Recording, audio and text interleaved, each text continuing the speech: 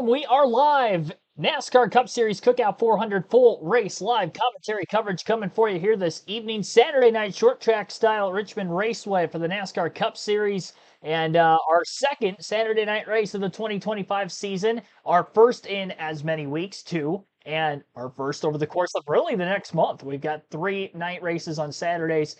Tonight at Richmond, next week for the regular season finale at Daytona, and then we will be live for Bristol Motor Speedway in about a month from now. So thank you all so much for tonight's upbringing. There was a lot of you waiting in the chat before the start of the stream here today. I think I know what that means. I think you guys are excited for some NASCAR trivia as we get kickstarted with our pre-race live stream. We'll have some NASCAR trivia, then we'll highlight the Fantasy League, the season in review with the point standings, the regular season championship battle, the playoff standing battle, and then we'll go through the starting lineup when we should get the drop of the green flag in just over a half hour from now. So for tonight's quiz, we're going to be doing a NASCAR Richmond race quiz for this weekend's Sporkle. This is the first trip and only trip to Richmond Raceway this season, so we have not done a Richmond-based quiz for top 10 finishes.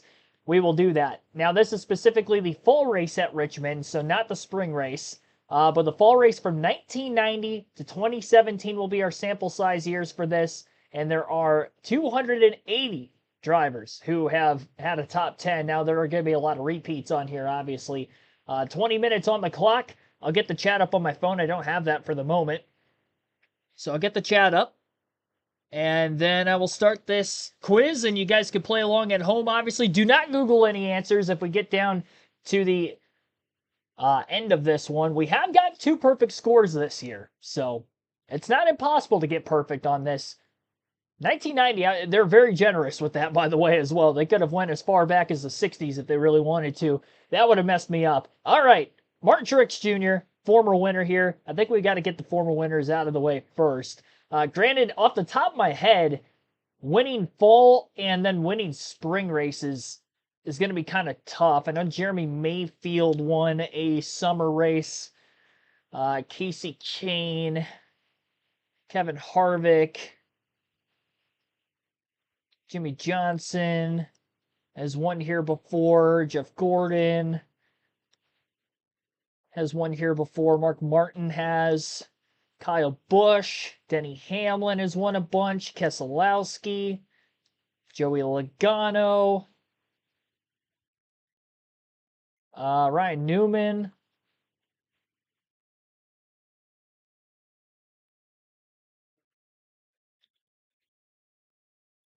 Bill Elliott. Earnhardt. And that'll give us junior and senior. 2017 fall. Huh. Think, Keegan, think.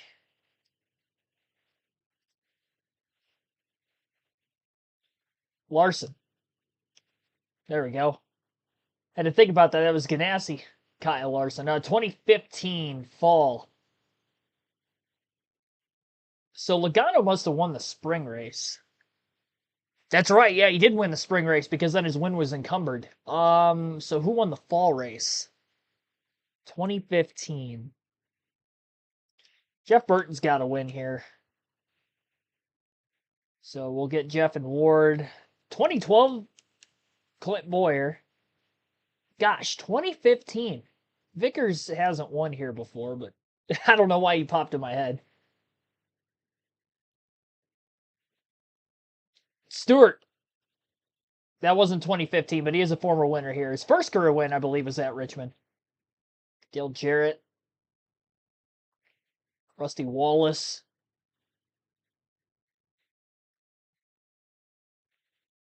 I don't remember this race very well, and I don't know why. It wasn't that long ago. Well, 10 years, actually. Hard to believe 2015 was 10 years ago. Let's go. Chad, I need help on this. Blaney. Dave Blaney's on here. I knew Ryan Blaney wasn't going to be on here. He didn't get a top 10 at Richmond until 2022 was his first one.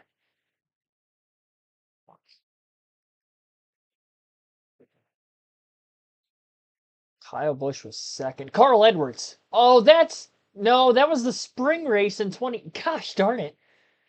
Kenseth? It has to be Kenseth. I haven't named him yet. There we go. Oh my gosh, that took forever to get the winners there. I was stumbling on 2015. I wasn't expecting that. 2001, was that Ricky Rudd? Yep. 96. I have not put Ernie Irvan yet. Did he? Okay. Let's see here. 94. 91 might have been Allison. No, he was runner up. Only Poolwicky ever win here? Whoops. He did not. Bodine. No. Harry Gant. Harry Gant was 91. The only other winner we need is 1994. Fall Richmond, 1994. Excuse me. Let's see. Waltrip is on here. Just not the race winner.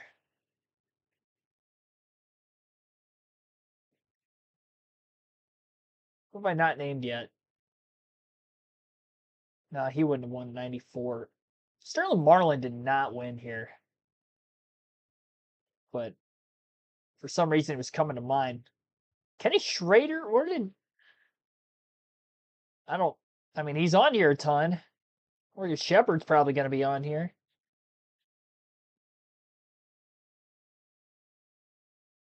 Knew those guys didn't win, though. Who am I missing? Oh, Labonte.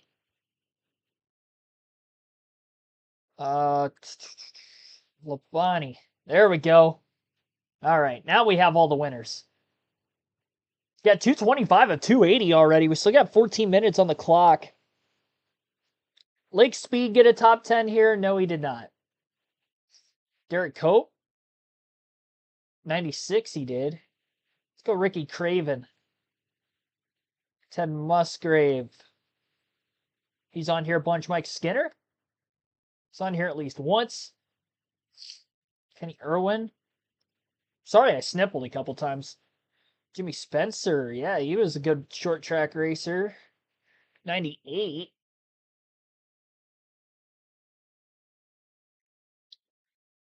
Trying to get the 90s first. Nemechek. 97. Johnny Benson. 96. Man, if we could get the 90s all figured out, I think we can go perfect. Because we're almost there. No, I don't think Tim Richmond's on here. I've seen Richmond a couple times. He would have been on here had we been able to go back in the 80s, obviously. Steve Park? 2000. Yeah, not quite 90s. Chad Little? Ooh. What about... No, Buckshot Jones is on here. I think we got Eric Jones, 2017. Yeah. We're seeing that stat line in my notes. I don't think Suarez had one that year. Oh, he did. Okay, never mind.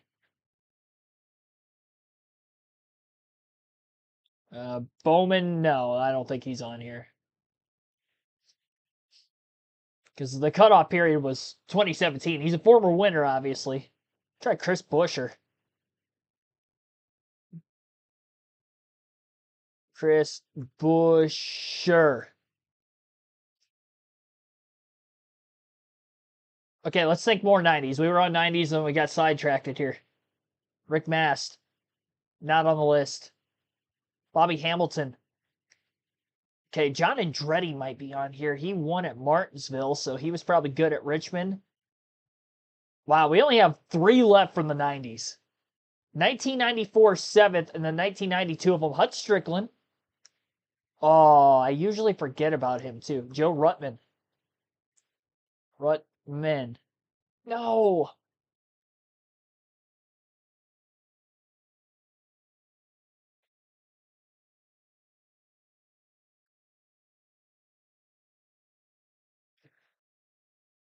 Doom and do. Alan Kulwicki. I did have Alan Kulwicki on here already. DW. I've already got Waltrip. Larry Pearson. Oh, Kyle Petty. Okay, that's two of them from the 90s. Still got 94, 90. Who else? 90s NASCAR guys. Ed Barrier, that's a pull. If he is actually on here. He is not on here.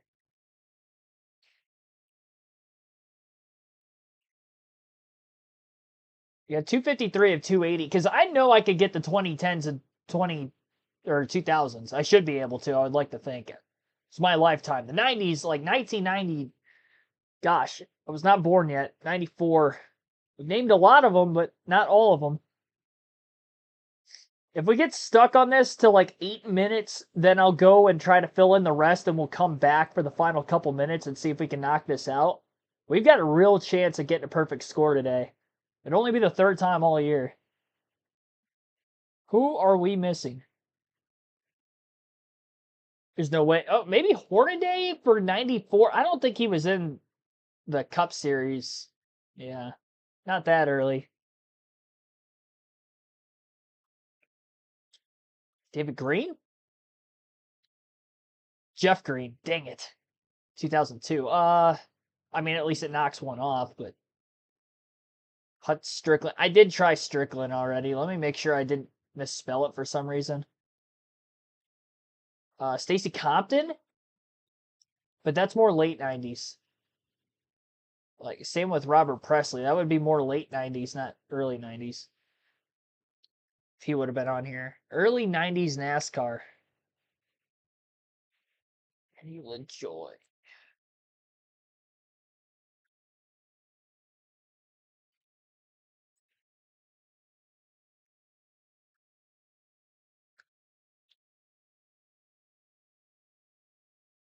This is top 10s at Richmond Raceway for the fall specifically. For anybody just tuning in for the quiz this week. Ricky Rudd, Jarrett. I've got those guys already. I've got Allison.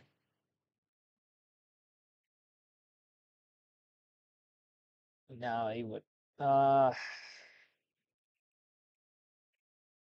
do have Bobby Hamilton already. Trying to get the 90s. Down to 9 minutes. I'll skip it and come back. Let's get the 2000s, 2010s. 2010. Let's try AJ Allmendinger. AJ's on here. Is Hornish on here at all? He is. Ambrose on here at all? Ambrose, yes. McMurray. Montoya.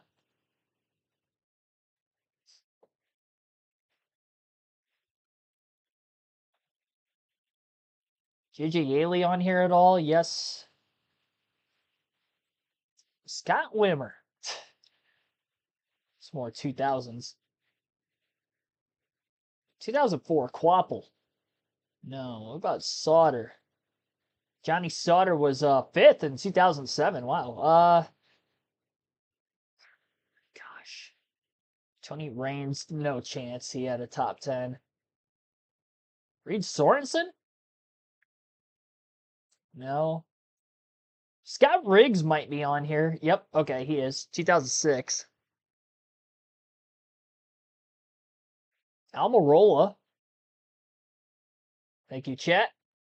Oh, Hillen? It was good guess in the chat on Bobby Hillen, by the way.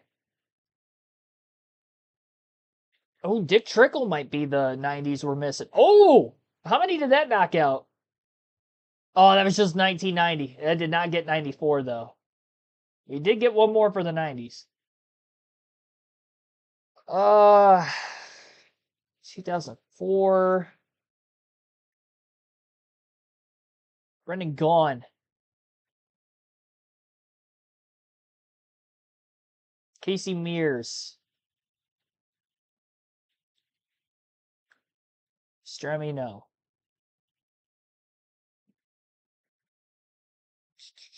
Neil Bonnet, yeah. Well, he was retired by, well, actually, he had passed away early '94, so that wouldn't have worked.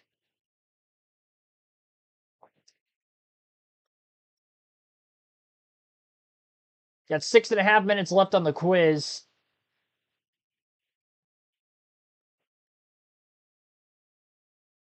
So I got a couple more from the 2010s. I haven't put Danica Patrick, but she's not on here. What about Regan Smith? No.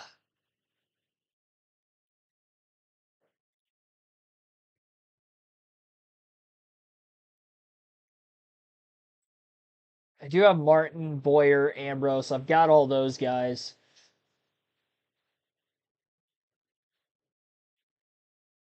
I gotta pause this for a quick second. I'll be back in a couple seconds.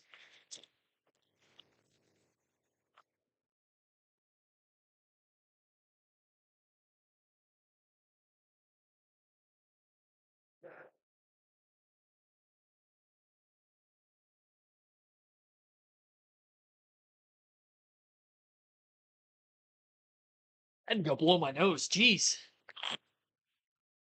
That was bothering me. All right. We're back. 6 minutes. 2000s. Oh, Elliott Sadler. Yep. He's on here. Oh, he's not on. Wow, he didn't get a top 10. I was fully expecting that we were going to get something out of Elliott Sadler. I do have Truex already. Paul Menard. Okay. DiBenedetto? No. It's too much of a pull.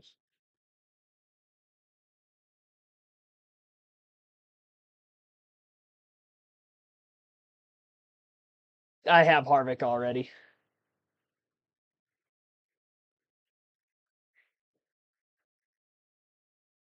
So I did go with all the winners first. Trevor Bayne? No. David Reagan. I didn't put Greg Biffle yet. Ooh, yeah, that was quite a few. Oh, 5 left. Yeah, he had quite a few of them. All right. Narrow this down. 10th in 2013. Stenhouse? He was a rookie that year. Yes, let's go. Are we missing any 2010s? Because I haven't put Austin Dillon yet. That would have been later 2010s, early 2020s. Okay, so 2008, 9th place. 2008, then we've got 04, 4th. 2000, 10th. And then we still got that one from 94. Those are the only 4 we have left. All right. Gosh, we are so close. I do have Nemechek. We only have 4.5 minutes. Yeah, Johnson. Ooh, Jason Leffler. No. It was good chance. Try Casey Atwood for 2000, but I don't think he came into Cup until 01. Greg Sachs might be. Oh man, that was a good opportunity there for 94. That was a good guess.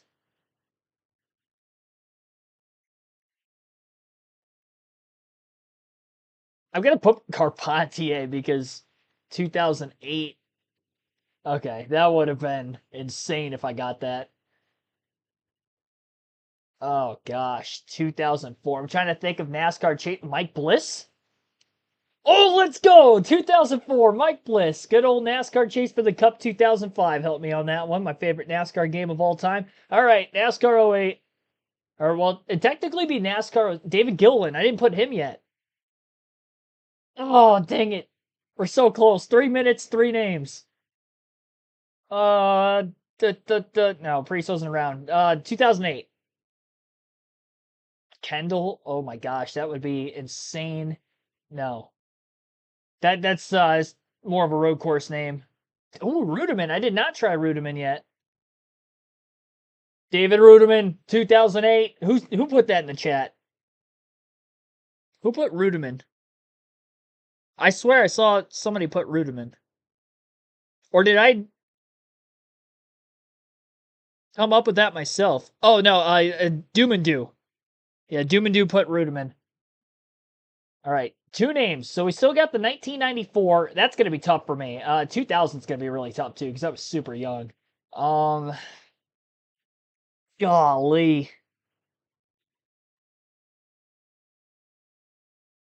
2000 fall. I've got masked green.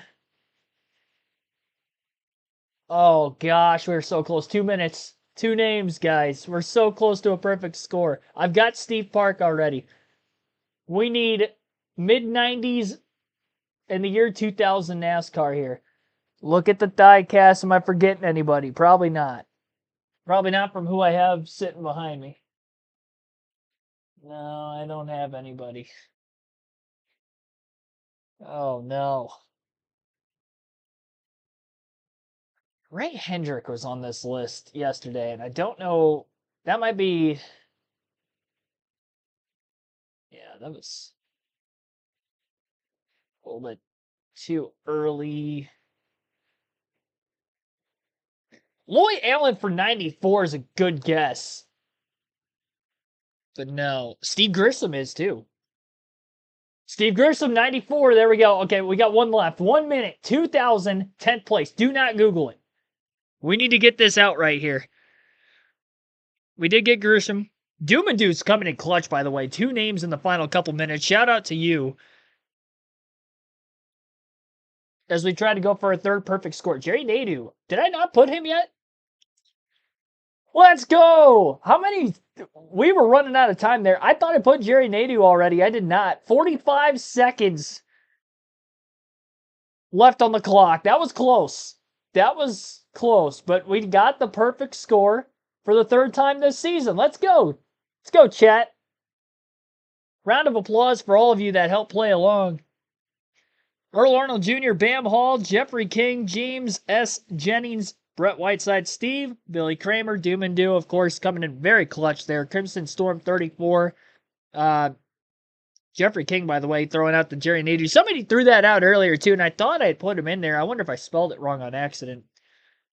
Who else was playing along? Robert Goodrich, Frank Powers, Brett Whitesides, Earl Arnold Jr., JoJo, Terry Lewis, Bond 1771, Joe Rochester, Thomas Forbes, Shahir Gaming and Entertainment, James Mines, Patrick Shadley, John Ray, Marcus Villarreal. Thank you all so much for playing along, tuning into the stream.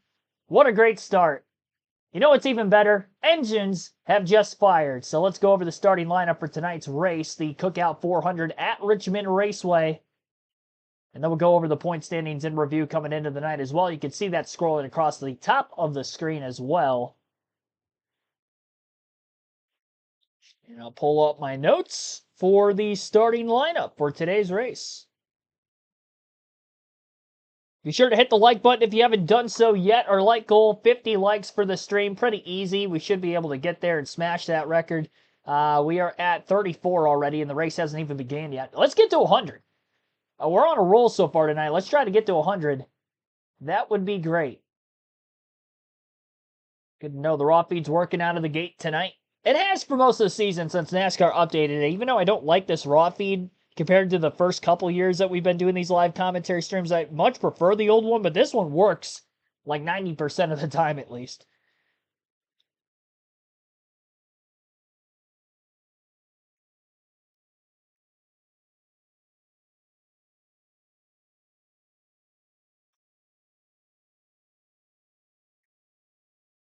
All right, so on the pole for the second time in his NASCAR Cup Series career would be Ryan Preece, the first since 2023. We'll see if he can go to victory lane for the first time in his NASCAR Cup Series career this evening.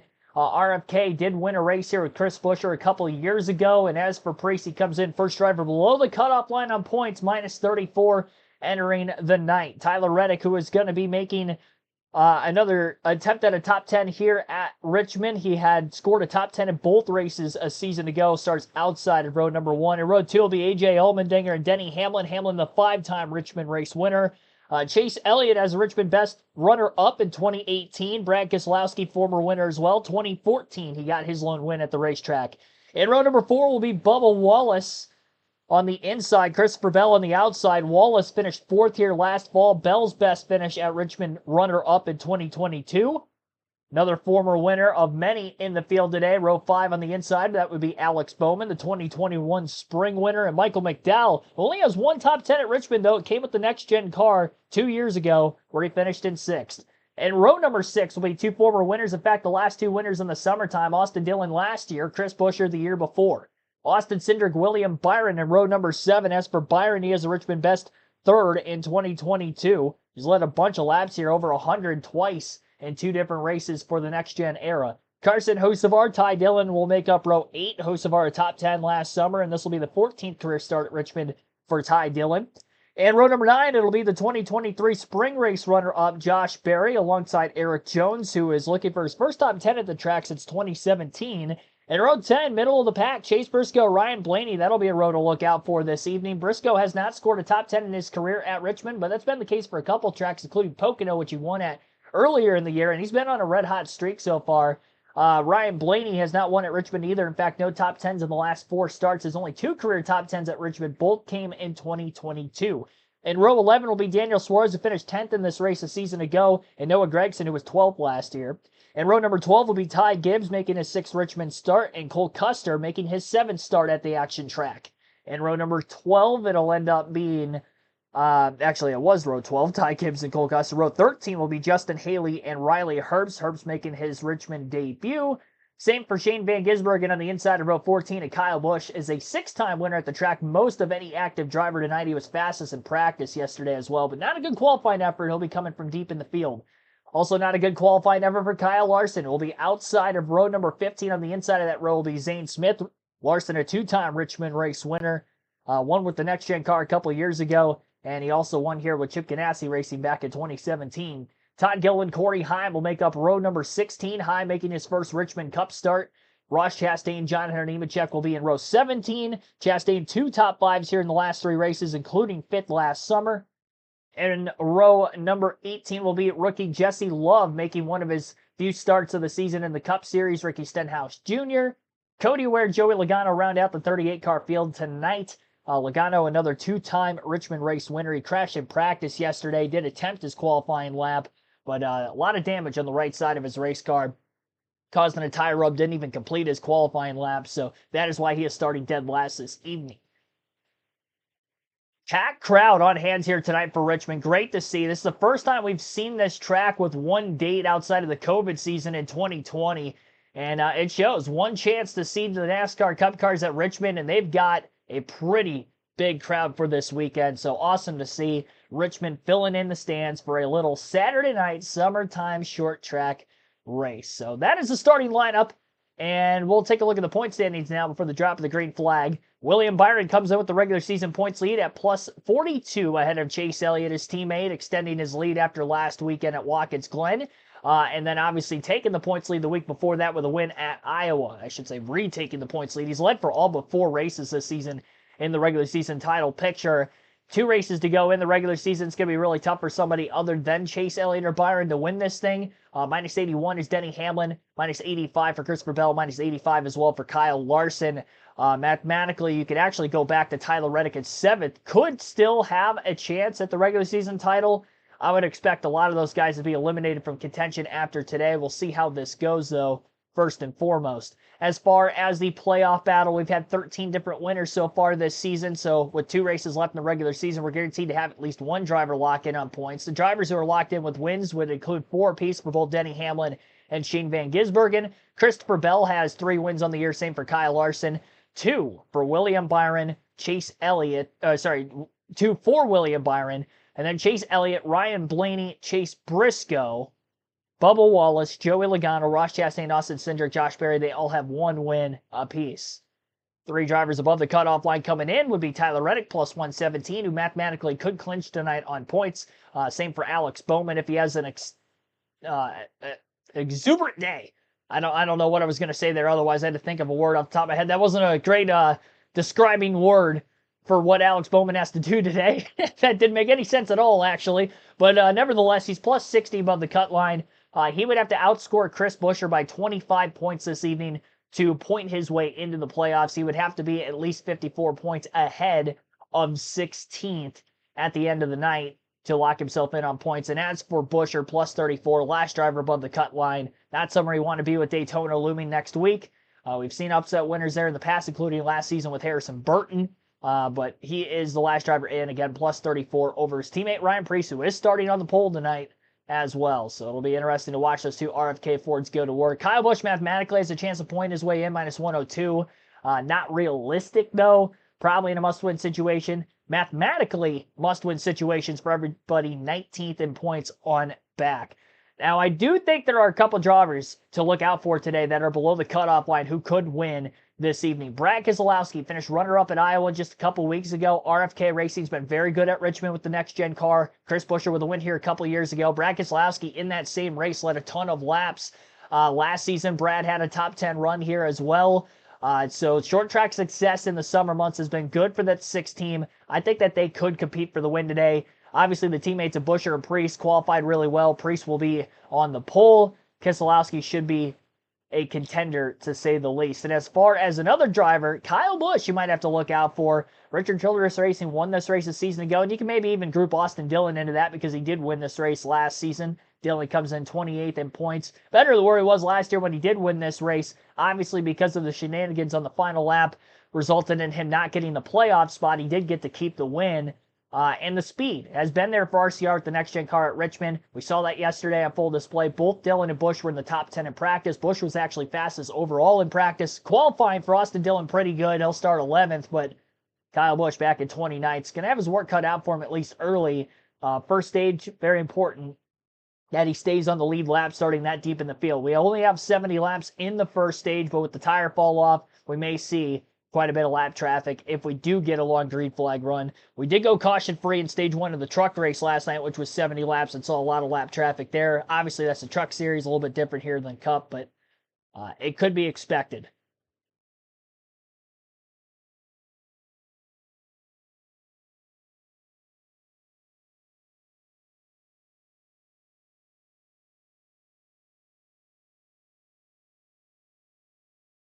AJ did not pass inspection twice. Is not in the race. Yeah, AJ's racing today. Starting third. I believe it was pre-qualifying inspection yesterday that the team had failed twice. And the car chief was ejected. I believe he has to go to the rear for the start of the race today. If he would have missed a third time, then I believe that the crew chief also would have been ejected and he would have had to serve a pass-through penalty at the start of the race. But I don't think that that will be the case. That would have been, again, if he failed 3 times through inspection, but it was only twice. AJ is obviously in the race on track. They did end up passing through the scanning section. And then again, that was pre-qualifying yesterday afternoon. Matthew Dorter Bruno, welcome to the stream. Doing great. Married at 69, wife, and you lived in Richmond. Awesome. Wow, you saw some classic races there then. That's great. That's cool to see. I mean, this is the most fans I've seen at Richmond in a long time.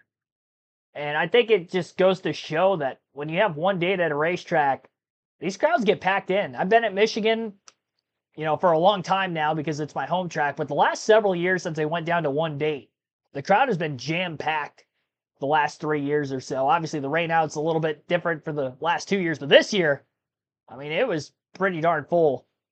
Green flag in the air, otherwise run away in the Cookout 400 at Richmond. Ryan Preece leads us to the green.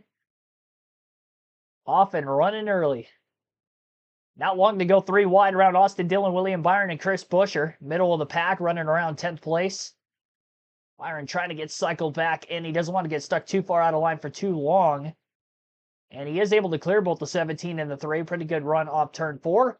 Our pole sitter Preece will lead lap 1. 3 wide into the first turn, right around Bubba Wallace, Chase Elliott, and Brad Keselowski. in the early laps. Not wasting any time here. Action track showing some action in the first couple laps. And be careful not to burn the tires off the car too early in the run. You will end up suffering. We will see a lot of fall off today, which is not something we've seen throughout the summer months of the NASCAR schedule. A lot of single groove racetracks, relatively fresh pavement, but not fresh pavement here at Richmond. We will see a lot of pit stops. 8 sets of tires for these teams for the race today, and that would technically be 9 sets if you count the qualifying scuffs from yesterday as well.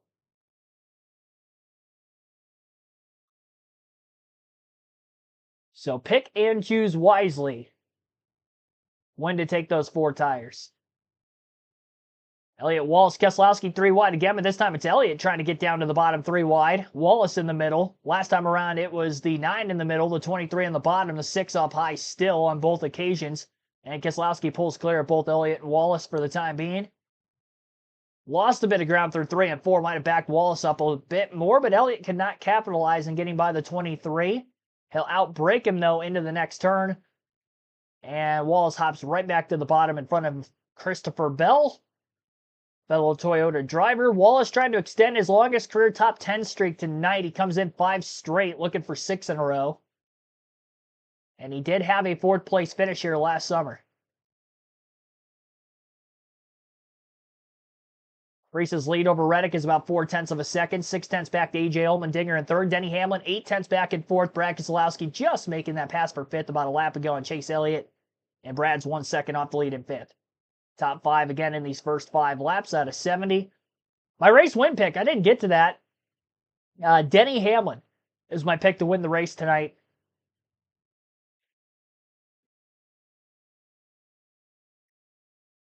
My dark horse pick would definitely be Brad Keselowski. I think he's my number 2 for this evening. Or to pick anybody below the cutoff line to win, I'm leaning on Brad. But Hamlin is my number 1. 11 race win picks on the season. I'm red hot, looking for number 12. I feel pretty good about it. Denny Hamlin has 13 top 5 finishes in his last 16 starts at Richmond Raceway. He's finished no worse than 2nd in the last 3 races here, including winning the spring race last season.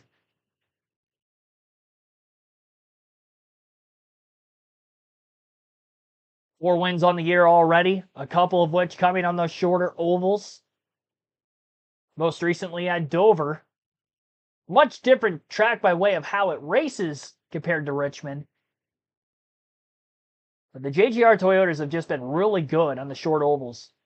Phoenix early in the season, they were great as well. It came down to Hamlin and Bell in that final restart, finishing 1-2 for JGR. Bell, another one to maybe keep an eye out for JGR tonight. Qualified well in 8th for the start. He's had a lot of great finishes also throughout his young Cup career at Richmond. Chase Elliott getting back past Brad Keselowski for 5th a couple laps ago. They were battling in that 3 wide battle for the first few laps of the race. Keselowski in the high side was able to make a run at it. Once Elliott finally was able to get by Bubba Wallace, he made quick work of getting back by the 6 car. Carson Hocevar, William Byron door-to-door as they run side-by-side for position. And that battle's just outside the top 10. Byron maybe on the outside for a little bit too long. He's trying to get that upper lane to work early. He's in 11th right now. Austin Dillon dropping back a few spots from the start. 11th back to 14th. Maybe early tire management mode perhaps for Dillon. Now for Hocevar and Byron, considering they're still side-by-side with one another. They have been for a couple laps in a row. So Carson Hocevar in that 77 car ended up finishing here 8th in the summer event last season. Also had a top 15 in the first race. Richmond, one of his better tracks on both occasions in his rookie season of the tracks that we did run twice at the time. And he hasn't had as good of momentum on his side, or lack thereof, in the later part of the summer compared to the first half of it. So maybe he can impress this evening. Dean Tate, welcome to the stream. USA Network, yes. USA Network is the full visual coverage for tonight's race.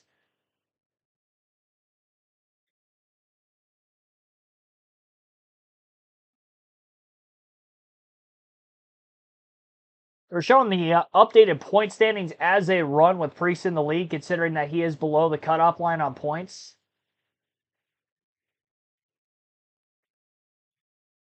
But Ryan Priest in the 60 if he were to win. As of right now, Chris Buescher would be 40 points below Alex Bowman.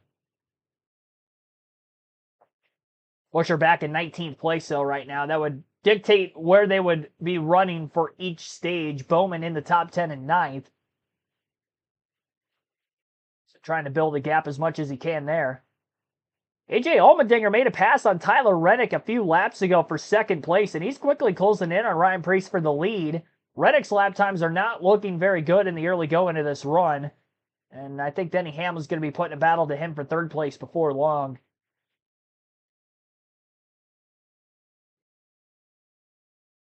Reddick bleeding about a tenth or two a lap to the leader.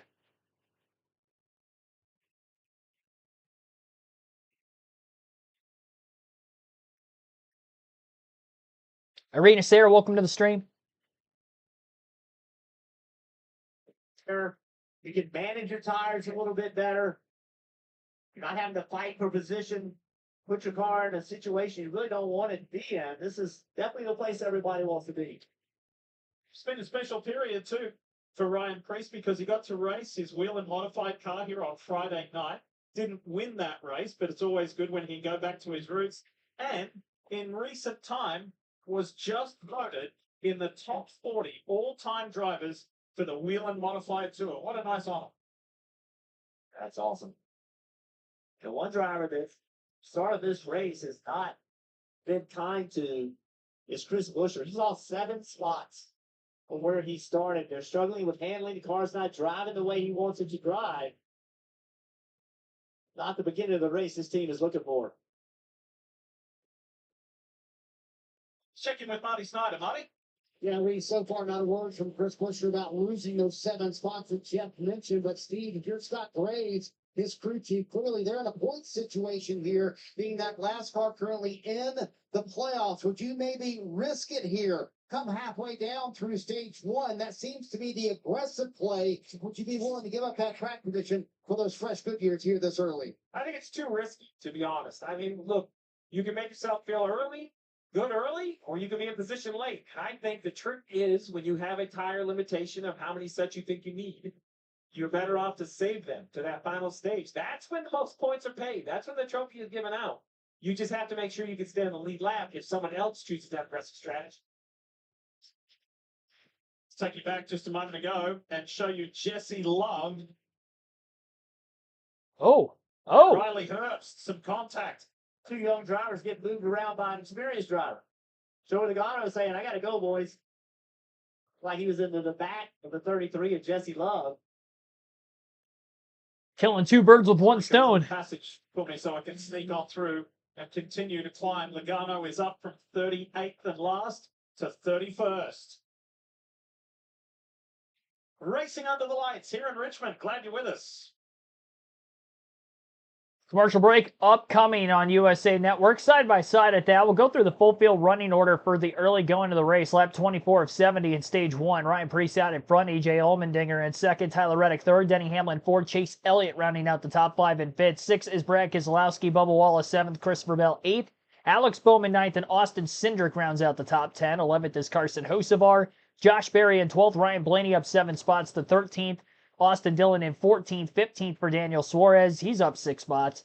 Ty Dillon in 16th, 17th is William Byron, Michael McDowell 18th, 19th for Chris Buescher, Eric Jones 20th, Chase Briscoe 21st, Ty Gibbs 22nd, Noah Gragson 23rd, Justin Haley 24th, and Zane Smith 25th, Shane Van Gisbergen in 26th, Jonathan Nemechek 27th, Cole Custer 28th, Kyle Busch 29th, Ross Chastain 30th, Joey Logano 31st, Todd Gillen 32nd, Kyle Larson has dropped back to 33rd, Jesse Love 34th, Corey Heim 35th, Riley Herbst 36th, Ricky Stenhouse Jr. 37th, and Cody Ware 38th.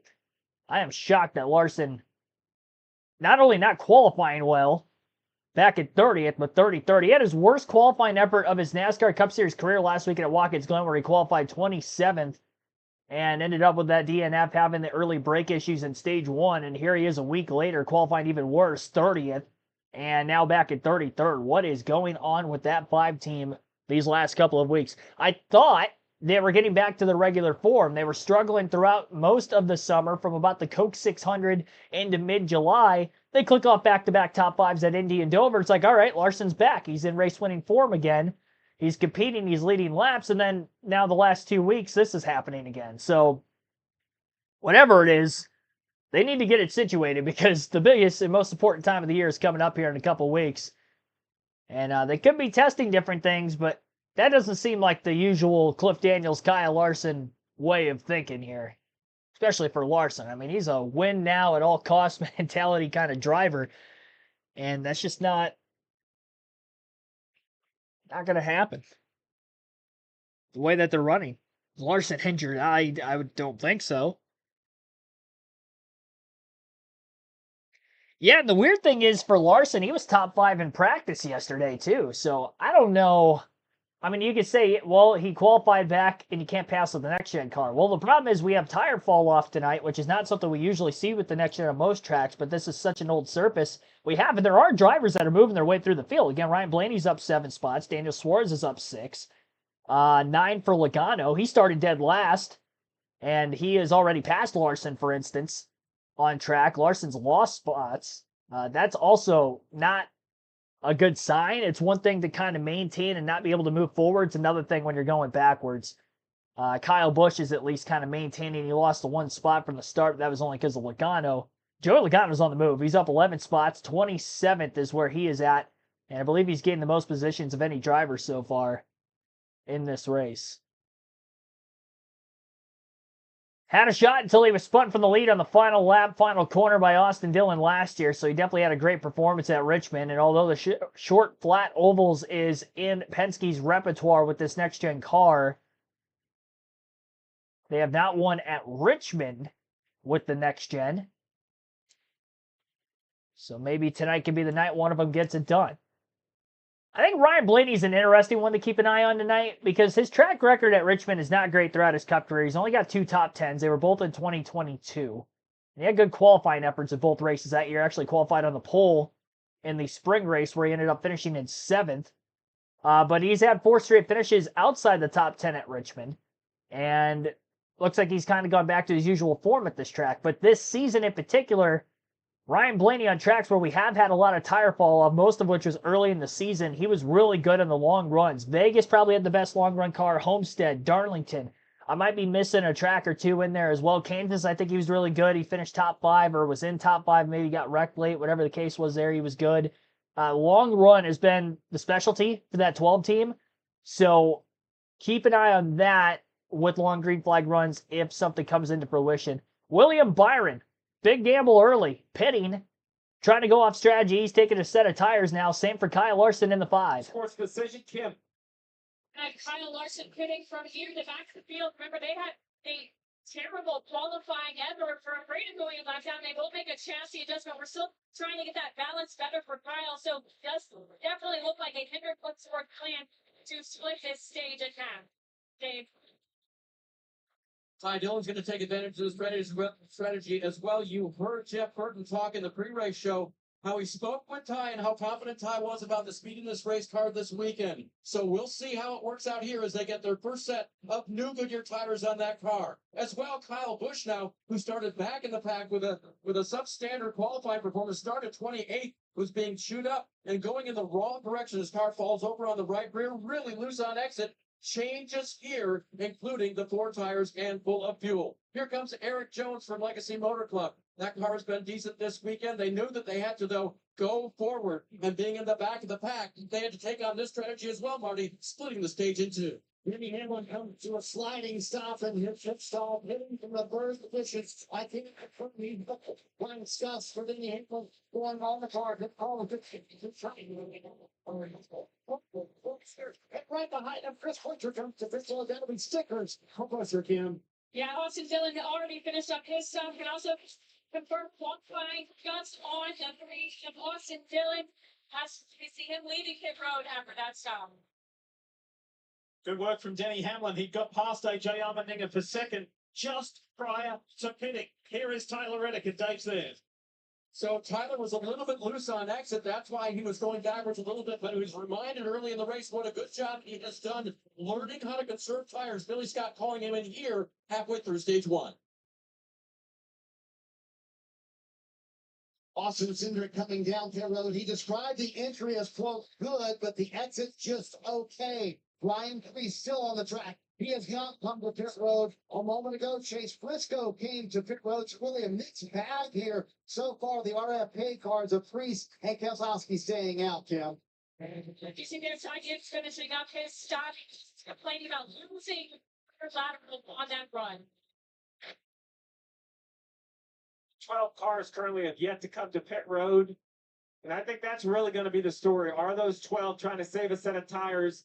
When I did the math before, I think if you were going to put a set of tires on the middle of this stage, you could run nearly 13 seconds faster over the course of 70 laps. But at the expense of a used set of Goodyears. Remember, only 8 sets for the race. You have to somehow make it 400 laps, Dave. So road course ace Shane Van Gisbergen comes down pit road. The 88 will get Ford fresh tires. His crew chief told me that he believed that his abilities on the road course saving tires were going to help him here tonight.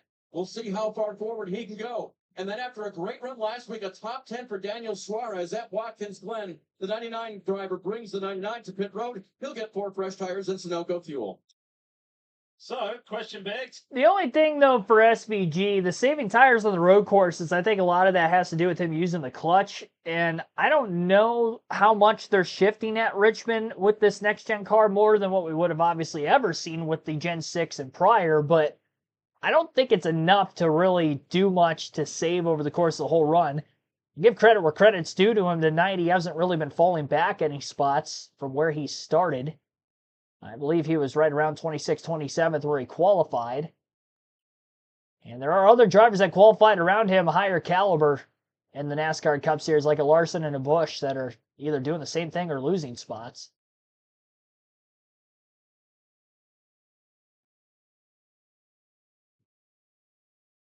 Ryan Preece still out on the racetrack as the leader, has not hit pit road.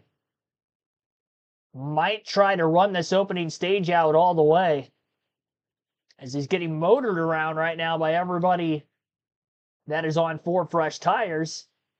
We'll see him running 70 laps for Preece being the leader is going to be enough for him to hold on to win this stage. Even if Preece does not win tonight, he obviously really the only driver below the cutoff line who could point his way in above Chris Buescher. So a stage win for Preece here is huge, as he came in minus 34 points. Buescher nowhere near the top 10. It was one of the cars that came to pit road. He's now outside the top 20. Highest in the running order of the drivers that have already hit pit road is Denny Hamlin, who is currently in 7th. So Hamlin in 7, 16.8 seconds off the lead. Ty Gibbs too fast entering pit road. That'll be a pass-through penalty for the 54 team. He was running, I believe, around 22nd before the cycling and pit stop started. Federico Sanchez, by the way, welcome to the stream. I didn't shout you out yet. I see you in the chat.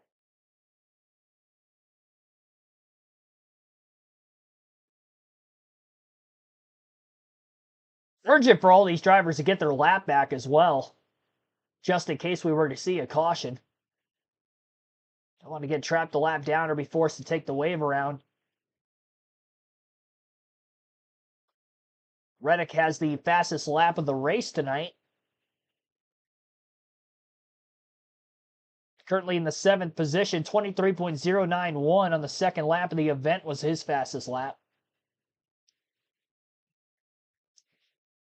I don't think I've noticed anybody that has ran their fastest lap of the race since pitting. Looking on the leaderboard, Chase Briscoe lap 39 after he pitted. Zane Smith lap 36 ran their fastest, and Corey Heim back in 28th. A few drivers deeper in the field, maybe getting cleaner air than what they would have had starting middle or back of the pack in the opening laps while they have fresh tires then. But assume is the only reason that we've seen that be the case for drivers that far back is the ones at the front of the field or the front on the strategy that have already hit pit road.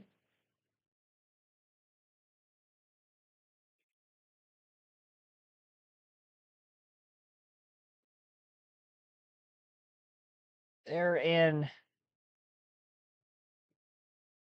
not their fastest laps of the race right now.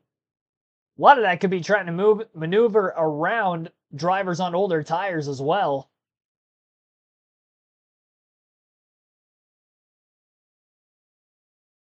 Christopher McComas, welcome to the stream. Greetings from West Virginia.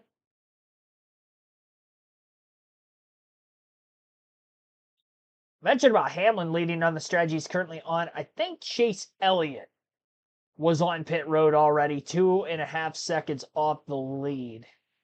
Correct me if I'm wrong in the chat. Lap times he's running is actually a little bit slower than Priest, so never mind. I lied on that. Yeah, I was right the first time. Hamlin is the fastest of those that have already pitted. Hamlin 7.1 seconds off of Priest with about 17 laps to go in stage 1. But that last lap, he was a full second faster than the leader. So his pace is definitely well enough to be able to get to the lead before the end of the stage. So how many positions is Ryan Priest going to lose is going to be the next question before the end of stage 1. Hamlin and Reddick both within a few tenths of a second of one another. I'd imagine they'll both be able to get by the top 3. And then Allmendinger is 9 seconds back. Christopher Bell is 10 seconds. I don't know if they'll be able to get to him or not. All those guys splitting the stage in half, so you're looking, give or take, about 35 green flag lap pressure tires for those that did pit. The only drivers who have not been to pit road yet to save that extra set of tires if we do get in the situation where we see a lot of cautions tonight, Justin Haley, Carson Hocevar, Alex Bowman, Chase Elliott, Ryan Priest are the only drivers who have not made a pit stop this evening. Everybody else has been to pit road. They've used one of those 8 sets of tires. Colin Woodcocks, welcome to the stream. Ryan Blaney fan, who's his favorite driver? Well, of course, I'm wearing the gear. Ryan Blaney as well. Got the sweatshirt, the championship hat from a couple years ago on tonight. Blaney's currently 13th. Haley McDowell have fallen out of the top 10 on the strategy of staying out. Hocevar's 9th, Bowman's 6th, Elliott's still in 2nd, and Priest still in the lead. Priest has led every lap from the pole so far. We're at lap 58 of 70 in stage 1. 400 lap race total tonight around this 3/4 mile short track oval.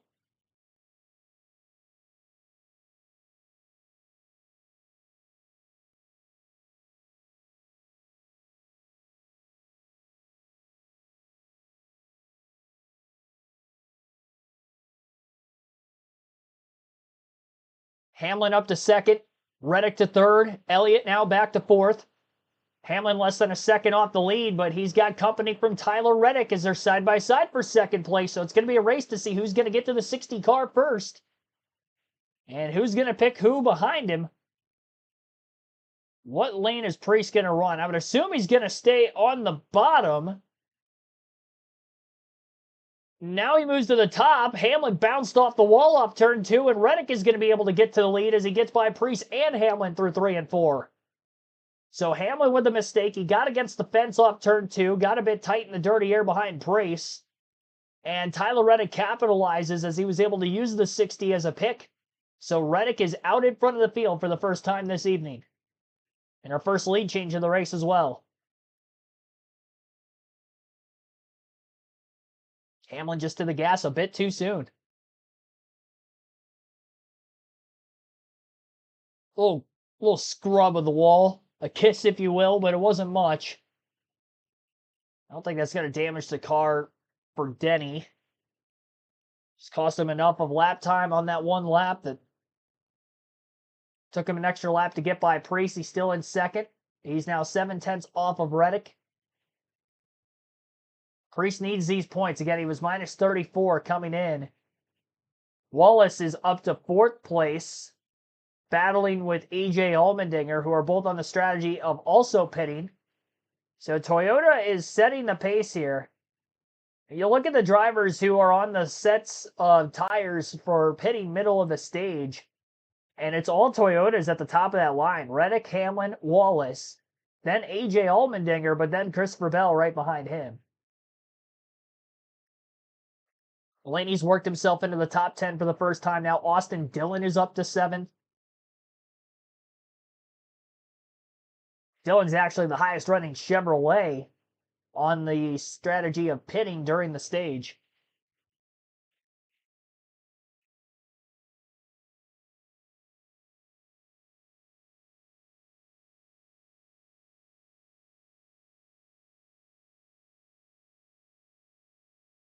Priest is now back to 4th.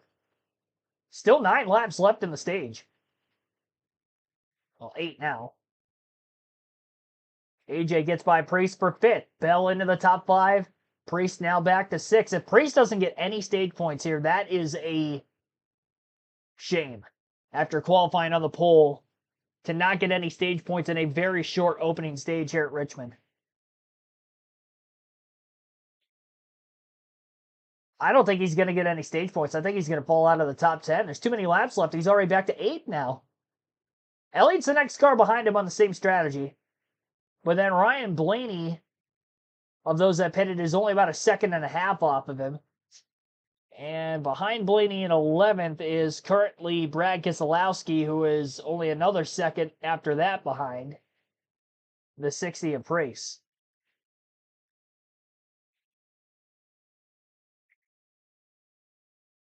Yeah, the point situation for Priest, I think the idea was, I get saving a set of tires, but when you need the points, Chris Buescher's not in the top 10. He's in 25th. Chris Buescher is struggling tonight. You get those 10 points, you're down 24. Even if you don't score stage points the next stage, and Buescher doesn't as well, you beat Buescher by 10, 15 spots, and all of a sudden, you're single digits back going into Daytona next week, which is a lot easier to overcome than the 34-point deficit that he has currently. Couple laps to go now for Reddick, who has grown his lead out to 2.5 seconds. That 45 car looks a lot better on the second run than what he did the first run. Because that very first run, he was starting to slip behind a little bit the longer the lap count went on the tires. And now he seems to be one of the best, if not the best, long-run car at the moment. After Hamlin brushed the wall, though, he has lost a little bit of time. Not only can't keep up with Reddick, but Bubba Wallace, another 2311 Toyota, is also quick. And another driver to look out for, Austin Dillon in that 3 car for the second year in a row here at Richmond. He is on the move. He got by both Austin Cindric and Christopher Bell on the strategy of those that had already hit pit road. I was talking about that Toyota brigade at the front of the field with Reddick, Hamlin, and Bell having a stranglehold on everybody, and then all of a sudden, Austin Dillon works his way in between them in the 4th place position. And he is fastly approaching Denny Hamlin and Bubba Wallace. That last lap, Austin Dillon was just as quick as our race leader, Tyler Reddick. Wallace is stuck behind Ty Dillon on the outside as he's still trying to get by Hamlin. Hamlin pinched down on the bottom. Wallace clear off turn 2, and Bubba's now up to 2nd. What a hot streak this 23 car's on. Best of his career, I'd say. I mean, obviously longest top 10 streak, but he also had a win in that stretch. One of only 3 he's had in his entire Cup Series career to this point. Final lap of the stage for Dillon to try to get by Denny Hamlin, who is struggling in lap traffic. He's all over his back bumper. Looking to the outside into turns 3 and 4. Dillon's got to run after Hamlin off the exit of the corner. Not quite going to be able to beat him to the line. He was side by side with him, though. Tyler Reddick at the front of the field going to be able to win the stage. Bubba Wallace in 2nd, Denny Hamlin 3rd, Austin Dillon 4th, Austin Cindric in 5th, Christopher Bell 6th, 7th was Ryan Blaney, Brad Keselowski 8th, Josh Berry 9th, Daniel Suarez rounds out the top 10. 1 stage point per position. Tyler Reddick with the stage win. Very crucial for him because he does not have any race wins this season.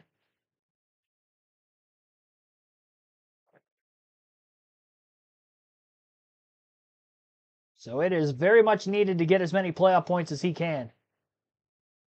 Only the 2nd stage win of the year for Reddick as well. They're winning the regular season title and a couple races throughout last season. I'm not going to say it's a down year because he's still top 10 at points, but down from a year ago.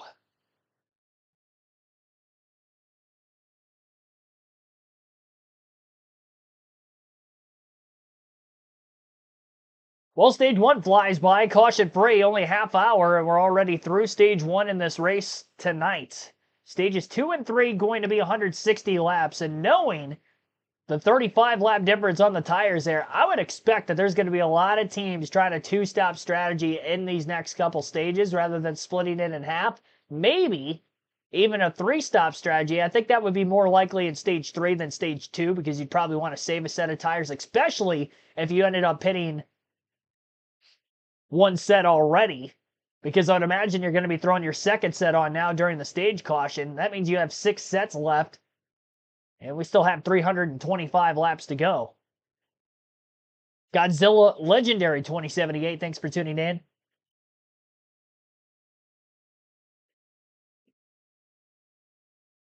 Yeah, Austin Dillon's just got this track figured out. I mean, he's had great runs here in the past, even before the next-gen car.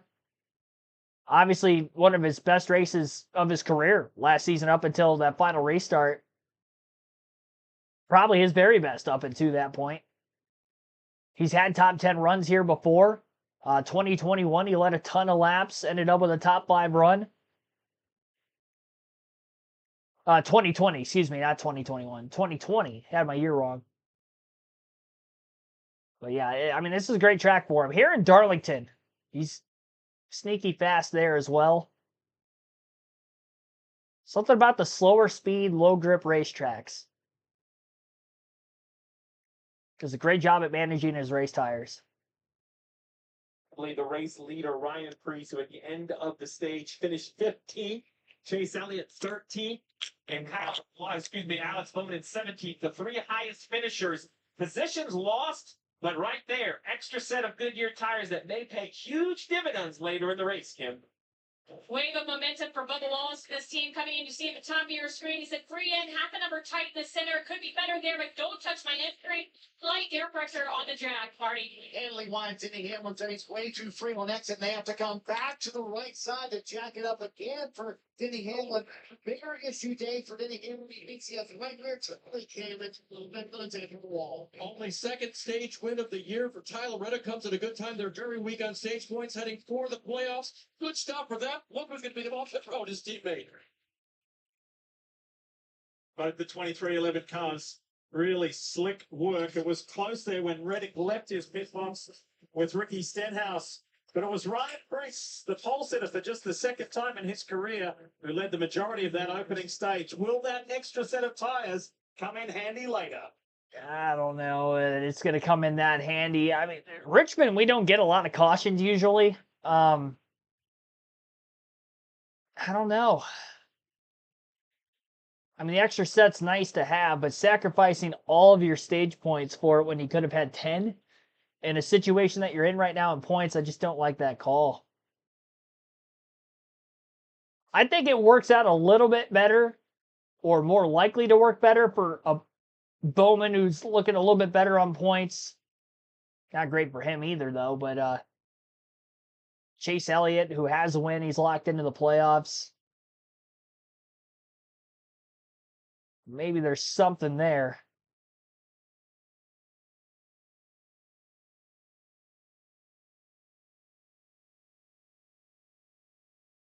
So it's 6 sets versus 7.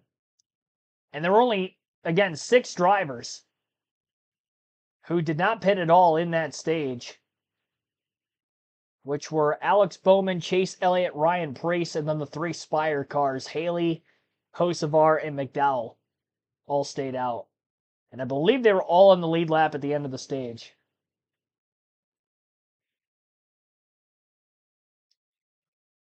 Very few cars actually did fall off the lead lap, and a lot of the reason why we had so many cars finish on the lead lap is because when Preece was leading for so long, he was losing time to everybody who had fresh tires. So a lot of those drivers were able to unlap themselves. For a moment, there was only about 7 or 8 cars on the lead lap until they started unlapping themselves because of pitting under green at a short track.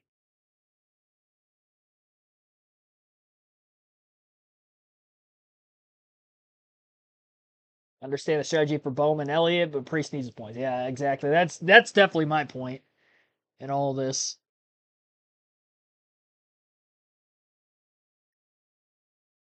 Now we get to really see how fast Ryan Priest is now that he is back at traffic and on equal tires. Does he still have the same pace that he had when he had the clean air? That is going to be interesting as well. But knowing that Chris Buescher was losing a ton of spots on the start, Keselowski didn't look too promising up in the top 10. I don't know. I expected RFK to be a little bit quicker on race pace, and I just don't see that. Denny Hamlin back on pit road. Pit stop and then had an issue, but I think actually the penalty on Priest is the 16 of Allmendinger. We're going to get clarification from NASCAR. 1-6. You know, the old 60, 16 sounds the same. So it's the 1-6 of Allmendinger. So here's the 11. They had a bad pit stop. Now the speeding penalty kind of takes it away, but there still is an emotional kind of, gives you a heartache. Now listen, they dropped the jack right rear mount on. We've seen this a million times. Now good job and good recovery to go back and jack it up, but it was absolutely going to hurt. But then in the 11, had a speeding penalty after that, so that was the penalty. You see the pit crew, though, they don't care about speeding. They're frustrated that they had a slow stop. They know that they're expected to perform better, and they expect themselves to perform better. So just to come back for that penalty on AJ Allmendinger's 16 team, vehicle interference was the call. Ooh. Another penalty on pit road. Chase Elliott. He was also penalized. He's going to the back. Oh. So that's 3 cars that were prominent in the opening stage. Yeah, and it's going to be you just spotted the entire field. We made such a big deal about Joey Logano starting last. Well, now these guys are doing the same thing 71 laps into the race. So, the good news, if you're the 9, is you at least saved a set of tires. We thank you didn't burn a set of tires if you're going to spot the field. But if you're the 11 and Denny Hamlin, you burned a set of tires and you still gave up every bit of track position. Same thing for Allmendinger in the 16, who was having an amazing day. All right, on to the restart. Got the 2311 Toyotas out in front. Bubba Wallace and Tyler Reddick. Green flag is back in the air. Lap into the restart. In fact, I was a little bit behind. Had to catch up on the live broadcast. Bubba Wallace is able to get to the race lead. Christopher Bell actually breaking up the 2311 brigade at the front of the field. Moving his Toyota Camry into second. Austin Cindric side by side with Ryan Blaney. The Penske Ford's going for fourth. Keselowski underneath Daniel Suarez. That cool Quaker State paint scheme tonight.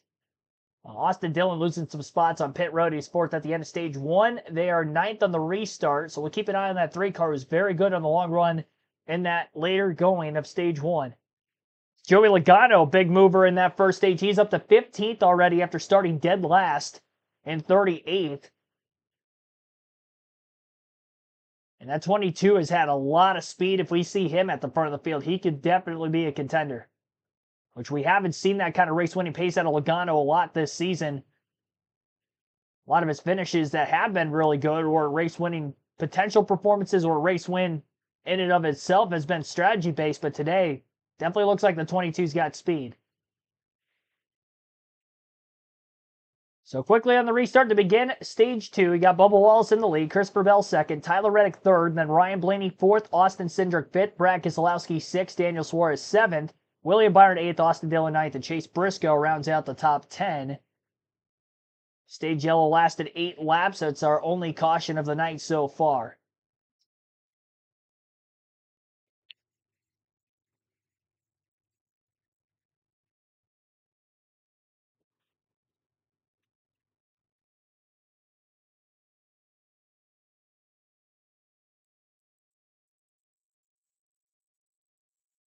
Eric Jones and Carson Hocevar with Chris Buescher tucked in behind. And even though Chris went backwards at the drop of the green initially, he's trying to claw his way back and confirm his position in the playoffs in that 5th third, number 17 for RFK Racing. That chaotic first stage, you got Coleman and Buescher, Reese, all those guys in a tight point battle, especially Coleman and Buescher. Neither one of those guys got points in the first stage. All right, so we got a little look ahead. You mentioned the big penalties. Denny Hamlin, the 11, had speeding. The 16, 1-6 of Allmendinger, but also the 9 of Chase Elliott. So take a look at the top. The 19 of Briscoe coming in his box, the 9 of Chase Elliott entering his. If we pull it forward just a little bit, look at that orange line that's in front of the 9. That's a guide for Chase Elliott, right? So if we take this car right here, this 9 car right here, he needs to be basically over. So for him to be legal, he needs to be over all the way over there. You have to be able to see this orange line right here. That's the guideline for the 9 of Chase Elliott. He is way too far to the left. He is in the 19 box. That orange line is only a penalty when someone's in the box. That is exactly what happened to Briscoe. That is a great call by NASCAR. Unfortunate for the 9. Let's listen to the radio. I mean, yeah. All right, I don't know what you're going to do in that situation. Unless you help me to play around and get it the next time. He just got sick there, so yeah, all good. Now, I understand the frustration, but I will say if we take a look up Penn Road, right in front of the 9 is our Peacock pit box. So there's an opening leaving. I think that might have helped the 9 if he knew he could get a little wider around the 19. Use that opening to leave. I understand the frustration, but those orange lines are there for guides for the driver. Well, that's the exit, Steve. What about the entry, Jeff? How hard is that orange line to see? Well, it's very difficult to see. However, it is difficult to make all that work when you have to go around the car in front of you. But it's what you have to do, right? It's your job as a driver. It's difficult to Steve's point with the clear box on the exit of his pit box. Then you can get in there deeper, and it makes it easier for the driver. Just a mistake there by Chase Elliott. Top box, you're looking at Chris Buescher as he gets his way past the 1 of Ross Chastain. So Buescher at the moment has climbed his way. Car 17, position 17. Meanwhile, back up front, Bubba Wallace leads Christopher Bell. Then Tyler Reddick. Then Ryan Blaney, his teammate Austin Cindric. Cindric had some interesting comments this week, saying even though the results don't look so flattering of late, I think our team's never had better unity, and I know exactly what it is I have to do at this critical stage of the season. Well, we've seen what Penske's done in the playoffs the last several years, right? We think, hey, they're not running very well in the regular season. Get to the playoffs, they find a way to win championships. So Austin Cindric trying to catch some of that magic that his teammates have had.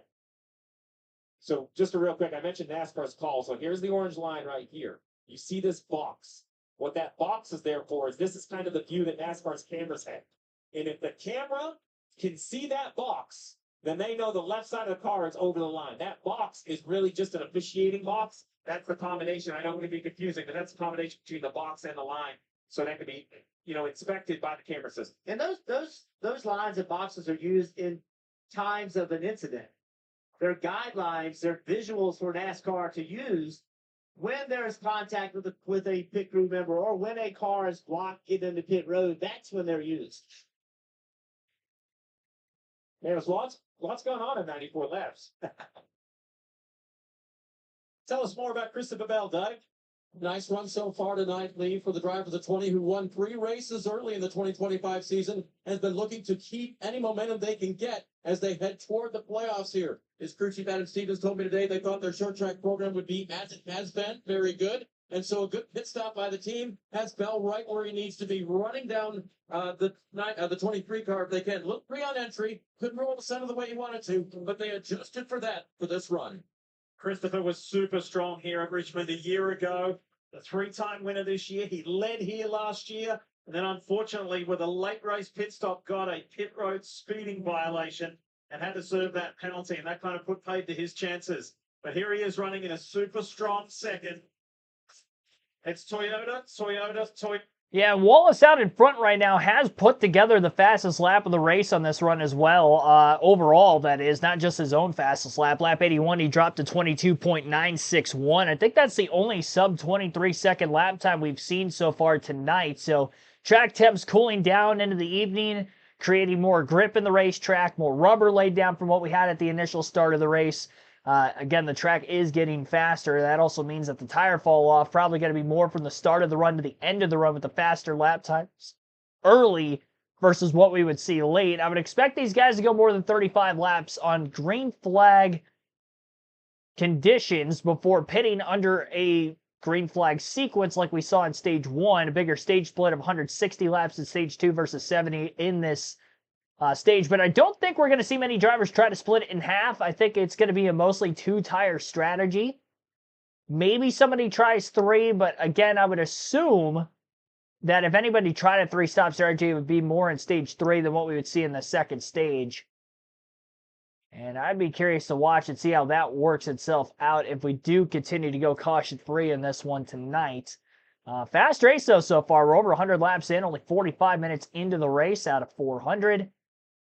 And we're already 31 laps out of 160 in for stage 2. Bubba Wallace out in front, Christopher Bell in second, Tyler Reddick third, Ryan Blaney fourth, Austin Cindric fifth, and Brad Keselowski sixth.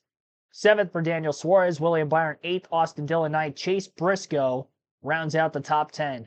Listening live on KRC, we'll take our first break in our coverage of the Cookout 400 at Richmond.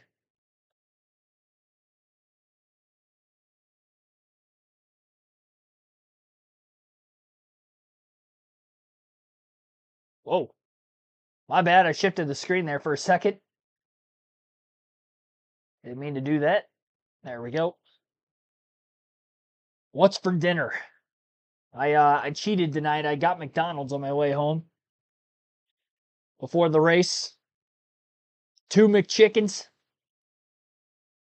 And a large iced coffee because I've been up since about 4 o'clock this morning. So make sure I was going to be wired enough for the stream tonight, knowing it was going to be a late one. I'm good to go. I feel great. My body's holding up. In the top 10, and the best 5 Toyotas, Eric Jones, a little further back. No real surprise to see these Toyotas up front. I said earlier that Reddick could probably was smart for him to follow Denny Hamlin for a little while. Maybe Denny Hamlin taught Bubba Wallace and Tyler Reddick a little too much. Both at a lot of speed and Bell, of course.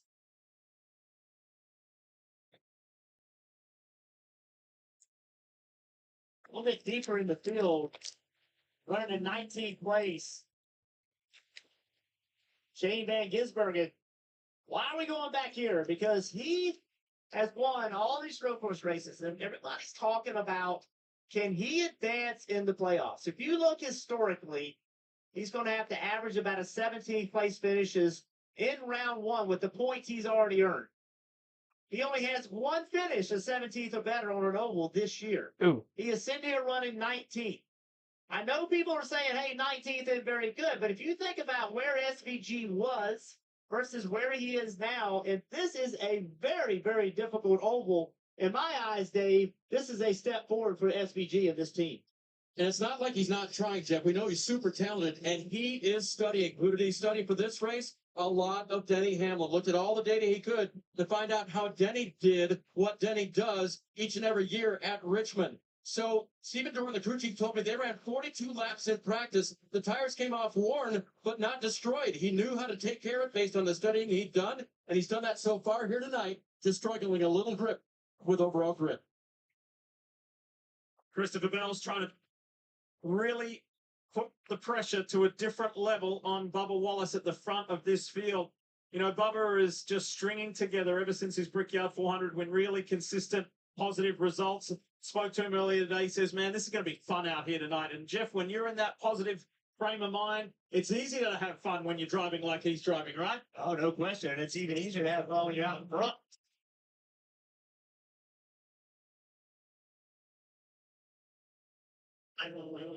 Lead races, this is all Bubba Wallace has ever wanted to do. Unfortunately for him, it's all Christopher Bell's ever wanted to do as well. Christopher Bell is working a completely different line around this racetrack. This is why, for drivers, this is one of the most popular racetracks that we go to.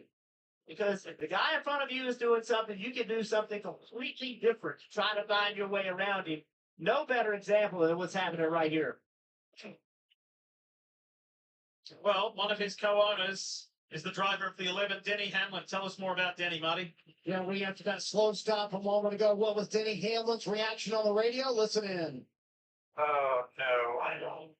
Yep, copy that. I could tell from the jack drop it wasn't on already. Yep.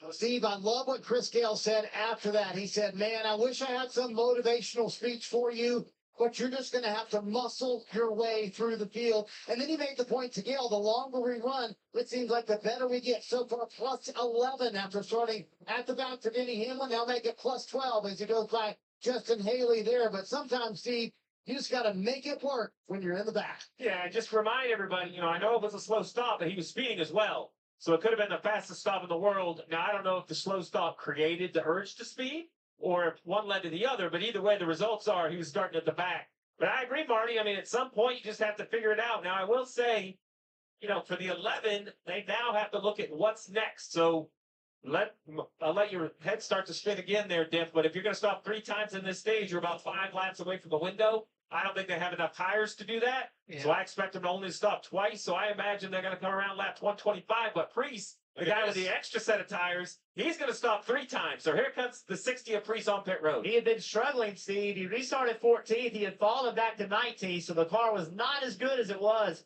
before the end of that stage. Dave's there, take it away. But as you know, he's a wealthy man with that extra set of tires. So they are going to put on this set of tires here to start stage number 2. He said the car's way too free to run up in the high line. So he wasn't able to do that. And by the way, I looked at the set of tires that came off of his car after the full stage run. And the team showed them to me. They pointed them out. They said they look really good. So Ryan's doing a good job of maintaining the Goodyear rubber on his car. So let's go a little further back, but massive progress to the driver of the 22 Shell Ford for Team Penske, Joey Logano.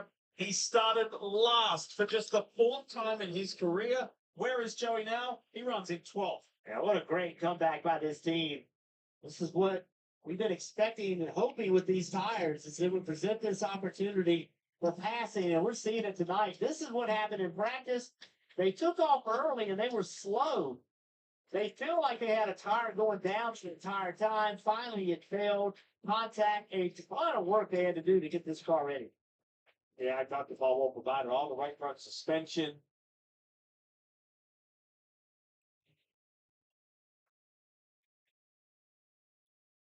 He knew that it was going to be hard work, but he's made a very productive run. We'll see where Joey can go tonight.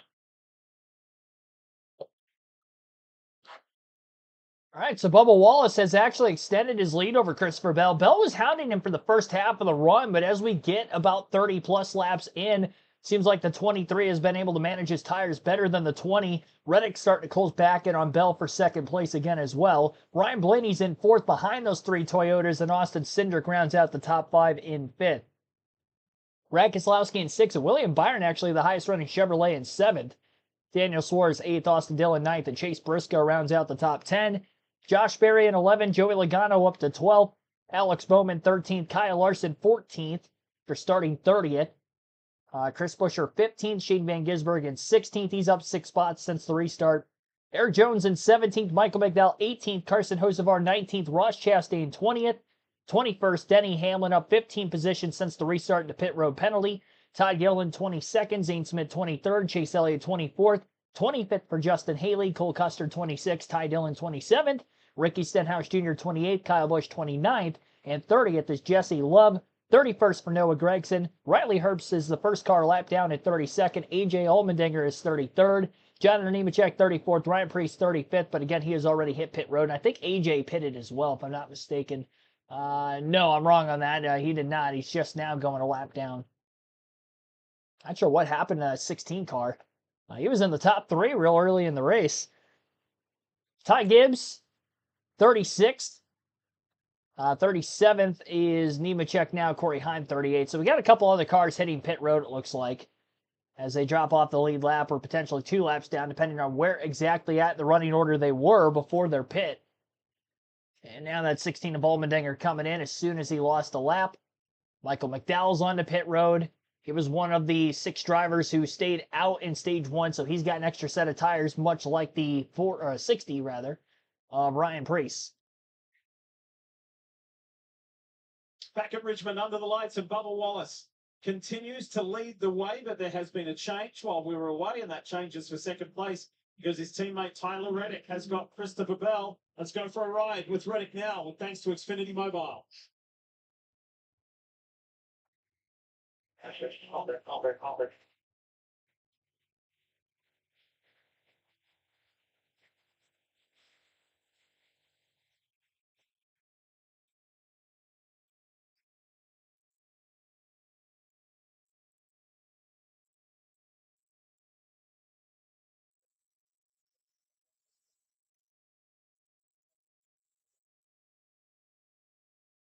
Money. Chris Busher on pit road. So the four in the cycle of those will stop twice here in stage 2. I think it's going to open a massive window for everyone to come down pit road to first free. So Chris Busher can. And Austin Dillon, he likes his car. No major changes or adjustments. They did have a slight right rear hiccup on the left stop, looking for a better stop this time. Joe Logano finishing up mid-service from the car. He's a tight center, still free off. Chase Elliott on pit road. They too kind of coming in this window to pit twice here in stage 2. Remember, they still have the advantage. Give that with another set of tires. Alan Gusson leaving him on the lead pit road. Now, meanwhile, Denny Hamlin coming down pit road. Terrific progress for Hamlin at the beginning. The strength in his executive on the long run, and he much cleaner this time. Bubba Wallace on the top is the leader currently, but this guy, Ryan Preece, because of that early pit stop, is going to have a huge advantage. He had to do his tires early, and I'm just telling you, watch this 60. New tires feel good, Jeff. You said it's the best thing for a race car driver, but it's like driving through chaos right here. As you look ahead, they're 2 and 3 wide in the middle of 1 and 2. Exact opposite of what he had in the first stage where everybody was going by him. Now he gets to pass people, Dave. Ford Goodyear Tires, Sunoco Fuel for Shane Van Gisbergen and SVG, learning the short ovals, getting better. 4 tires here to send him back on his way. More final needed.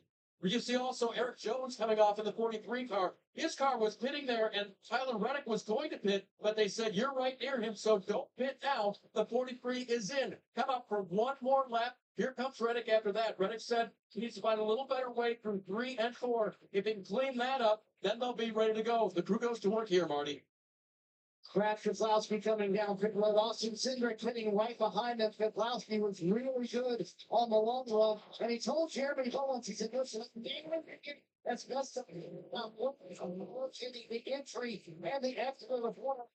The longer stop there for the 6th. And also, you saw Cindric flash by him as well, who's running the top 5. A loose off 2, loose off 3. I guess the 8 is still loose. They'll make more adjustments for Kyle Busch, who's won here so many times. He had that good feeling yesterday in practice. Wasn't able to convert it yet. We'll see what happens. We'll tell you, as long as the 23's running, I'm wondering if he's not thinking about trying to eliminate a green flag stop here to save a set of tires. We saw how just painful that could be, Kim. Yeah, for Ryan Blaney, it felt like he put a little free old corner during the last run. His run, the front chattered just a little bit. Richmond right there.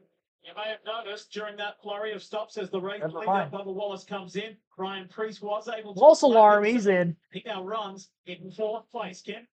And Wallace to the attention of his the car. Well, thinner, I needed to come better. More fresh Goodyear tires stuff at full, Marty. Down in the 3, William Breyer, and I tell you what was the most part of about their run was the end of the run speed. We got green people talking about even the fastest car for 5 straight laps. Good up, so people making that call, they're going to run longer here in stage 2. Kyle Busch coming down pit road as well. In fact, Henry, Kyle Busch was on pit road a few laps ago. Speed on pit road. Busch. Blue penalty got to go all the way down pit road with no stop. It has not been a fun night for the 6-time winner, and look who is at the front. That early pit stop, that's how big of an advantage it is. He went from basically the back of the pack to the front of the pack with about 15 lap pressure tires. Now you see the 3 of Austin Dillon. He's going to pass the 60 right here. Probably has a little bit pressure tires, but remember this Preece was 13 seconds back of the lead. Came to pit road on the early side. He made up 13 seconds. It's just unprecedented tire fall off. People want a tire fall off, but we have it tonight. There's a negative to that. He pitted early, but here's the 3 of Austin Dillon pitted about 10 laps after he did. So he has much fresher tires, easily passes. Look at that gone. Remember what he told our Dave Burns in the pre-race show, Austin Dillon. He feels good. He got that controversial win here a year ago, only to have his playoff berth taken away and points penalty, etc. But the driver of the 3 feels he can duplicate that win here tonight. We'll see. So much longer to go, and wow, look at this traffic. That is a mess. Bell was running. Oh my goodness! Stage, and just look how this has cycled. Look at the mess. They're 4 wide. Jeez. Jeez. 2 the 48 to 5, 3 wide. working. This looks like Daytona. They're 4 wide again. What the? Todd Gilliland down on the low side. Ty Oh Gibbs my was gosh. stuck in the middle. Austin Cindric, Alex Bowman was there. Justin Haley's having a decent night. He's trying to work his way through. Old Ty Gibbs, he was just hoping not to get run over out there on old tires. Look at this racing. So the order is Austin Dillon. Daniel Suarez now has got by Priest. So too is Tyler Reddick and Joey Logano. Again, that's Logano from 38th and last to 4th place. What an incredible run for the driver of the 22. Then Bubba Wallace, then Ryan Priest, Chris Buescher, Kyle Larson, Austin Cindric, and Christopher Bell on screen in that yellow number 20 in the top 10. What a night here in Richmond. We knew it was going to be frantic. This has been awesome. The tire fall off is giving us some phenomenal racing. You know, I'm going to say, I think the 23 is going to get back to the lead before we get to the next swing of pit stops in this stage because he's only 2.5 seconds back and he was the last car to pit road. So he's probably going to be able to manage his tires better. And he already was able to do that in the first run of stage 2 as well. Austin Dillon for right now leads. Tyler Reddick, who won stage 1, is in second. He is fastly approaching Dillon under this current commercial break, which is full screen on USA Network. Daniel Suarez is in third. Joey Logano, in fourth. Bubba Wallace rounds out the top 5 in fifth, and Chris Buescher is sixth. Ryan Priest seventh. Austin Cindric eighth. Kyle Larson ninth, and Christopher Bell rounds out the top 10. 11th is Ryan Blaney, Alex Bowman in 12th. Brad Keselowski 13th. Chase Briscoe 14th. Josh Berry 15th. Michael McDowell 16th. Denny Hamlin 17th. William Byron was 18th, and now he jumped up 2 spots to 16th. McDowell now back to 18th. Hamlin 17th. SVG is in 19th. Eric Jones in 20th. Carson Hocevar 21st. Chase Elliott 22nd. Zane Smith 23rd. Ross Chastain 24th. Ty Dillon 25th. Noah Gragson 26th. And Ricky Stenhouse Jr. 27th. AJ Allmendinger 28th. 29th is John Hunter Nemechek. Cole Custer 30th. Todd Gilliland 31st. Justin Haley 32nd. Jesse Love 33rd. Riley Herbst 34th. Kyle Busch speeding penalty on pit road during the wave of green flag stops here in stage 2 is now lapped down at 35th. Corey Hyman 36th. Ty Gibbs 37th. And Cody Ware 38th. That rounds out our entire field. Chris Buescher's gained 12 positions since the restart. Seeing where he's at right now inside the top 10. And Ryan Priest, who was in the lead for a very brief moment after the cycling of green flag pit stops, has already fallen out of the top 10 again, back to 11th. Actually, even further than that now, 17th for Priest. 9.8 seconds off the lead. I don't think 3 stops is going to be the way to go. It can get him to the lead for a brief moment, but that seems to be about it. Laps to go in the second stage here in the Cookout 400 at Richmond Raceway under the lights. Welcome back, Lee Gippy, Steve Letarte, Jeff Burton. We have got 311 duo back in the top 2 positions in this race. Tyler Reddick leads teammate Bubba Wallace. Austin Dillon has slipped to third. Tons of strategy. People pitting early, people pitting later, but for sure, Tyler Reddick, Bubba Wallace, those two all day, all night long have been up front. Yeah, I mean, you look at it now, there's a few differences, 13 to 20, right? But other than Priest, way down at 17th, the rest I'm going to call is kind of in the noise, right? They're all on the same strategy. So I agree with you, Jeff. I think Dillon has a really great car. Both 2311 Toyotas have shown up. Don't sleep on Joey Logano, who's gone from back to 5th. Not to mention Penske teammate Cindric right behind him. Penske teammate Blaney right behind him in 5th, 6th, and 7th. Bell, Buescher, Keselowski.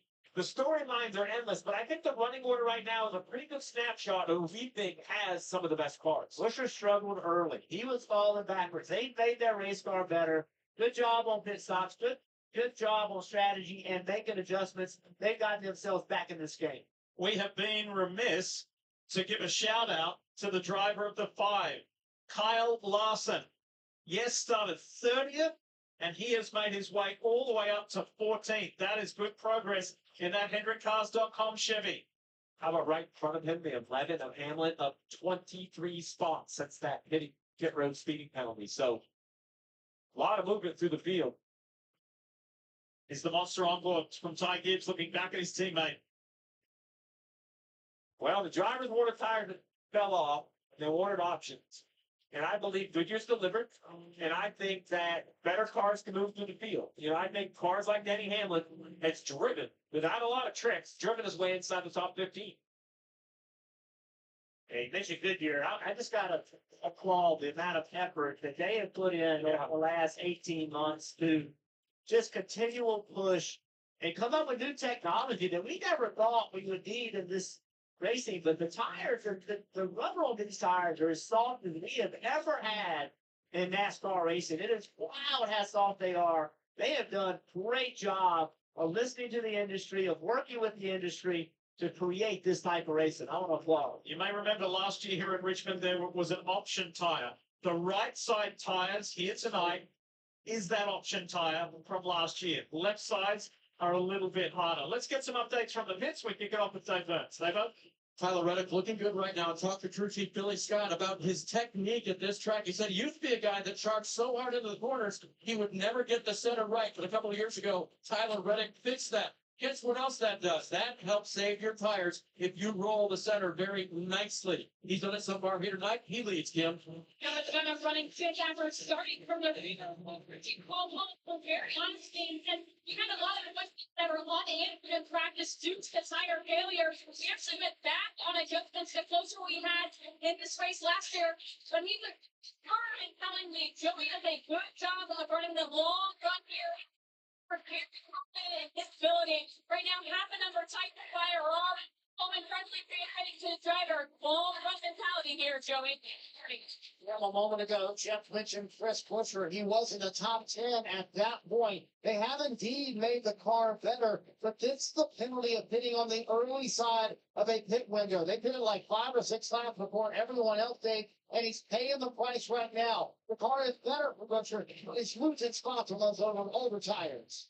The price that Brian Priest is paying, he knew he was going to pay. He had the best pit stall, and he has more tires at this point, fresh tires to use, than the rest of the field. So they'll take another set here. Crew probably going about their work. He knows he'll be out in the mix when he gets out of here. And Steve, I guess you have to wait for it to rotate back around to you. Yeah, you just got to let it cycle. I would say I feel like that cycle was a net loss. He was 13 before the last pit stop. He was 15 before this pit stop. I would have expected him to cycle the other way. So, you know, we'll wait and see. Like I told you, what's the variable tip is traffic. Maybe he got caught up in traffic. 2 seconds can go by and blink of an eye.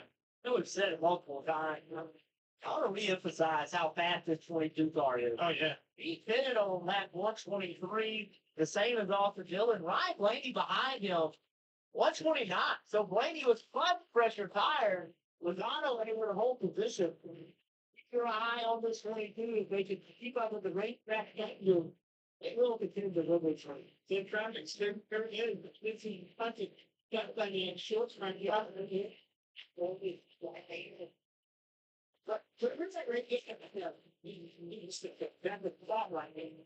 Well, think about the payout. Yo, 3 seconds. What? That's like that. Get right here, man. Like the view. Who's on what? I got 2 by 1 to the different position. All that means is somebody behind me on Brett Prince's ass. I'm in the middle of this battle. I feel like saying for Brett to look in front of me. If somebody's behind it and get something back, they're going to sit there before I can go. So I need to turn that off. Because the left side of this proven today. Yeah, that plus right. This is going to say on the straight right there. I expect qualifying every year was running in high and second. That first pit stop, there was a car interference penalty that put him back down a lap, and he still remains a lap down. So we'll take a little step. 5 seconds from Logano to Bradley, about 4.4 it was in the math. Blaney right behind him. I have about 13-ish to 15-ish. We'll see these guys pit again. Let's just see in that 15-lap window if Logano can take some of that lead that the 2311 Toyotas have built up. Let's give a shout out to a guy who's enjoying the rides that he has left in his Trackhouse Chevrolet, and that's Daniel Suarez. Suarez in the 99 runs in 6th place. Again, reiterating the top 10 performance last week. Really good for him and his teammates. And this Quaker State Chevy has been in the mix pretty much, Jeff, all night long. He talked about the challenges leading this team next year, trying to keep everybody focused. Justin Marks, the car owner, has talked about Daniel's commitment and also Justin's commitment to end this relationship strong. Talked about how much respect he has for Daniel Suarez and how much Daniel has for Justin. So you love to see a team staying together, even though they've announced a change. Look at this. This is good stuff on the outside of Cindric. They're trying to get by Austin It's a Dillon. gaggle again. Dillon got a little loose there. Cindric has the inside option. Here's the monster view from Ty Gibbs. 3 wide up the gut. Cindric's easily cleared. It's 3 wide. With Suarez trying to get the advantage, but Gibbs is there making life extra difficult for him. With Austin Dillon. Oh, Dillon is getting shocked a little bit. Finally able to do it. So new order is Reddick, Wallace, Blaney, Logano, Cindric, Suarez, Dillon, then Christopher Bell, then Chase Briscoe, who's just quietly sneaking his way forward in the top 10 and 9. Oh, man, Daniel Suarez got sideways off turn 2. This race, the driver of the 11, the Virginia native, is in 11th place. We are just getting things started here tonight. Lap 162 of 400 at Richmond Raceway. 23-11, stealing the show this evening. This has to be the best collective effort for the 45 and the 23 in a race combined so far this season. Obviously, Bubba with a win this year at Indy. Reddick was fast in that race. They locked out the front row, but this one, I mean, they've been 1-2 for most of this race, the entirety of stage 2, really, and their strategies as a result. Reddick won the opening stage. Wallace, I believe, has led the most laps in the race.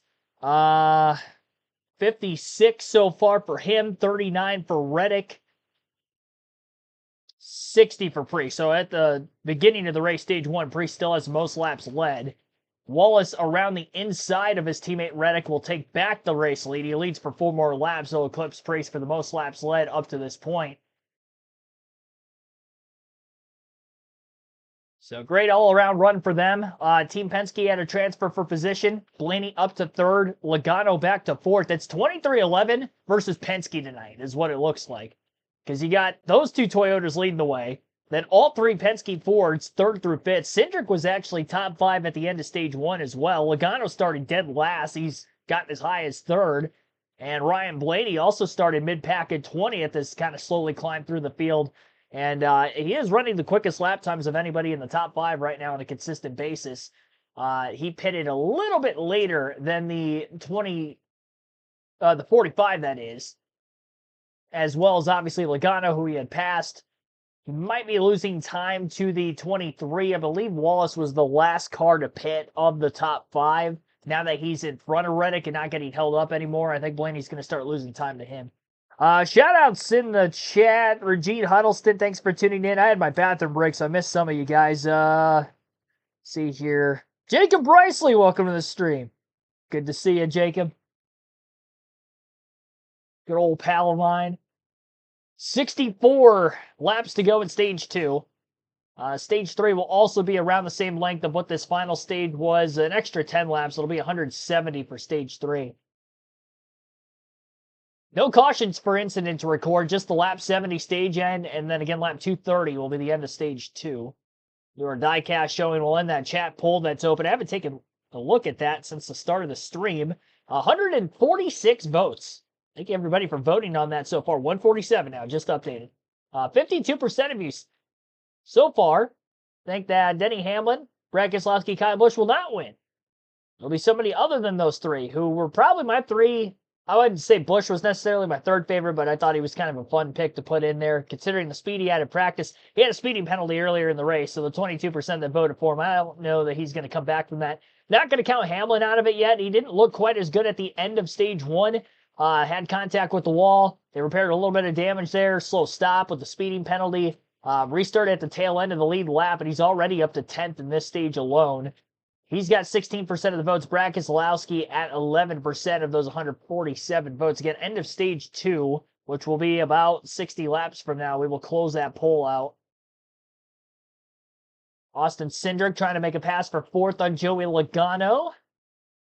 Another Penske Ford looking to make a pass inside the top 10. Top 5, that is. Still running very tightly. Logano not going to give a lot of room to Austin Cindric. Trying to keep whatever track position he can. It's every man for themselves. I will say, I think the guys at Team Penske, and I've noticed this ever since Brad and Joey in like the late 2010s into the early 2020s when Brad was still in the 2, they would race the absolute heck out of each other. It almost doesn't even look like they're teammates most of the time. And right now, this battle between the 2 and 22, they haven't leaned on one another yet, but they've been very close. I think Ryan Preece is already pitted for the second time in this stage because he's quicker than both cars. Logano actually got stuck on the outside of the lap car. Ryan Preece, Cindric used him as a pick, was finally able to pull clear of Joey. Preece on the fresher tires after pitting the second time is going to motivate his way around the 41-22, and he'll probably get the 2 of Cindric in the next corner or two. So top 5 now, Wallace out in front. He's got a 2-second lead over Reddick. Before the first wave of green flag stops, I believe the lead for Wallace was about 1.5 seconds, so he's elongated that a bit. Blaney's 4.8 seconds off the lead in third, 6.9 back to Austin Cindric in fourth. Joey Logano 7.3 off the lead in fifth. So that is the top 5. We've still got quite a few cars on the lead lap. Sorry I have the point standings up there. I don't know how long that was sitting there for. The technical difficulty. User error, actually. I'll take the blame for that one.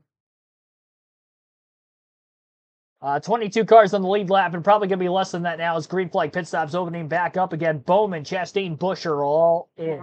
And it's Morse along the straightaway. Fritz Buescher also.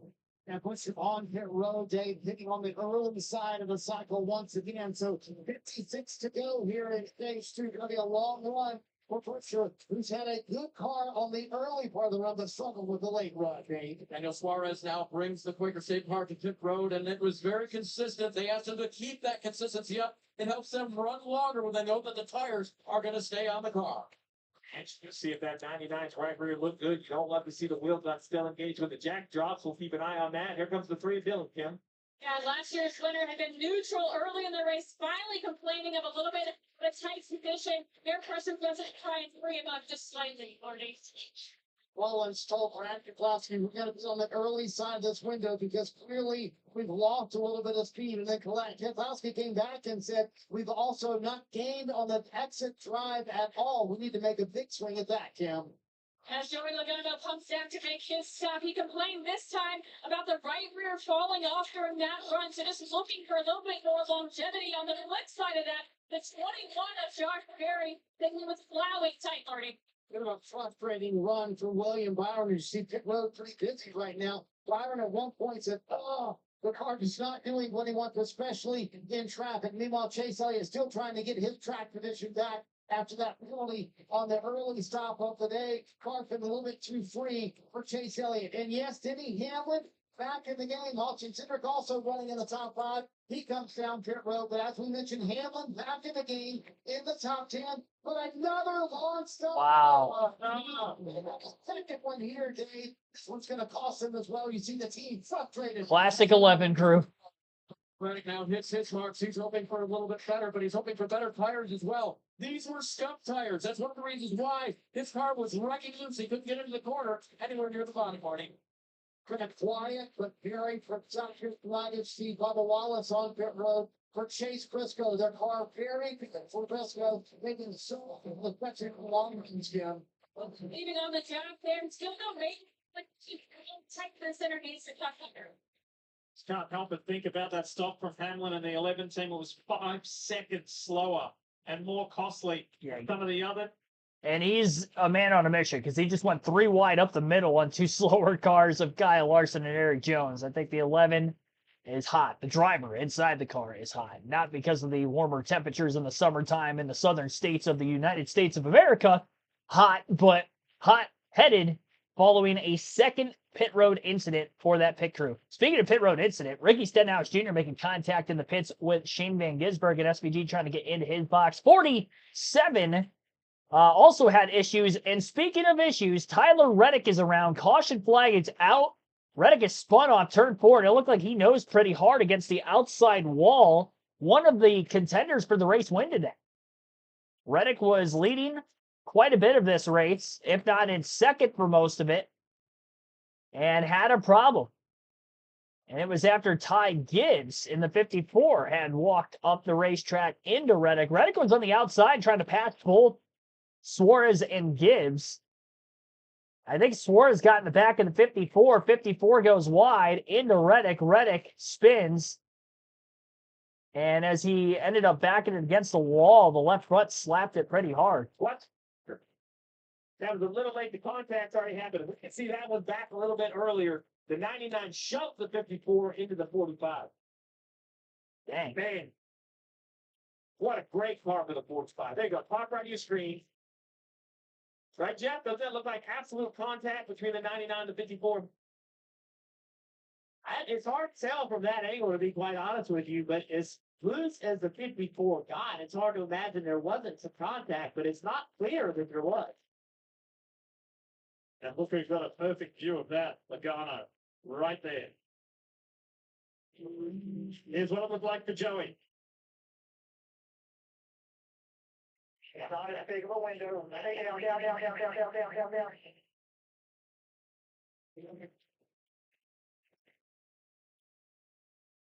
Down. Kyle Reddick doesn't care.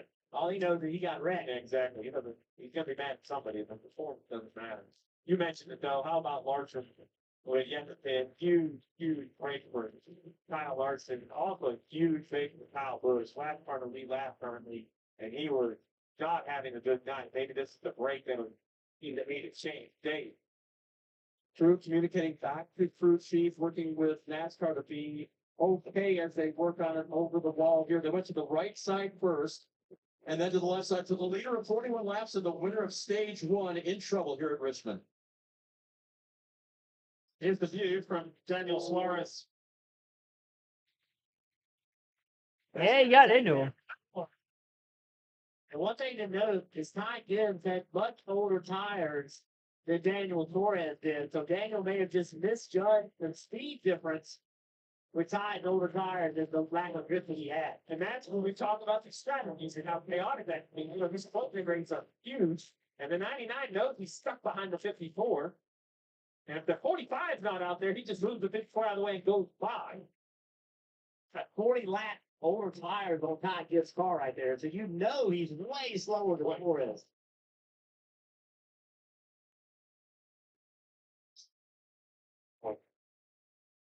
Here comes Kyle Lawson, Kinsale. Yeah, he said too tight in the center. I think it's hurting my long run. Flip Daniels, the crew chief, saying, we're going to give you an air pressure adjustment and another adjustment to free you up. Likely we made the wrong adjustment last time, and that's why you got too tight, Dave. So Ryan Priest will come down for another set of tires on a 60. The last one, which explains, Steve, I think you were talking about, just that he wasn't as good as before. The car was very, very loose, so they've been working on getting that car better. Marty. A very interesting call here for Scott Graves, trying to do something a little bit different. He brings Chris Butcher down pit road. They did it was a few moments ago, 12 laps, or actually 11 laps ago, and certain hit it. So bring him down here for some fresh figure tires. We'll see what he can do with 6 mil, I think, today. Now, Bush said in the last one, it fired off well. Now it's getting loose again. And when they get to the later stages of every run, that 8-car distance to go way loose on the driver. Thanks for that, Dave. Let's have another look at what will keep us talking for quite some time in your field for Tyler Reddick. Wrong place, wrong time. Yeah, Reddick had a good night going. It was almost kind of reminiscent of the truck race last night where Ty Majeski had a really great truck, the best in the field. Contact from underneath him by a lap car, Matt Crafton at the time.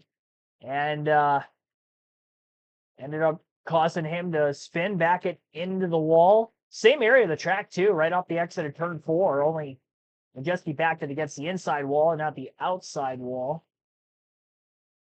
Needless to say, that truck wasn't the same going forward. Corey Heim was able to capitalize off of it, win the race. Majeski still ended up with the top 5, but didn't have that race winning speed that he had when he dominated for the vast majority up to that point. Now, Reddick hasn't necessarily dominated compared to his teammate Bubba Wallace. I think Wallace has been a bit quicker throughout the evening, but he was right there in second, and he did win stage 1, passing Denny Hamlin on the racetrack for that stage win. And definitely a race win contender. Probably out of a race winning shot here this evening for the Cookout 400 at Richmond. We'll take a quick break here while we're under caution. Our first yellow for incident right in the end portion of the first half of the race, lap 187 at 400.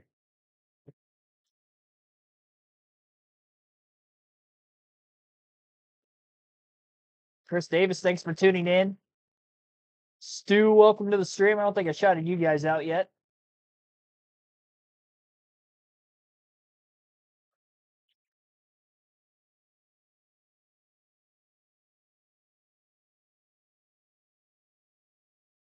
Quite a few likes on the stream so far. We're up to 67.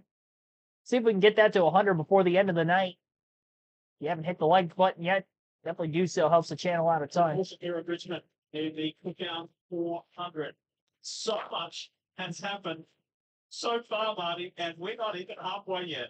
Boy, forgetting him on another bad pit stop. This one not as costly as you will restart 13. Here's what happened on pit road. They said that the left front was over tight. And Steve, I want you to explain that in just a moment. It took a few times to get that left front long.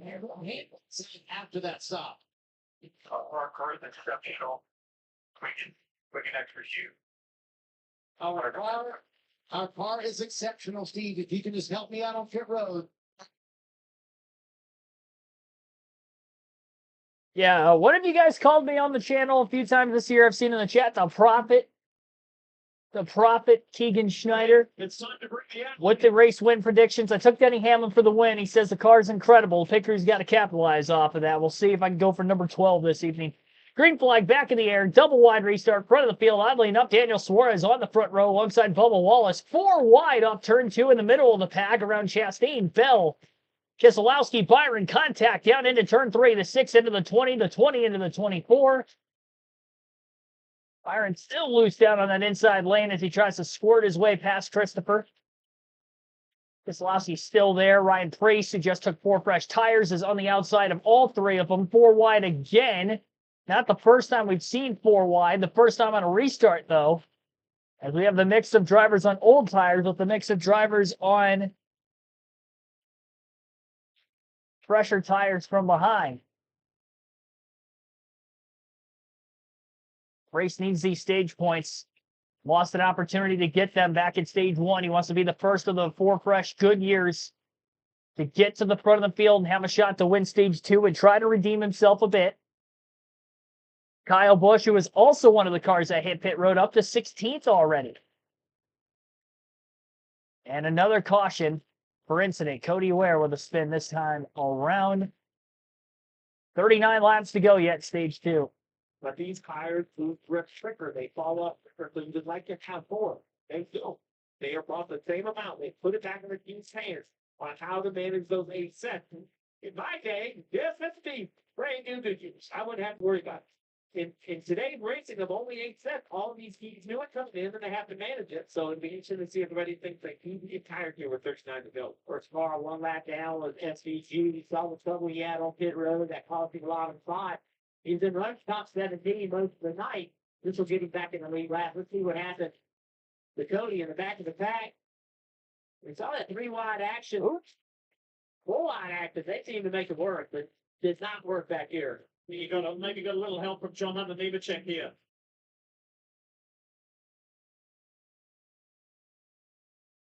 I would agree. Here's Reddick's view. Well, that's like, not again.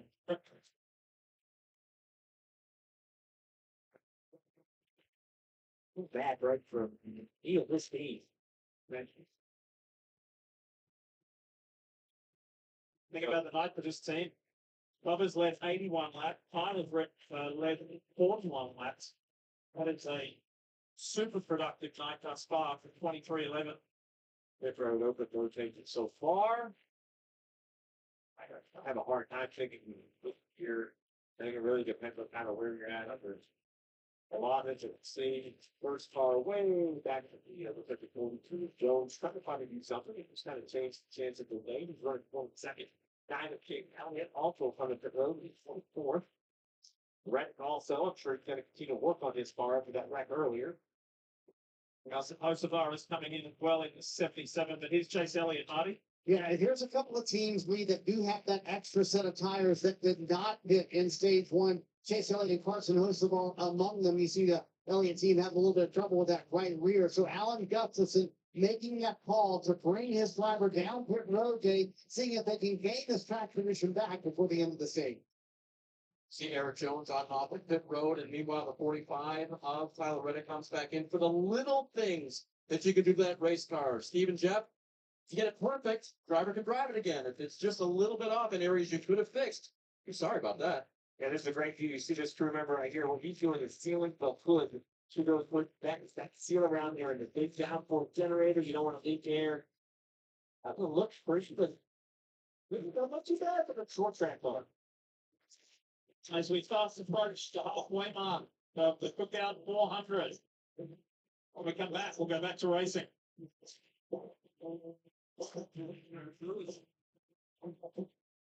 Well, under caution, back-to-back yellows for incident, and Bubba Wallace still out in front of the field as he barely held on Daniel Suarez on that last restart. Ryan Blaney is in third, Joey Logano fourth, Austin Dillon rounds out the top five in fifth. And that will be the top five when we get to the next restart.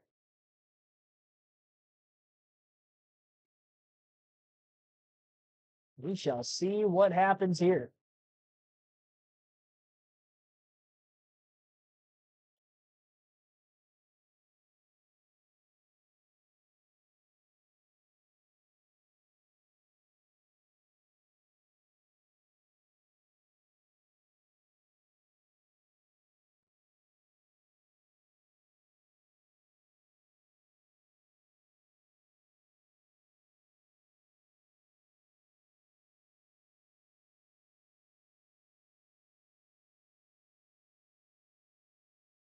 All right. Couple yellows back to back. I'm honestly surprised how many cars we have on the lead lap. All the green flag laps that we've ran in the race today, the different tire strategies. We would have had a caution in the middle of green flag stops. We'd have a lot more cars a lap down. We were close to it for when Reddick ended up having his incident, but most of the cars had been to pit road at that point. So 29 of them on the lead lap. And nobody's out of the race despite the spin and contact for Cody Ware and Tyler Reddick. They're both still in the race. Green flag back in the air, and immediately Ryan Preece goes to the outside 4 wide. Same for Alex Bowman in the 48. Things getting tight off turn 2. Contact around Bowman and Chase Briscoe. Kyle Busch also on 4 fresh Goodyears going to the top lane 4 wide. I want to find yourself in harm's way because right now it is getting dangerous around where that 19 car's at. He's trying to stay out of the way, but being in that outside lane, you're vulnerable to the cars not only underneath you, but also the ones on fresh tires trying to race to the outside of you. Contact again. This time it's going to be Chastain. Oh, we got trouble. Briscoe is around this time, right in front of Kyle Busch. And about a half a dozen or more cars pile into the outside. Byron and Elliott get hung up on each other much later in the corner. And those 2 Hendrick cars go around. It was like 2 wrecks in one. Was a Bowman. That was a 20. What the heck happened there? Byron that though. Haley's car is killed. Poor Kyle Busch, man. He cannot catch a break. I knew there was going to be a wreck around Briscoe. Briscoe was sideways for a couple corners in a row. Not all his fault. He was just getting hit around being in the middle of 3, 4 wide. Now he's damaged.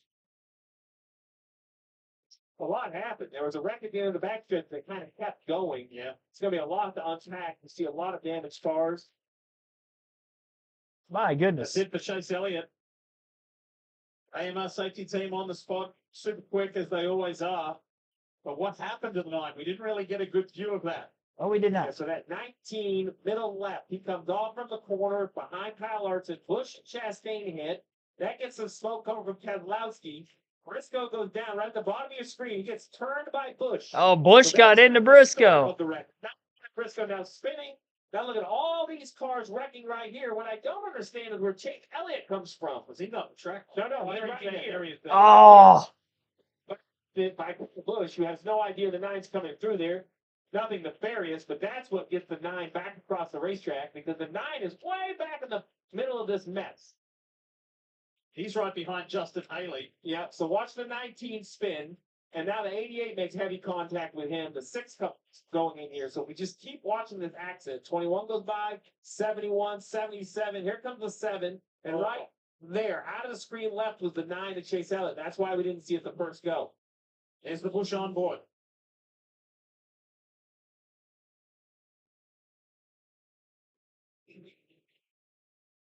Then watch.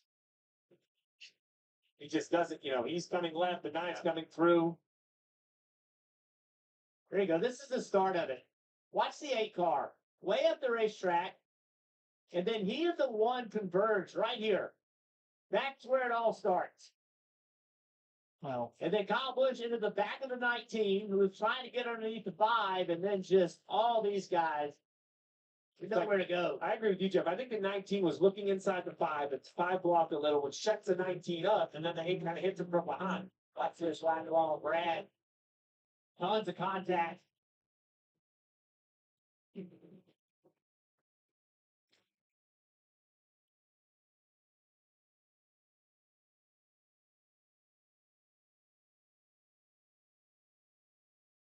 That was Ty Gibbs' view. Oh, look, there's a great look at that. wow, that's a hard hit for Chase.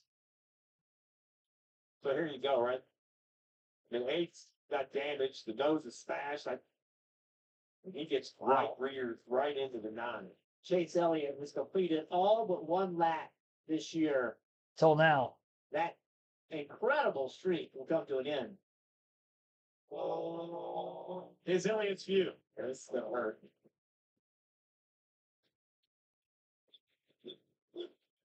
He was in the middle of it, out of it, and then caught off in it again.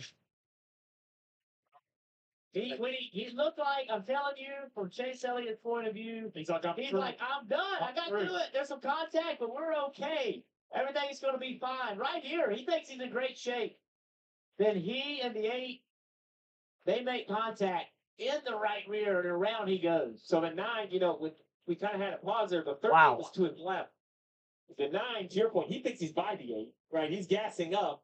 The 8 probably has no idea the 9 is coming. There's a lot going on right there.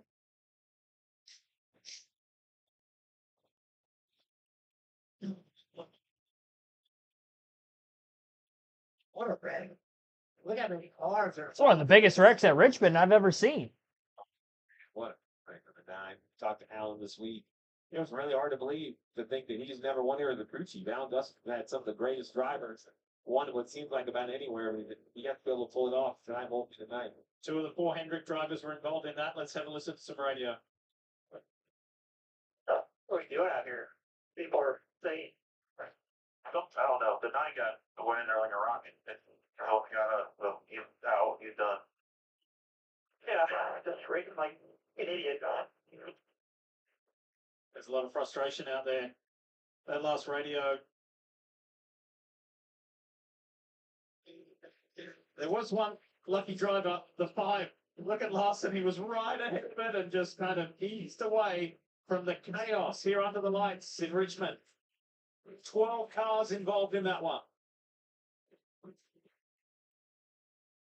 Yeah, that was a pretty hard impact for Chase Elliott. Honestly, it looked like there were more than 12 cars involved in the incident at first glance. Second glance, even a couple of the other replays after the fact. The whole track was blocked, but I guess most of them were able to get on the brakes in time without having any sort of significant damage. I was just talking about at the last restart before this wreck took place that we had gone so long into this race without a caution flag, or sorry, without anybody dropping out of the race. Now we're probably going to have several that are out.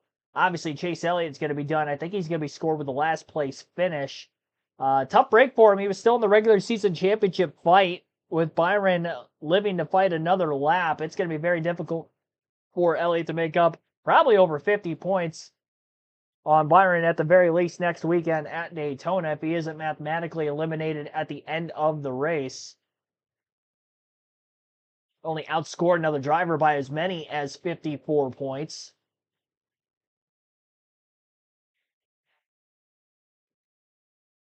I have that wrong, 60.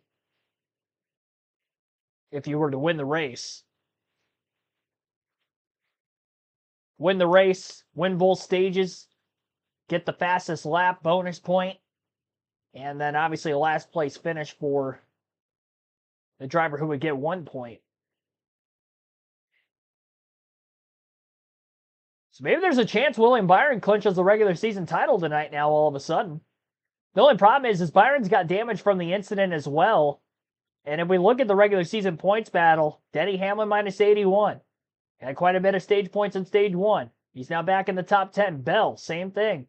Ryan Blaney's having a good night. They're not mathematically out of it yet. They were going to need a lot of help. Well, they got help here today. The 9's knocked out. The 24's damaged. The 12, the 20, the 11, all in the top 10. And I think the 5 might be up there as well. Yeah, the 5's in 10th. So far, yeah, there's been some heated tempers out there. There's been some tough racing, some good strategy. Just an interesting night. And for the fans here in Richmond, Virginia, thanks for turning up in droves for a pretty fun night. We're only halfway, but unfortunately, someone who won't see that second half is Chase Elliott. Kim? Yeah, the good news is Chase Elliott is okay. Walk us through what happened or what you know from your seat as you watch the replay. I have no idea what happened still. Obviously I saw him crashing and we were all, just stacking up trying to get stopped. And then after the wreck was over, I thought we were done wrecking. And, I was just trying to squeak by. And I guess somebody didn't know I was down there. Yeah, I guess Kyle just didn't know I was to the left. And we were, whoever was next to me and myself were trying to kind of get by the accident. So we were, coming through there at a decent rate. And unfortunately, Kyle just didn't know that we were on the bottom. So hate that. Had a good start to the night and, just slowly unraveled until it finally fell apart. So hopefully we get on a better stretch starting next week. Unfortunate end tonight for Chase Elliott. Marks his first DNF of the 2025 season. I think it's bewildered. Have to tell a little of the story, Jeff. Well, I think that goes all the way around. This wreck starts on the exit of turn 2. Kyle Busch in the black number 8, Ross Chastain in the white number 1. Watch off of turn 2. Kyle Busch, I think, not completely against the wall, starts to come down a little bit. Chastain up a little bit. They make contact. Then Kyle Busch tries to get underneath Briscoe, and then Kyle Busch gets in the right rear of Chase Elliott. Watch right here. This is where it all happens. This is the start of it. So I think Kyle is not quite as high up the racetrack as Chastain's expecting. Chastain's coming up the track. They make contact. I'm not going to steal it, Diff. What was the line? It was an amazing line. Interaction of factors. It's an interaction of factors. You know what I call it? Richmond Saturday night. Yeah. Short track racing. And even Chase, the bewilderment of Chase. So I'm not going to assign blame by any point between the 8 and the 9. I think that's just wrecking, but I can see how it happens. He's taking a look at the 8. What I mean is this later version of this. The 8 continues to wreck right here. And look, he's kind of sees nothing, and boom, the 9 shows up. And there was a shot kind of the other way where the 38 is tucking left. So, Chase talked about the car to his left, right? So if we freeze it kind of right here. Yeah, they made contact. It is right here. These two cars are door to door, the 9 and the 38. As we roll it forward, the 38 keeps chasing left. The 9 kind of thinks he's through, which makes sense because he doesn't see the 8. And he's kind of coming up the racetrack because the 38's coming up the.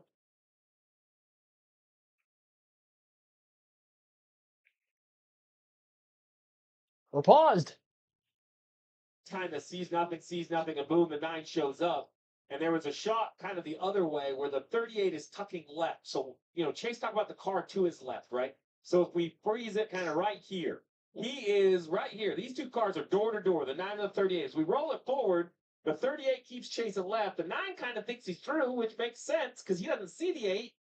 And he's kind of coming up the racetrack because the 38's coming up the race. Like, I think that is just an accident. You saw, Chase Elliott is an amazing race car driver, and he was lost until he saw the replay and exactly how he got hooked. The difference in speed, I think, played a factor there too, because the 9 was so much faster than the 8. And I just don't think that Kyle Busch, who's in the middle of a wreck, right? He's not exactly looking at his left side mirror to see a car coming 30 miles an hour faster. If you've done, when you go by a guy on the interstate, you go by him so quick, you don't even really check your mirror. And then that guy all of a sudden speeds up, and you don't mean to, but you swerve at him because he's over there in your blind spot. I think that's kind of what happened. It just happened to plus about 100 miles an hour. I don't understand why Kyle Busch is in the back of Briscoe here. Right. I mean, I don't. Yeah. I don't. That's all the Gotta get a virtues little and checked all of out. that. Like, Yeah. I don't understand the entrance of turn 3. Now, look, I think these drivers are hitting each other harder than they ever did with this car. You know, I think you get away with a lot of it. That time they did. Man, this is almost 2 pages worth. Heard the honest thoughts of a couple of the drivers about the general conduct so far tonight. And look at the names on that list and look at the winners so far this year. This might open up the door in this second half of the Cookout 400 for a new winner. Yeah, well, it could. I mean, I wouldn't have expected that the way the flow of the night was without the cautions and who was up towards the front. Most of them had already had wins this season, or in Tyler Reddick's case, was well above the cutoff line on points. Now, Reddick had an incident, so he's got problems. And all of a sudden, you look at guys that are up in the top 10 without a win. You got Daniel Suarez in second, Austin Dillon fourth, Ryan Preece is back up to sixth. Not impossible by any means. Alex Bowman in eighth. Kyle Busch has scored in 11th, but he was involved in that last incident, so I don't think our leaderboard is accurate. I don't know if they've even opened up pit road yet. This is a very lengthy cleanup after 12 cars were involved in the incident. You can almost ask, well, why aren't they under red flag for as long as this caution seems to be taken for cleanup? And the answer to that, I don't know. Maybe that would have been the right idea. Because we are clicking away precious laps in stage 2 with this lengthy caution. And we're down under 20 to go in the stage now, and I think the caution came out with, what, 39? 38, 37 laps to go in the stage, somewhere around there. I mean, we've had about 20 laps of caution nearly. I could be miscounting, but I mean, we're at 34 laps of yellow. We only had 2 yellows per incident before this wreck.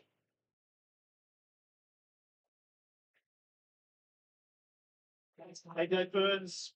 Daniel Suarez has 11 races to go after tonight with Trackhouse, and he sits second at the moment. Can you imagine if he could pull off a win? That'd be something, Liam. What a good time to be running second with all that happening back there. Matt Swiderski is a crew chief. How good is the 99 tonight? We're pretty good. We need probably one more adjustment, get a little more rear grip for him, but he's pretty happy with it. So we'll keep working on here. All these caution laps are probably helping us a little bit, even out the tire. We'll see where we end up. Go get him. What I think is a bit. Wallace inside of row 1 for the restart. Daniel Suarez is going to be on the outside of row number 1. Green flag is about to be back in the air. My Hulu feed's buffering. Come on, what's going on here?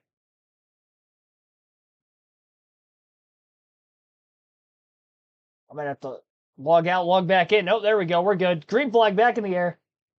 Right as they were crossing the start-finish line out of the restart zone. Preece still on the fresher tires up inside the top 10. He restarted in 6th outside of row 7 with the choose rule, or row 4, excuse me, with the choose rule. He's now outside of Austin Dillon in the 3 car for 4th place. He's got side-by-side Blaney Suarez right in front of him. Wallace still in the race lead. Wallace has about 4 or 5 car lengths over the side-by-side battle for Blaney and Suarez for second still. Austin Cindric 3 wide underneath Joey Logano. Alex Bowman. Bowman clearing both cars. On the outside, Bowman on the same strategy that the 60 of Preece is on to try to go out here and win this stage on fresher tires. And there are a few others that are further back in the field that weren't able to get their way forward quickly enough. Kyle Busch has actually scored in 11th, and I don't know how. Him being involved in that caution, did he not come to pit road? He had fresh tires before the incident because he was one of the cars that pitted along with the 60 of Preece and the 48 of Bowman, who were nose to tail 5th and 6th.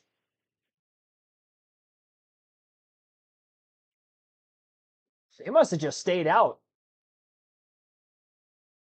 causing that massive pile up, and he's still in this thing. And he's still holding on decent speed because of the fresh tires. Probably going to try to get all the track position he can with it still and save a set of tires as well. He probably didn't want to go down an extra set Already throwing an extra set on as it is with the circumstances of the back-to-back yellows before the most recent one. Busch on the outside of Bell. Kyle Larson in the 5 is right there in the picture as well, just inside the top 10 and 9th.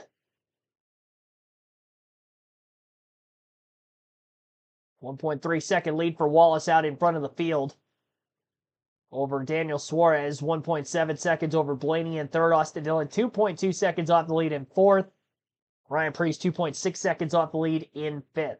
3 seconds back for Alex Bowman in 6th. Austin Cindric in 7th is 3.3 back. 3.6 to Joey Logano in 8th. Kyle Larson battles him for that spot to the inside. Scored in 9th, and Karsten Hocevar rounds out the top 10. Hocevar right behind both of those two.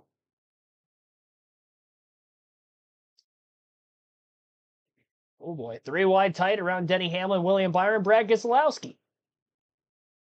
feel like Byron and Keselowski have been in the mix of being 3 wide with one another door to door a few times now tonight, including right there yet again.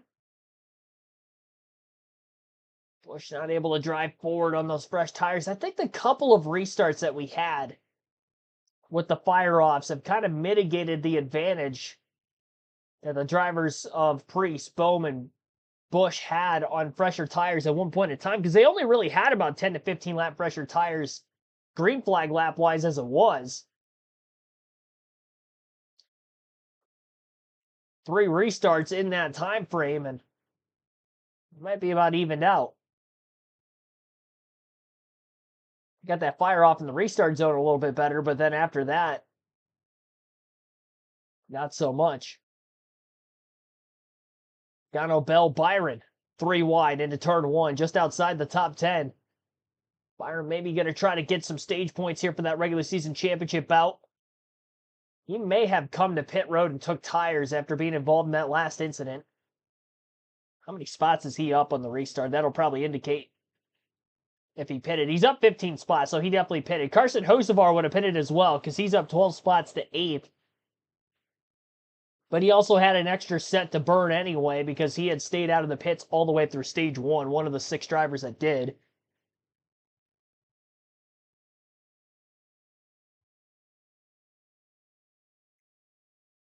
Byron just inside the top 10 now, currently in 10th after passing Kyle Busch and Christopher Bell in the last couple laps.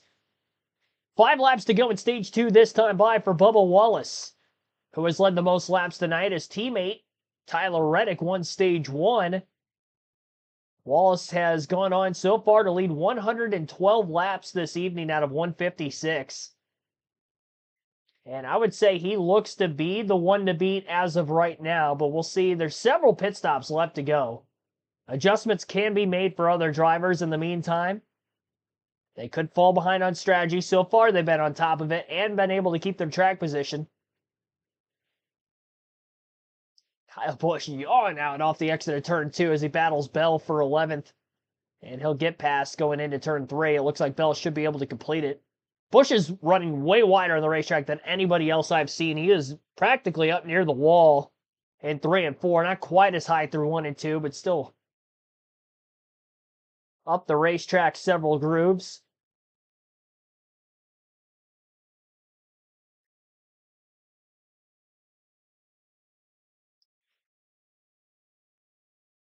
Austin Dillon, who was 4th in stage 1, 4th again in stage 2.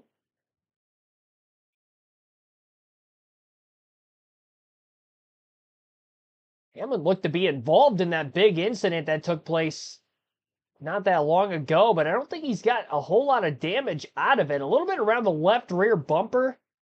Probably got hit from behind with other drivers running into one another, trying to miss the wreck, maybe not getting to the brakes in time.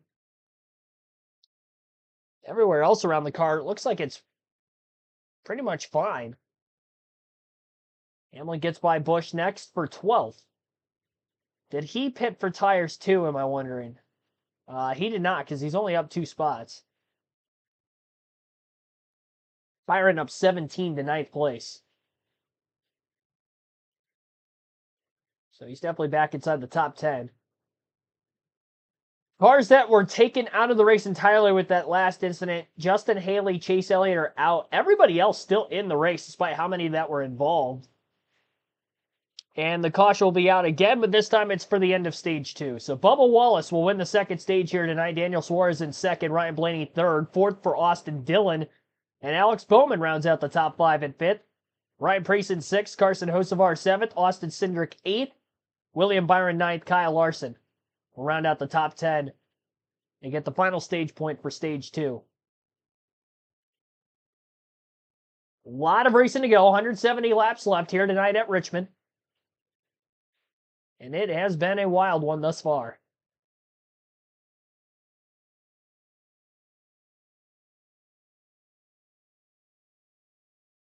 More pit stops upcoming for the end of stage 2.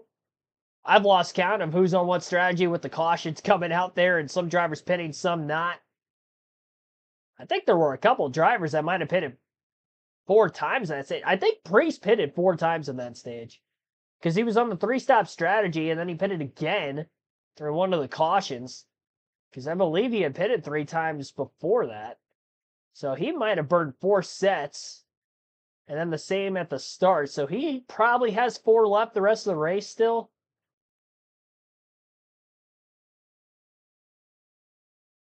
If you're a driver that ended up pitting twice in that stage,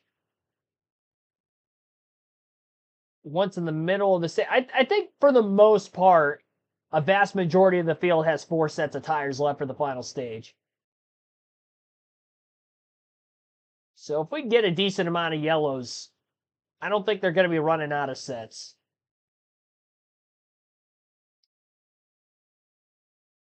Curious to know if we end up getting that one green flag run all the way through stage 3. Now we got most of the way through stage 2.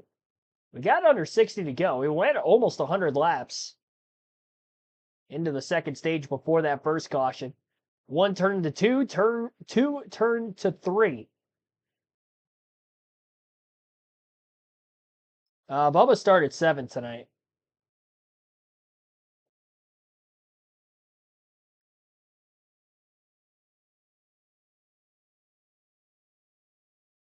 I noticed we had a significant drop-off in viewership with Chase Elliott DNF'd. And that kind of funny. He's like, oh, Elliott's done. I'm done. I'm going to bed. It's getting late. I've got chores to do in the morning. Careers are available now nationwide, ensuring the U.S. Navy has its next generation of submarines. If you're looking for a stable, impactful career, visit buildsubmarines.com. We build giants because it takes one to build one. And the buildsubmarines.com for Brad Keselowski. Hoping for something special tonight here in Richmond so he could get himself to the playoffs. It's been a much better second half of the year for Keselowski than the way 2025 started, and pit road is about to get super busy. Kid Coon's going to kick us off.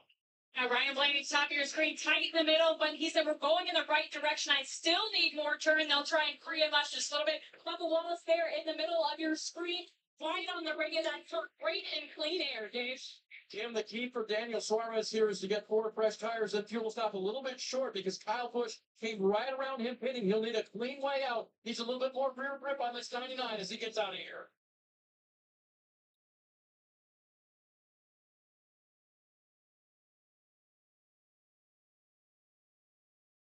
Good train stops. Right off pit road. A third final stage coming up here in Richmond. Michael McDowell won the race off pit road. He took 2 tires. Right side to blue. I don't think that's going to work out very well for him. Does he have 2 tires extra left than everybody else? 4.5 sets? Well, I guess after this pit stop, it'd be 3. They had 4 sets left. Now they would have 3 left the rest of the race. A vast majority of the field, that is. Maybe somebody did save an extra set. Kudos on you if you were able to keep track of all that. Most of the field has 3 sets left, though. A lot of the guys up at the front of the field have 3 left the rest of the way. That I can vouch for. Don't forget the die-cat showing. I will not forget the die-cat showing. We also got to close the chat poll out. We'll do that first. 100 and, let's see here. 177. 167. 167 on the amount of votes that we had for who you think was going to win tonight's Richmond race.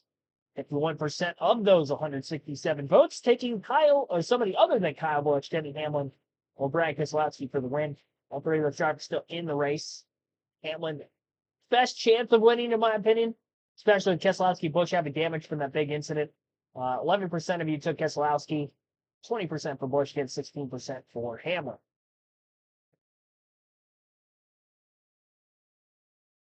Appreciate you voting there. And now onto the diecast showing, and I don't have a diecast on me, so I'm going to pick one out real quick. I don't even know who to pick. 2311's dominating. I guess I got to get a Toyota, right?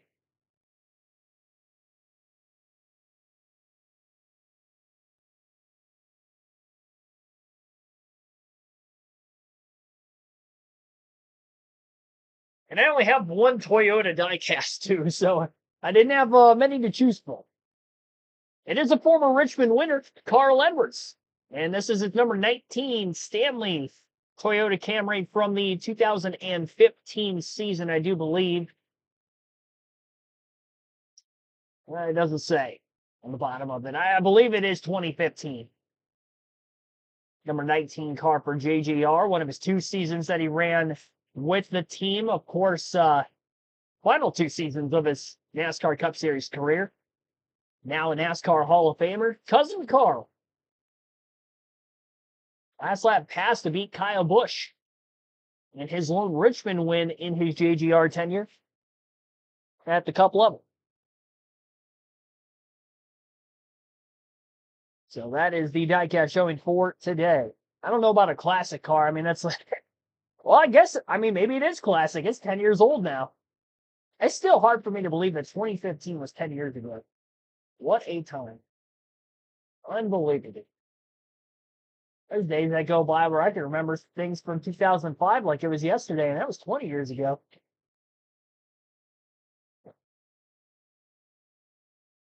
Crazy, crazy stuff. I would not want to restart behind Michael McDowell.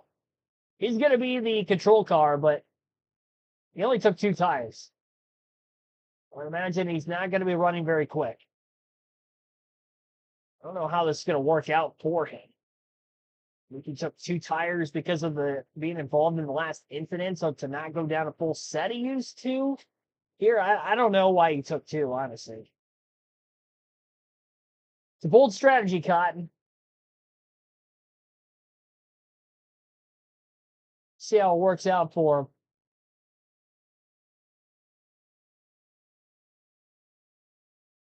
Should be getting the 1-to-go signal this time by.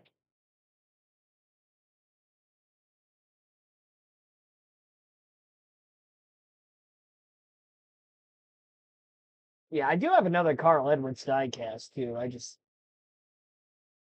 think that's the only Toyota diecast I own. I've got to get a Kyle Busch M&M's one. I mean, that's just... At some point, I'll end up getting it.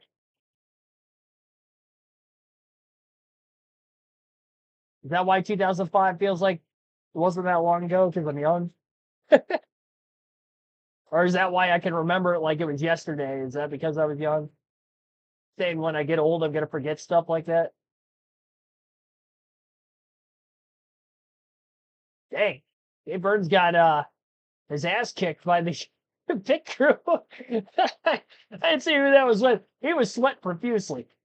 He was getting put through the ringer. Pit road practice. Poor Dave Burns. Credit to him, though. Green flag back in the air. McDowell inside of row 1 launched through the restart zone well. Bubba Wallace on the outside of him going to try to take 5 for the race lead. 4 wide in the middle of 1 and 2. Again, as we've seen several times over on the restarts late. He's going to back out of it. Carson Hocevar on the bottom. Still 3 wide around Austin Cindric to the outside of both the 60 and the 77. Now they're 4 wide again. He's making contact with the back of Larson. He's sandwiched. Austin Dillon trying to get to the lead. He's underneath the 71. A little contact between McDowell and Wallace, and Dillon will get through to the lead. I'm surprised McDowell was able to hold on for as long as he did. He definitely held up Bubba Wallace enough that Austin Dillon could capitalize, and Dillon leads for the first time tonight. Just less than 160 laps to go at Richmond. Alex Bowman down to the inside of McDowell for third, and a side-by-side battle for fourth between Hocevar and Blaney.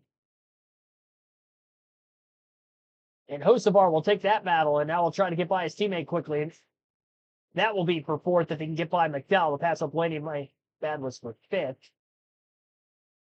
Suarez dropping back. He was on the front row for one of those last restarts in stage 2. He's now in 7th. Battling with the 12, who is falling backwards on this restart. Points as we run with Austin Dillon in the lead. Again, Chris Buescher will be below the cut line. Right now by 51 points for that upset winner. Dillon trying to get redemption from a year ago, where he did win the race, but was not able to keep the playoff spot.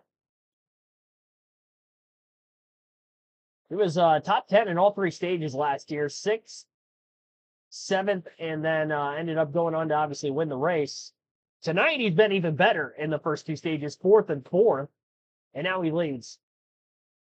And he ran his fastest lap of the race at lap 242 on this last restart to get to the lead. He's the only driver to run his fastest lap of the race on this last restart. Outside of all the way back in 33rd, Noah Gragson, who's a lap down.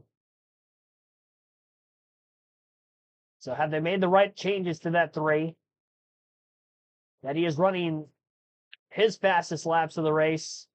He was only 200ths off of the entire fastest lap of the race, which was ran by Wallace at the beginning of stage 2 at lap 81.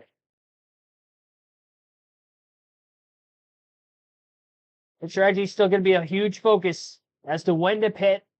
We saw that come into play in the middle of stage 2 before the cautions came out. We saw a lot of movement through the field, so because you're out there for now, we'll see if they'll be able to stay on top of it. Right now, we've got 3 drivers in the top 5 below the cutoff line without a win. Hocevar, Suarez, 4th, 5th, Dillon 1st. Even Bowman, no win, but is above the cutoff line in 3rd. Oddly enough, Bubba Wallace, the most recent new winner at Indy a few weeks ago, is in 6th. Ty Gibbs is up to 9th. He's been in the running order all day. The Toyotas were looking good early other than Gibbs, and Gibbs has actually come back from a speeding penalty back in stage 1. He was a lap down, worked his way to the free pass position with those couple of cautions at the end of stage 2, missed the big wreck, and now he's up to 9th. Valiant effort for that 54 team. Well, I'll keep an eye on the pace for him. Joey Logano looked very fast in the first half of the race. He's back in 10th right now. And he's kind of struggling to keep up with his Penske teammate Blaney. And even Blaney hasn't quite looked the same here.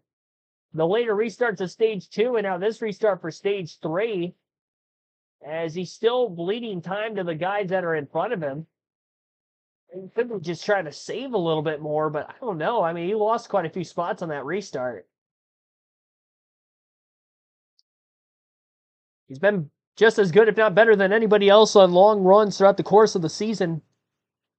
So it is in his forte to try to pick up on the back end of this.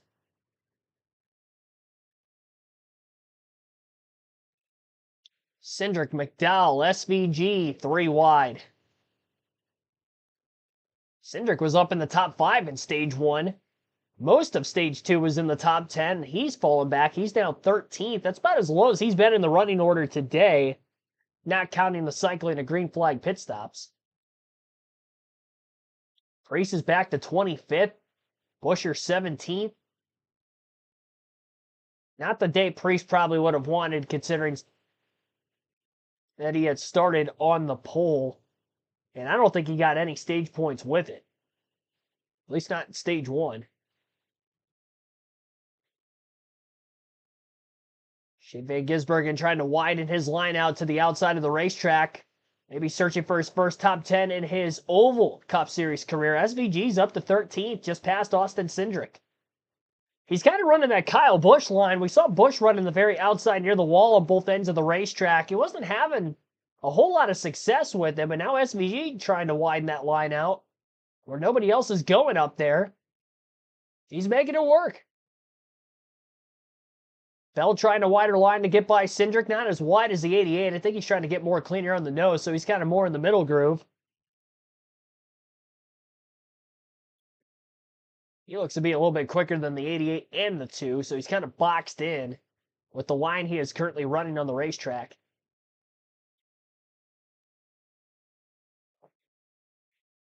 Lead is 1.8 seconds for Austin Dillon over Bubba Wallace. 2.5 seconds to Alex Bowman in third. 3.4 to Carson Hocevar in fourth. Daniel Suarez 3.7 seconds off the lead in fifth. Ryan Blaney's 4.8 seconds back at sixth. William Byron in seventh. 5.5 off the lead. Josh Berry 5.9 seconds back at eighth. Ty Gibbs 6.8 seconds off the lead in ninth. 7.3 to Joey Logano in 10th.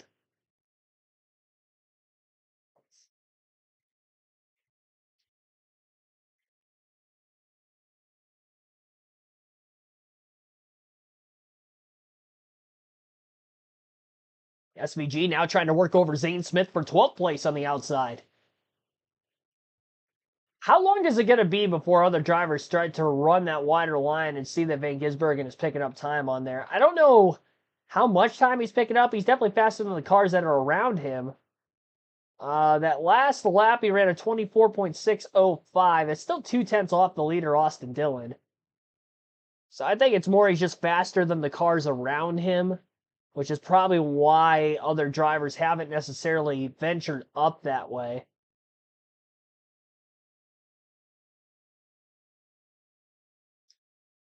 But is Dillon growing his lead out too big too early?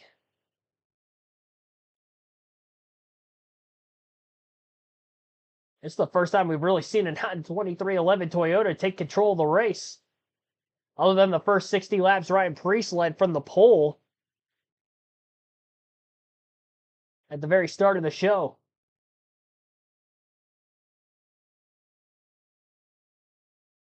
Drive for Diabetes Awareness, Inc. Welcome to the stream. Richmond's a boring race to watch. Well, I don't know what you're watching tonight, but I'm watching a pretty good race. I'd say this has been the best short track race of the season. Minus maybe the All-Star race at North Wilkesboro, but points paying race, I think this is the best short track we've seen all year. Been a lot going on. A lot of movement through the field.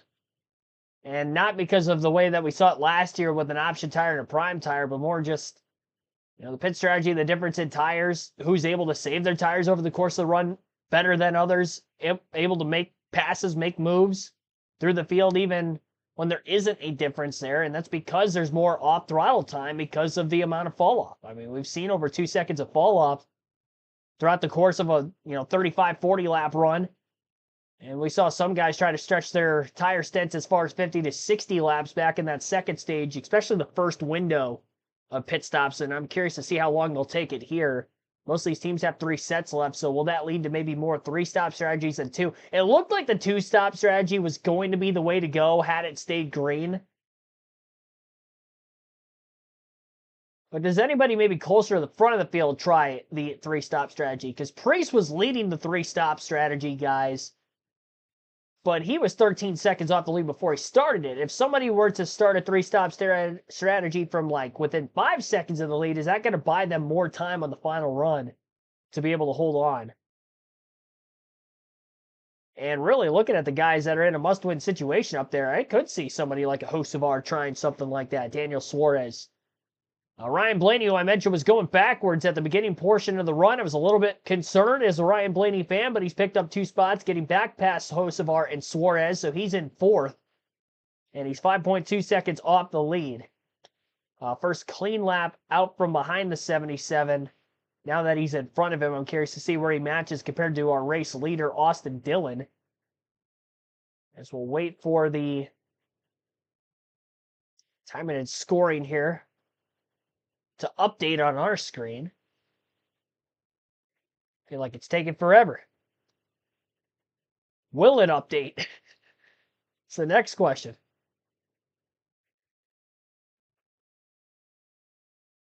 Maybe it's like every 2 laps on a short track under green it updates.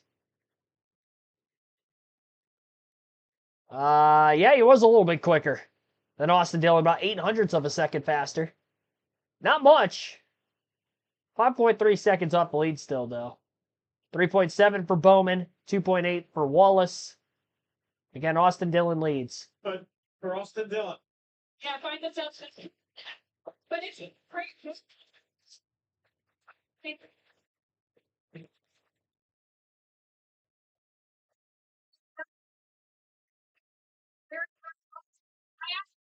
God, no, they'll actually one and what are they looking to do? He said the goal is to come and be in position to contend for a win. Both this track and next week, as they told our places we know we can win. Our head space and backing in the confidence that he's speed. And for those this is almost he's set up as last year to do huge qualifications for the tire. Austin Dillon, if you keep in mind that Corlick Racing has a technical alliance with RCR, the RC hard cars and the Corlick cars have been finding more speed of late, which is really good. Look at this scrap going on here. Shane Van Gisbergen and Austin Cindric. How high SVG goes. And Christopher Bell's in the mix as well. This is for 12th, 13th, and 14th place. Everyone saw the issue with the 20 car on pit road.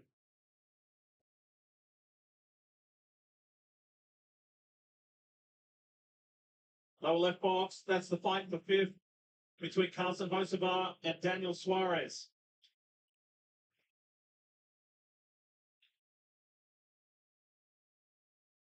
Let's talk more about Carson Hocevar with Marty.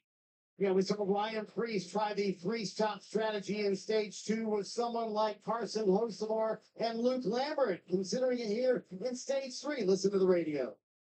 Well, looking at it, there's a small probability we consider 3 stops in here. Now they made 310. It should because I'm slow after 15. So, Steve, what would you do? You're not going to get awesome with what you're doing right now, and Carson does not feel very good about the car on the longer runs. Would you consider 3 here at the very end? It would leave you no insurance if there's a late caution. Well, I think that 3 stops is absolutely faster. If you stop 3 times and the caution doesn't come out, you're going to be in position to win the race. But if the caution does come out, you're probably not going to finish on the lead lap. So the risk is, I think, kind of the risk is worth the gamble. If you're the 77 and you have to win to make the playoffs, and you have Austin Dillon and the 48 and the 99 all in front of you, I would go alternate strategy.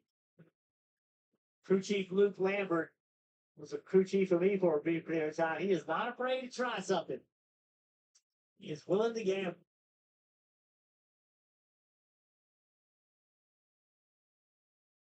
This 24 car is pretty amazing. We saw the contact that he had in that large wreck, and I'm surprised, as big of a hit as that was, I'm surprised it's the pace he is able to have. And keep an eye in the background for in that blue and black 21 for the Wood Brothers, Josh Berry. It's going to be the quiet achiever tonight. Just hanging in there, staying in touch, being in the top 15 pretty much for the majority of the race. It's this kind of racetrack.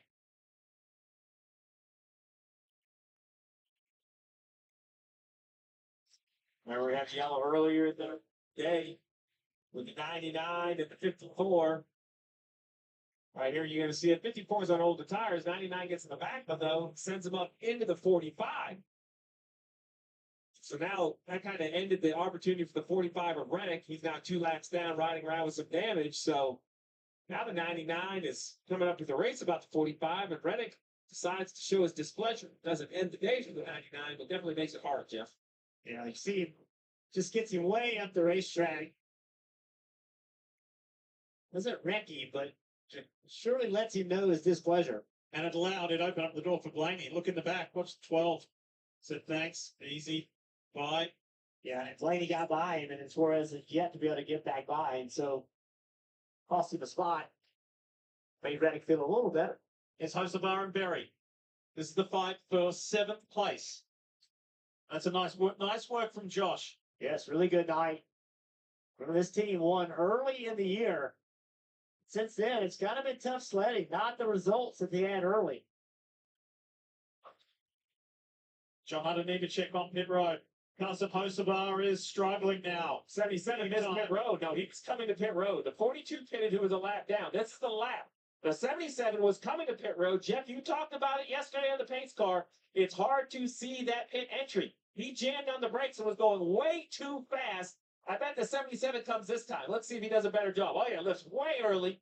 Off the gas. That cost him quite a bit of time. So the 77 of Hocevar missed pit. A few seconds at least. Cost him extra seconds. Yeah. Costly. Yeah, Hocevar said that was on me. Completely missed it right there, trying to get to pit road. Luke Lambert did indeed call him the lap before. He said the car just goes way too loose at the end of the run. So a little bit on the early side. You could parlay this into a two-stop from here with 120 to go, but that would be a long run for Carson Hocevar, and they do have that third set of tires that they could throw at it if they want to make 3 stops here in stage 3. Yeah, I love the 3-stop gamble. Like I said, there are cars in front of him that have to win to make the playoffs. He has to win. If you don't get a yellow, 3 stops wins the race. The math is there. Let's take a look, Jeff, at what happened trying to get to pit road. Yeah, just this orange box. You cannot see it. Oh, till you man, get to Logano him. almost He just carried too much got speed. into him. And look, he knew it. Watch this. Watch how long it takes before you can see that orange box. Not till now. And that is so far around the corner. You have to lift so much earlier than you think. A great job recognizing that he was just too fast and did try to force it and ultimately could have gotten the penalty.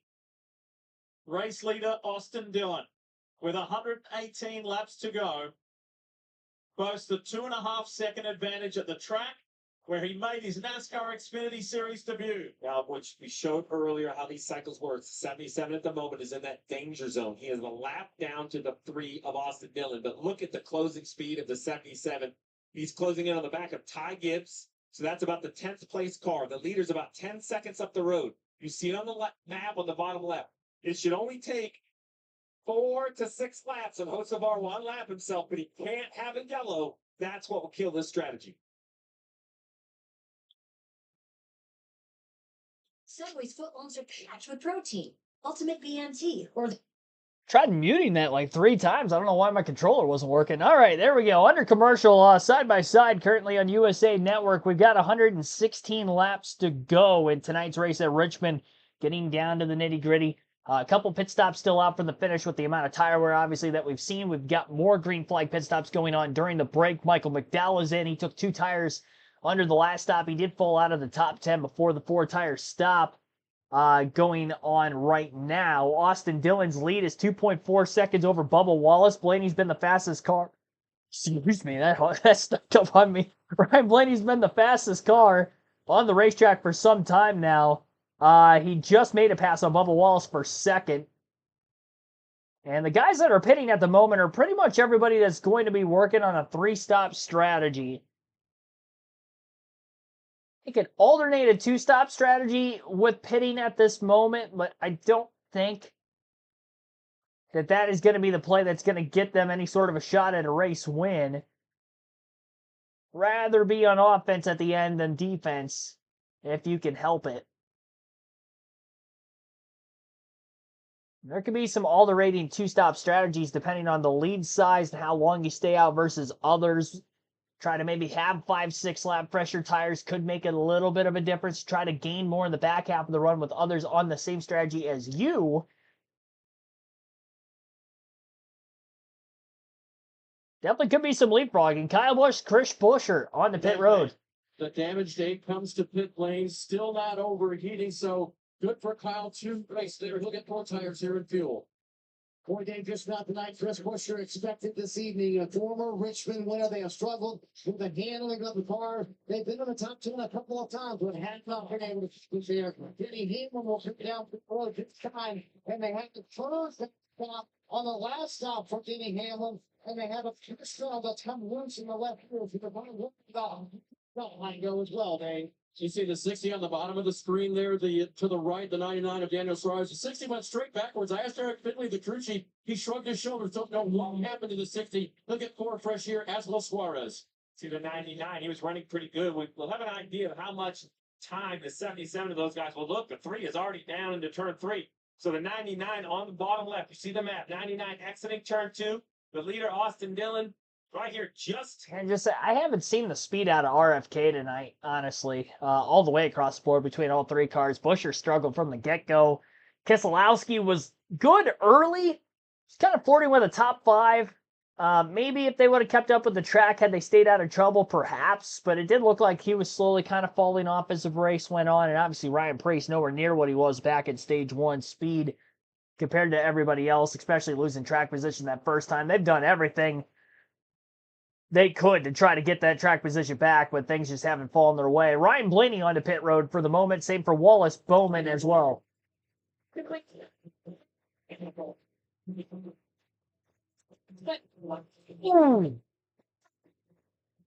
Yep, there it goes. Left front tire just came off of Wallace's car. I noticed that the front tire changer was trying to get the lug nut secured tightly before he could get out. Wallace will stop in another pit box. He's in the 19's pit box now. They're going to get a new tire on that race car, but they were not ready. So as they jack Wallace's car back up again, they are going to have to grab a left front tire. Looks like they're just going to put the same one that was rolling away on the car. That works too. Shades of what we saw out of Toyota earlier in the season. The problem is this stop is so long, I think he's going to lose a lap. And we don't know what kind of damage was done to the underbody of the race car while he was driving on pit road for as long as he did before he had gotten to the new pit box. 23-11 has thrown this race away tonight. Well, I mean, Reddick's incident wasn't his fault. And the pit crew here for the 23. I mean, you cannot have that at a worse time. Top 2 all night until now. statistically the best pit crew of the year when you look at the averages and the potential speed, the tire going down pit road. Now, the tire didn't make it on the racetrack, so I wouldn't expect this to be any sort of suspensions later. But man, what a costly penalty for the 23. He was running second before this cycle. And Toyota teammate help there from the JGR squad. And also Wow. a penalty on pit road. Christopher Bell, This is unbelievable. he was penalized for speeding. What's up here with the 54? Gives some smoke out of the rear bumper. on Oh the my 54. gosh, Can't more tell problems where it's for the coming Gibbs. from. Definitely some haze coming out of the Oh yeah, fire. There's a fire out of the left front for Ty Gibbs. He might be coming to pit road soon. I think he should. Or pull off to the side or something, but brakes on fire maybe? I'm not sure what that is, but there's a fire inside the left front of Ty Gibbs' race car. This has been a Toyota blunder of a race. Here are the issues that have happened to Toyota that I can record off the top of my head. Denny Hamlin, speeding on pit road in stage 1, set him behind. Then they had a slow pit stop a little bit later in the race in stage 2 that set him behind. He's currently 13th, so 2 bad pit stops for the 11 speeding penalty as well. Ty Gibbs went a lap down because of a speeding penalty early. He came back, he was up to 9th, and now his left front tire's on fire. Chase Briscoe spun off the front bumper of Kyle Busch. He's got quite a bit of damage, but he's still trudging along in 9th. I don't know if he is pit yet or not. I think he did, but he was on the front side of that, maybe on the 3-stop strategy, whatever the case is. Briscoe's still hanging in there for the time being. 23-11, Tyler Reddick wins stage 1, gets caught up in an incident off of Ty Gibbs' front bumper, coincidentally. Another Toyota driver, obviously he had gotten contacted from behind by Daniel Suarez in the 99, which started that incident, but that pretty much took him out of contention for any sort of a shot at the win. Reddick is still a lap down. And now Bubba Wallace. Left front tire comes off of his race car. Pit crew did not get the lug nut secured as they dropped the track and let him go. The only other Toyota driver that I can recall has not had a problem is Riley Herbst, but he has been slowing off the pace and a lap down for most of the day. So I guess that would be a problem in and of itself. And they're showing where Bell had sped on pit road. It was on the entrance as he almost missed the pits. And that's why it was going too fast. Penalty for Bubba Wallace. Pitting outside the box, which is weird. Because we Sitter, who led 60 laps early in this Cookout 400. A lot went on real quick. Hocevar pitted early. The 54 has this fire. Blaney's off pit road firing. And then Dylan, leader, is now. Like Gibbs says, we're blowing up. But Oh, wow. That fire is, I'm sure, damaging more things under the hood. Yeah. Well, it sounds like Ty Gibbs' engine is expiring on that 54 car. Said he's down a cylinder at this point. The fire's still going on. They're quite literally running it until she blows. Carson Hocevar leads. Caution would be huge for the 77 right now while he's out in front. He's on a tire deficit for where he's at right now. Blaney and Austin Dillon have fresher tires than Hocevar. Hocevar may be on the 3-stop strategy, but if he can catch a caution, if something happens to Gibbs here, or he starts leaking fluid or has big puffy smoke, gets a caution, that'd be great. The problem is it's going to have to happen ASAP because Ryan Blaney's within a couple car lengths of him looking to take the lead. And Austin Dillon pitted even after Blaney. I'm sure he's going to be quicker than the 12 car for most of this run. Blaney to the inside will take the race lead away from Hocevar. This is the first time that a Penske Ford has led tonight, and it is the 12 and the body armor Ford Mustang. Austin Dillon within a second of the lead is probably going to get the second place this lap on Hocevar, and curious to see how many more laps after that he'll catch Blaney. Blaney was closing in on the 3 car in the long run at the end of the last tire stint before the green flag pit stops. But now Dillon's got a slight tire advantage. So I don't think that Blaney's going to be as good on the long run this time around, which was probably the strategy call for Austin and why they waited about an extra 5-6 laps to pit. They gave up the lead, but they may get it back. And Dillon did swing by Hocevar pretty quickly. Byron's actually up to 3rd. And that's despite the fact that he had damage. I believe he's on a 3-stop strategy, if I'm not mistaken, as well. Being caught up in that big incident. Surprised the 24 car is as quick as he was. He did drive up inside the top 10, taking fresh tires at the end of stage 2 because of being involved in that last and big incident late in the second stage.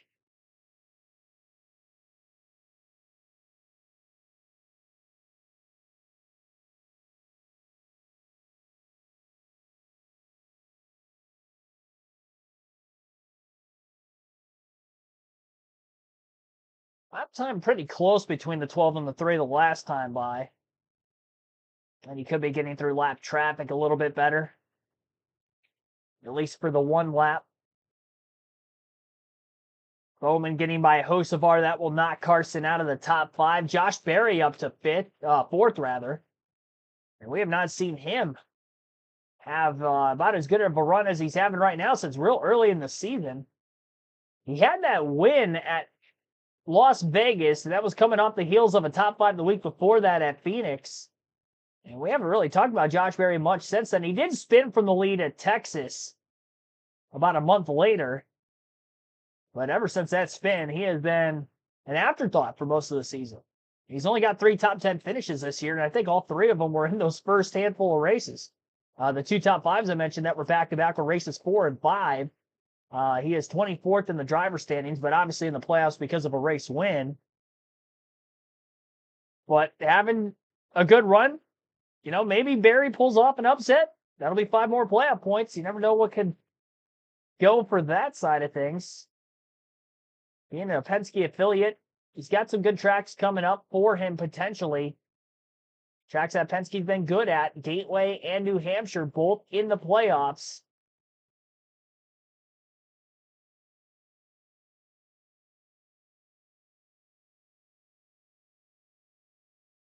Could be sneaky good when we get to the postseason. I think if you're looking at one of the underdog drivers to make a round of 8 appearance, I think Josh Berry should be that driver. Maybe even Austin Cindric, too, for that matter, with the same stat line. Obviously, he won at Gateway last season. Ran top 3, top 5 the whole day there. That'll be the round of 16, and then New Hampshire will be the round of 12. When will Carson Hocevar pit next? He's on that 3-stop strategy. So he's got 2 tires, 2 sets of tires left in this race to the end. If he has dropped to 8th, he's 7 seconds off of the lead. And we saw from 13 seconds back, I'm not sure how long the run was back in stage 2, but that's how far back Priest was and was able to get to the lead for a couple laps before getting overtaken by guys on the 2-stop strategy. Hocevar was much closer to the front of the field than what the 60 Priest was at that time to get to the lead, which is why Hocevar was able to hold on for a little bit longer. And check to see how many laps he led exactly. Back to 9th. He led 10 laps. I think Priest led like 1 or 2.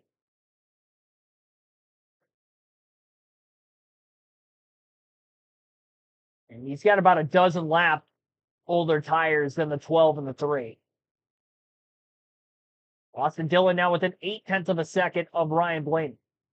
Alex Bowman in the 48 running some pretty good lap times. In third, not as fast as the 2 cars in front of him, but he's consistently quicker than everybody else behind him. And Josh Berry has the freshest tires of anybody in the top 5. No wonder moving forward, he last pitted 30, or actually I had that backwards. He's got 31 laps on his tires. Never mind. I thought it was 31 laps. Yeah, and forget what I was thinking. Is that Austin Dillon that just came to pit road? Is that a car that looked like it? It couldn't have been Austin Dillon. Somebody just pitted right in front of Alex Bowman. For some reason, it looked like it was the 3 camo car, but it was not. False alarm.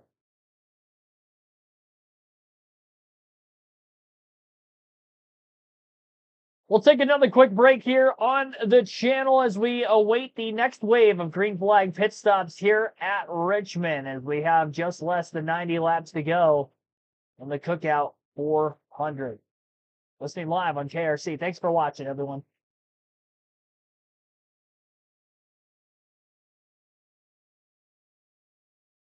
Ryan Blaney currently the top dog. Austin Dillon in second. Alex Bowman third. Josh Berry fourth. Joey Logano back to the top 5 in 5th. Hetsky was fading there for a bit early in stage 3. They've got it covered. I think they outsmarted myself at least, because now all 3 of them are in the top 7. 4 if you count Josh Berry. The Lone Wood Brothers Ford. Hocevar still has not yet pitted for the second time. Then 40 laps on his tires. When will the next stop come for Hocevar? He's still in 10th, still stays out on the track. Remember, he lost a couple extra seconds because he missed pit road the first time he tried to pit. So stayed out another lap. I probably could have bought him a couple more laps in the lead. And for where he's running in 10th right now, maybe he'd be running 7th or 8th instead. Hand out the window for Hocevar. He's going to be coming in this time.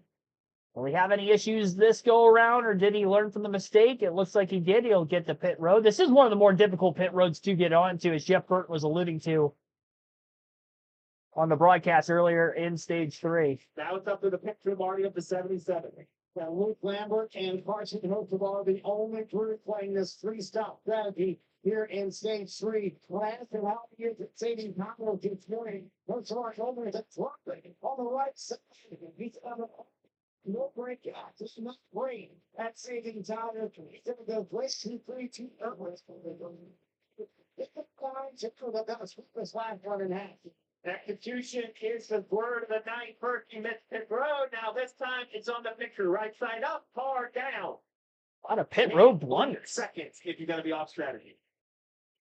A lot of pit road issues tonight, whether it's been the drivers for speeding, entering pit road, we've seen a couple of problems, and now just on pit road in general. A lot of the issues with the pit stops themselves seem to be Toyota related, but that time Chevrolet, Carson Hocevar having a problem early on. Ryan Blaney in the 12 out in front. He's got about 0.8 of a second lead over Austin Dillon. 3.9 seconds to Alex Bowman in third. Josh Berry 6.3 seconds off the lead in fourth. Joey Logano in fifth. Again, the top 5 hasn't changed over the last several laps at least.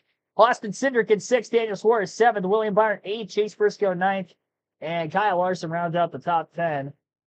I'm going to refrain from going through the full field running order until after we see the final pit stops in this stage.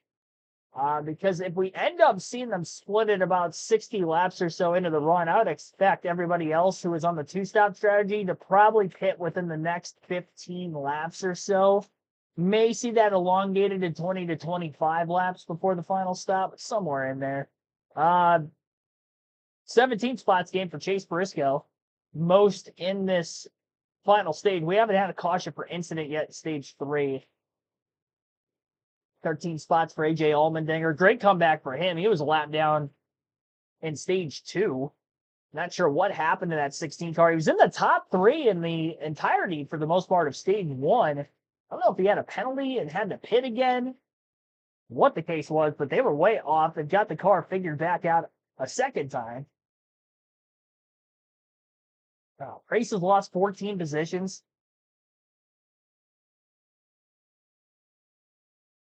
Back to 22nd since the restart. And that's pretty much about it there.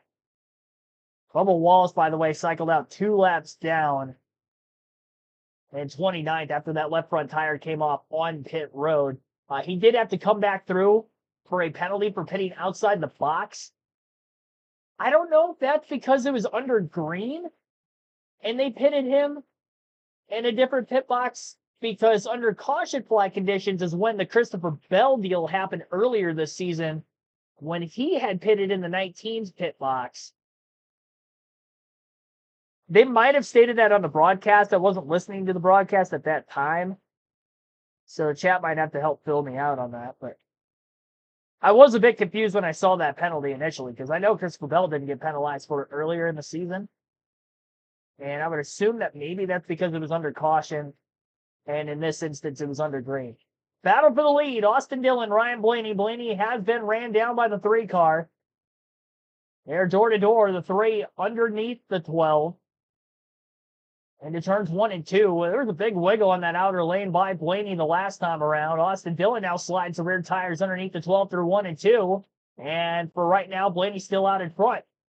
Only going to try to get to the back bumper of this 12 car. Both drivers sailing it off deep into the corner. You can really see both of them working the wheel. They do not like the handling of their car at this point in the run as we get close to the next set of green flag pit stops. Dillon couldn't make the pass on the outside, so now he's going to try to make the pass on the bottom. Hang back to the inside of Blaney yet again. Both of them are just sliding those rear tires so much. Middle off more than in the first half of both ends of the racetrack when turning in, but still, I mean, low grip.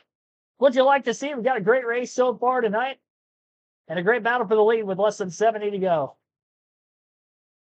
Bowman's still about 3.5 seconds back in the 3rd spot. Austin Dillon nearly clear of Blaney, going to try to run him up the racetrack. Blaney wins the race back to the throttle, carries momentum off that wider line. Lab car in the 51 of Cody Ware is fresher tires right behind both of these two, but he's got nowhere to go. Probably trying to stay out of the battle. Right now, he is still in line behind both of them. Cody Ware going to try the outside lane. And Ryan Blaney again holds on in front of Austin Dillon. Dillon's racing him hard, but he's racing in green up to this point. I wonder how long it's going to be before he just maybe gives him a slight nudge, get him up out of line, and can get back through to the race lead. The longer Blaney can hold him up and stay with him, the more of a shot he's going to have for when that final tire step window opens up for when these final pit stops begin. Dillon again charges the entry to the corner hard. Blaney pinches him off in the center. What a battle these two are having right now. They've been side by side, on again, off again for about the last 7 or 8 laps. And the 51's had the front row seat to it all. Car in front of the leaders pitting, that would be Ross Chastain as he was about to fall off the lead lap. Cody Ware going to get by both cars on the inside. This could hurt the 12 of Blaney. At some point, he was going to get by. Now both of these guys are going to deal with dirty air for a little bit. Cody Ware on the bottom. Austin Dillon on the bottom. And that might have hurt Dillon's corner exit because Blaney's clear again down the back straightaway. And Austin doesn't pull in line behind him. Hangs on that left rear corner panel. Slides into the corner. Keeps it off the door of the 12. Drag race down the front stretch. Once more into turn 1. 12 on the outside. 3 again on the bottom. 3 a lot better in corner entry that time. He didn't flatline the corner as badly as he did through 3 and 4. It's a little harder not to do that in 3 and 4. It's a flatter entry as it is. It's straight back straightaway compared to the curved front stretch. I don't want to say he's got him now, but he's in a better position to try to make the pass for the lead on the 12 car than what he was several laps ago. They're quite literally nose to nose entering turn 1. He gets such a great run with that progressive banking off the outside. And later in the tire stint where the tire life and the grip level is a lot lower, Austin Dillon just can't get the turn in the bottom when he's got Blaney pinching him off as tightly as he are. I'm sure we would have seen contact by now had we had less than 60 laps to go, which we're currently at. This was in the final 5 laps. I don't think that the race would be quite like this. It might be a little bit more aggressive, especially for the driver of the 3 who's got a lot less to lose, but a whole lot more to gain with the playoff spot on the line.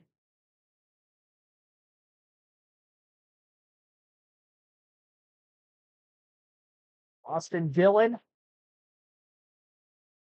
and Ryan Blaney have probably been side by side in this current stint of running door to door for about the last, I've lost count of laps at this point. I mean, it's got to be at least 6 or 7. Carson Hocevar on the bottom, also on fresh tires. Blaney ran up the racetrack a little bit. Hocevar getting underneath both cars might have hurt Ryan Blaney a bit. Austin Dillon finally gets through to the lead. Officially 60 laps left at the line. Austin Dillon out in front. And now what kind of pace can Ryan Blaney have to keep this 3 car from pulling away from him? And Austin Dillon will be the first to pit road. This is a very interesting strategy call. He got to the lead just to pit immediately after. And that will bring a lot more in as well. Byron, Nemechek, Allmendinger, Hamlin, Briscoe also in the pits. On the look right, looking for a look. Great job for Austin Dillon to get out around the 42. I thought he was going to get blocked in. The John Hunter did stop very deep in his block. Blaney continued though. So now Blaney might think, hey, Dillon ran me down. Yeah, run long. Maybe he's going to run longer. Strategy's easier for the 12 now. But don't hit and stay on the racetrack. Yep, I would do the same thing. Is that the call? I don't like that call for Austin Dillon. I think he pitted too early. He's going to have the lead when the cycle's through if we stay green. But the 12 now has the advantage of being able to run long. I feel like if you were going to pit early, you had to pit even earlier than that. Like pit before you used everything up and took the lead. Like he was about to put time on the 12. And then they just decided to pit. It's unbelievable. They brought a lot more cars in, which was expected, but 12 running right there with them. No reason for him to pit. Austin Dillon just unlapping himself on Ryan Blaney the outside through 1 and 2.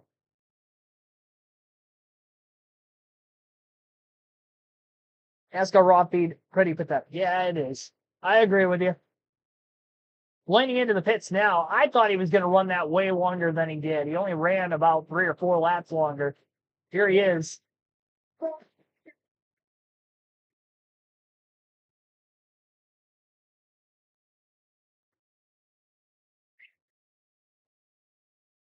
So Blaney bring Barry Bowman into the pits with him, who were running 2nd and 3rd. Technically, before Dillon pitted, they would have been 3rd and 4th.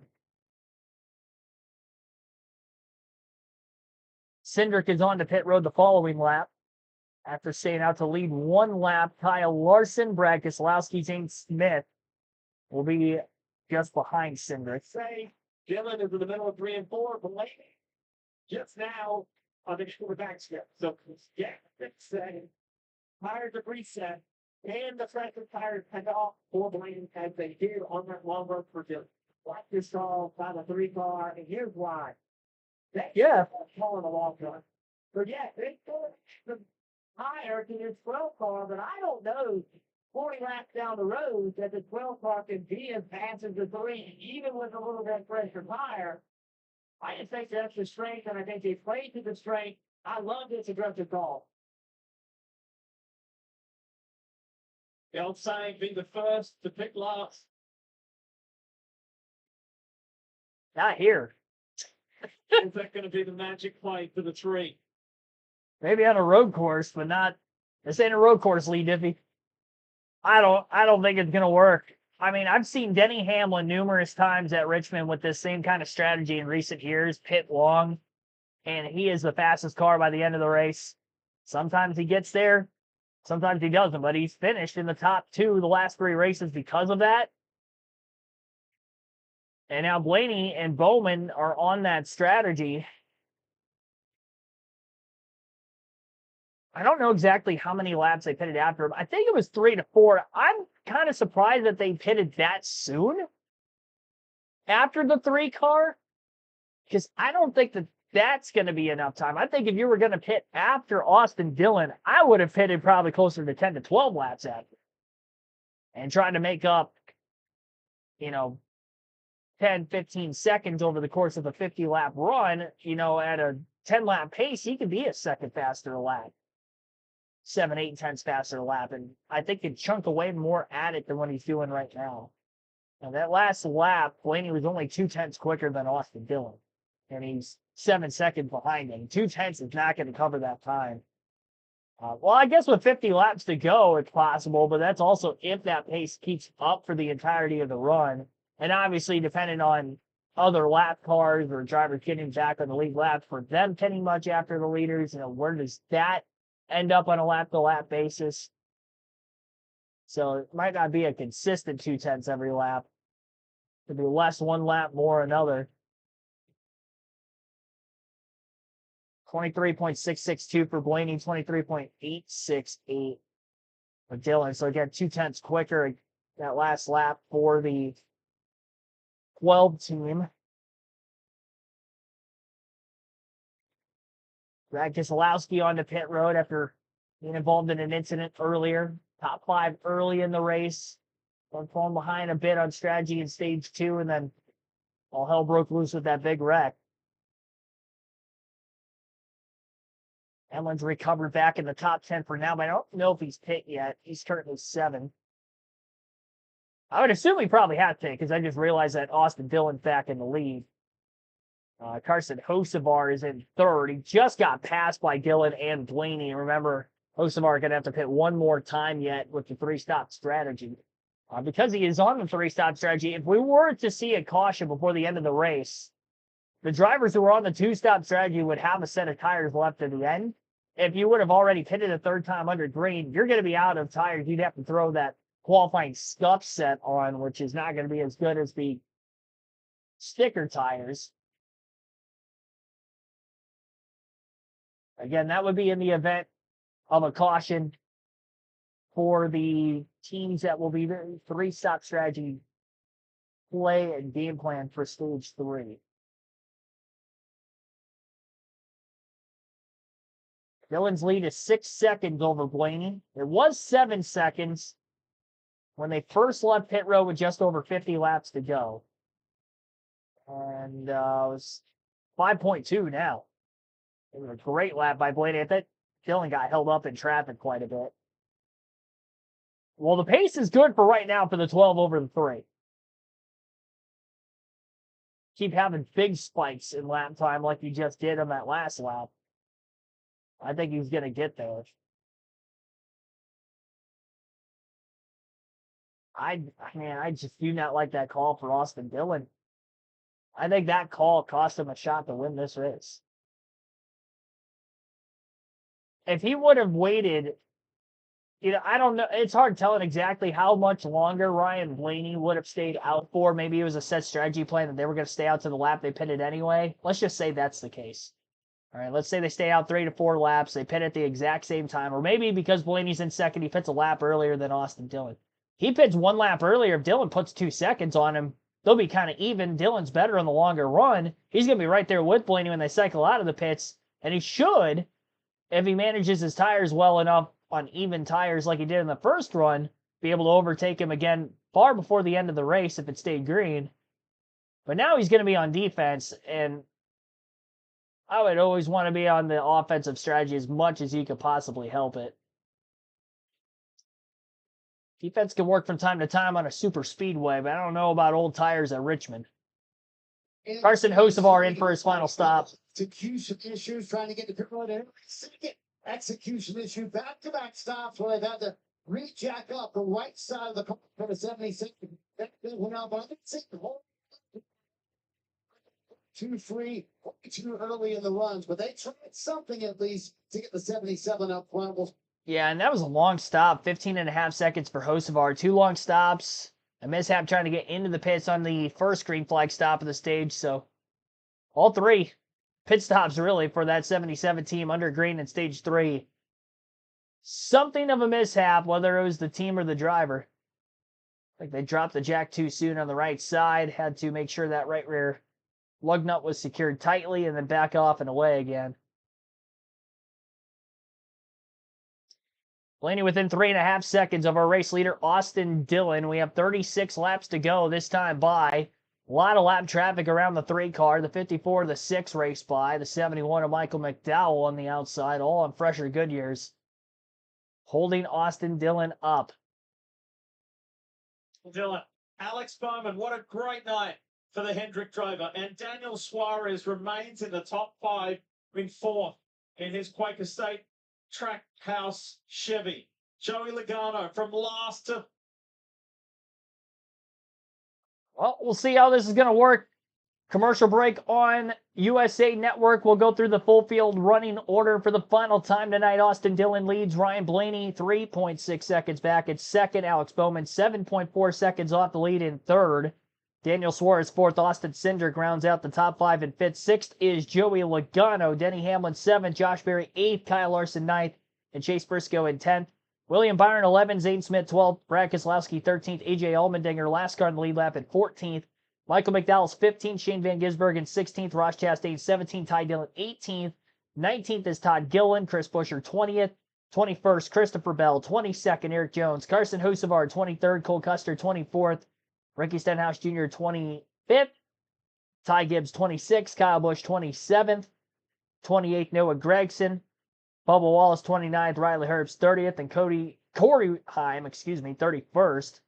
32nd for Ryan Preece, Cody Ware 33rd, Tyler Reddick 34th, Jesse Love 35th, Jonathan Nemechek 36th, and 2 cars out of the race tonight. Justin Haley, Chase Elliott from that big incident were the only 2 DNFs to this point in the race. There are several cars that had damage that have fallen off the lead lap that were involved in that crash, like Kyle Busch, who's a couple laps down.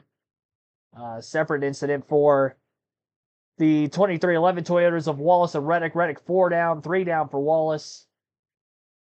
I mean, that was just a night gone wrong for Toyota, and all of a sudden it's a Chevy and a Ford up at the front of the field. And actually, there's really no Toyotas in the top 5. Denny Hamlin's in 7th. And I think he's the only Toyota in the top 10. One of 2. Briscoe is also up to 10th. After being on the initial end of that big incident, he had gotten spun from behind by Kyle Busch. Busch got the worst end of that deal between the 2 of them. So Hocevar going to be on the attack the rest of the race with the 3-stop strategy, but he is currently in 19th and he's still a lap down. And he's out of a set of tires the rest of the race as well. I don't know. 31 laps left. I don't think he's going to have enough laps.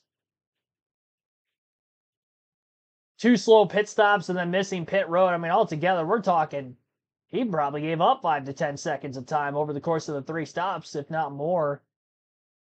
I mean, that could be the difference. He may get within 10 seconds of the lead. You wonder, man, if they would have executed on that 3-stop strategy, maybe that was going to be the way to go from where he was running inside the top 5 when the strategy first started. I think he was either actually 6th or 7th, to be exact.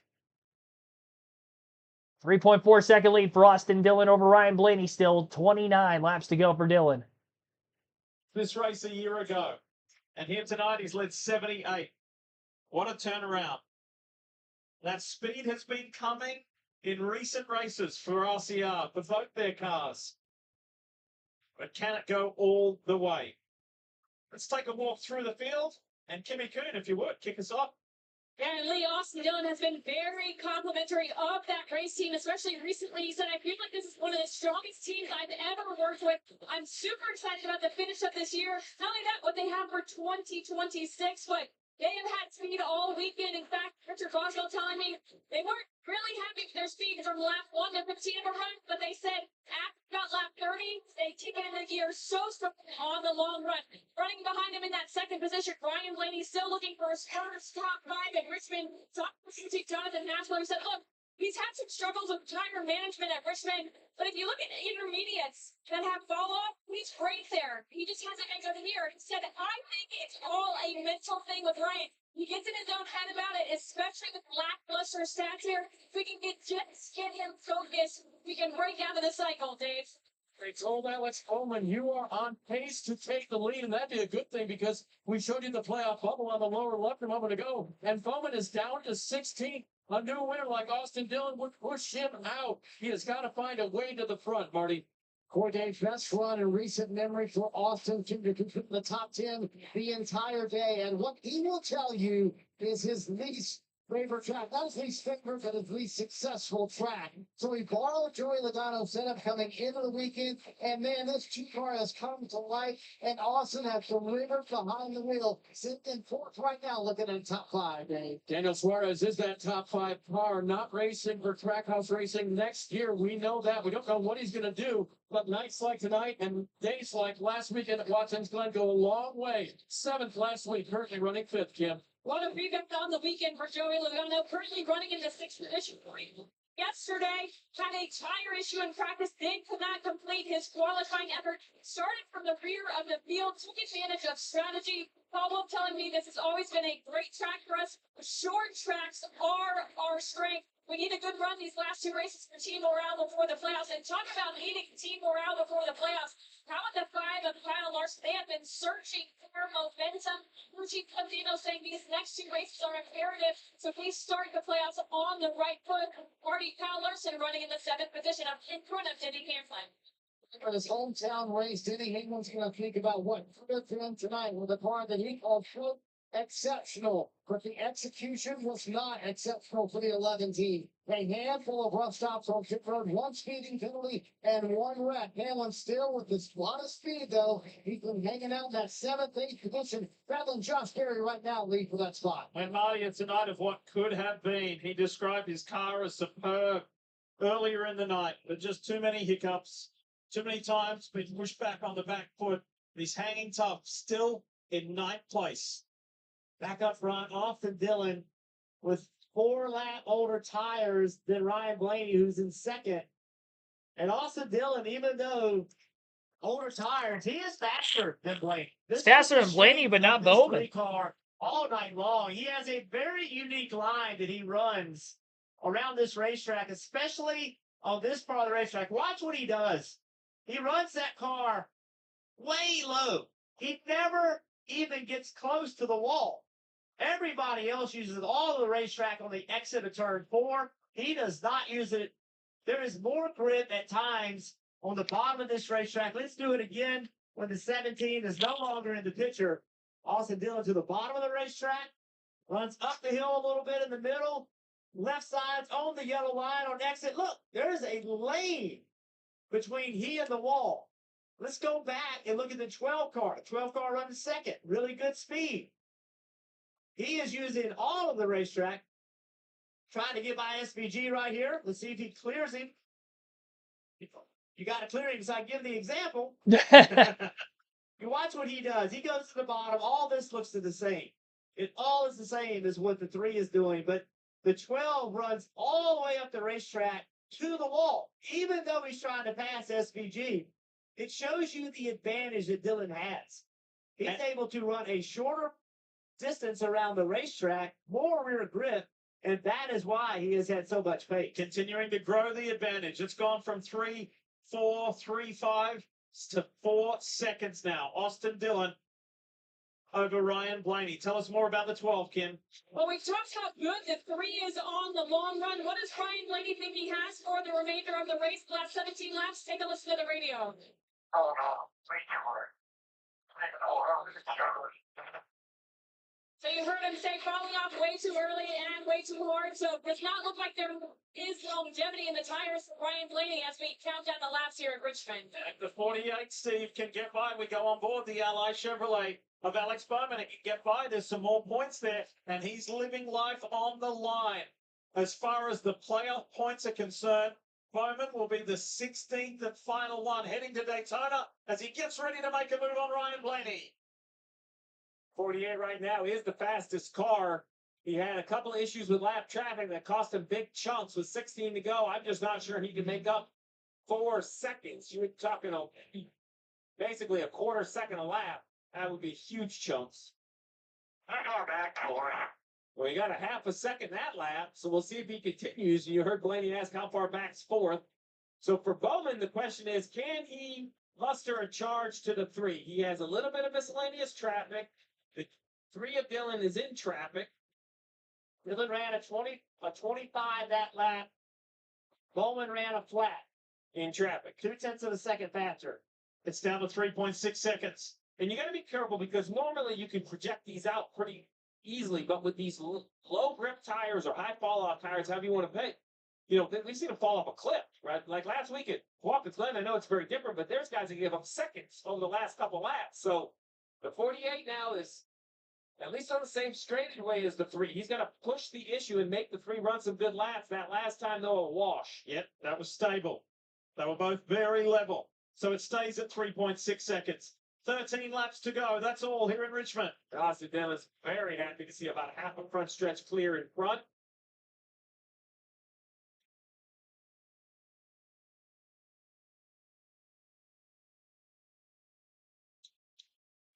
I was called out a year ago when I didn't think the practice speed of the 3 was real, and I didn't think he had an opportunity. We talked about it in the pre-race. I wasn't going to be caught off guard a second time. He came back a year later, a different tire, a year's worth of development, yet still has something between how he drives this racetrack and what they've given him to drive that is just different.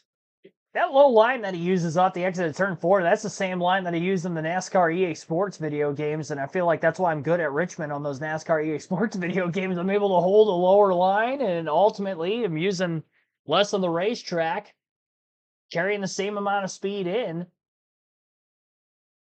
And, yeah, working out really well for Austin Dillon here today also. Alex Bowman's got some lap traffic working around him. He is eating into that lead, but I think he's a little bit too far back. I thought it was a bad strategy call for Austin Dillon to stay out. I thought he was going to get ran down. Obviously, Ryan Blaney's tires are falling off a cliff this run. He ran a 25.6 a little bit ago, which was like 6/10 slower than Austin Cindric in 4th behind him. Blaney's got a 4-second gap to the 4th place car of Cindric. As far as the battle for the lead, it's still about 3.3 seconds between Austin Dillon and Alex Bowman. Bowman trying to make sure the 3 does not go to victory lane, because if Austin Dillon wins, obviously he's in the playoffs. That would bump the 48 down to the 16 seed going into Daytona next week for the regular season finale. So a lot of pressure on Alex Bowman here to try to run down Dillon, but he's running out of laps. 8 laps remaining, and less than that now. We had a late race caution last year, which forced an overtime restart, and Austin Dillon was not able to hold on for the win without extracurricular contact between Denny Hamlin and Joey Logano in the late laps. Got the win, but he didn't get the playoff spot. Tonight, he's looking for the win, and he's also looking to keep the playoff spot. And it's very reminiscent to last season, where he had a few seconds over second place late in the race. He had the race won. And then something happened out of his control, had a chance to regain control. He couldn't. A lot of lap traffic in front of Bowman, probably going to hold him up here. They're 3 wide right in front of this 48 car. He's 3 seconds off the lead. He makes a little contact with Eric Jones and the 43. Jones going to get up out of the way of the leader. It's kind of a tough spot for Jones. He had been in the middle of that 3 wide battle. Already didn't have anywhere to go, and he's got one of the leaders right there behind him.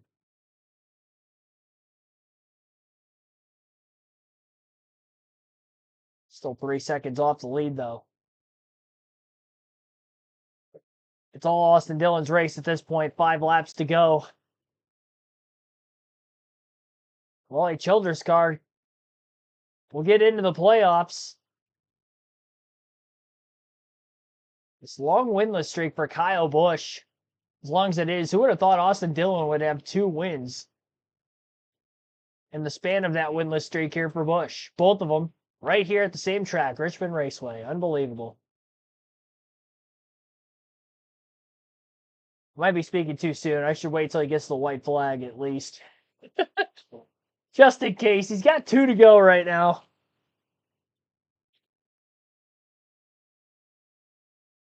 We've seen him before. 2.6 to Alex Bowman. Joey Logano just passed Austin Cindric within the last lap or two for 4th. Kyle Larson also just got by Daniel Suarez for 6th.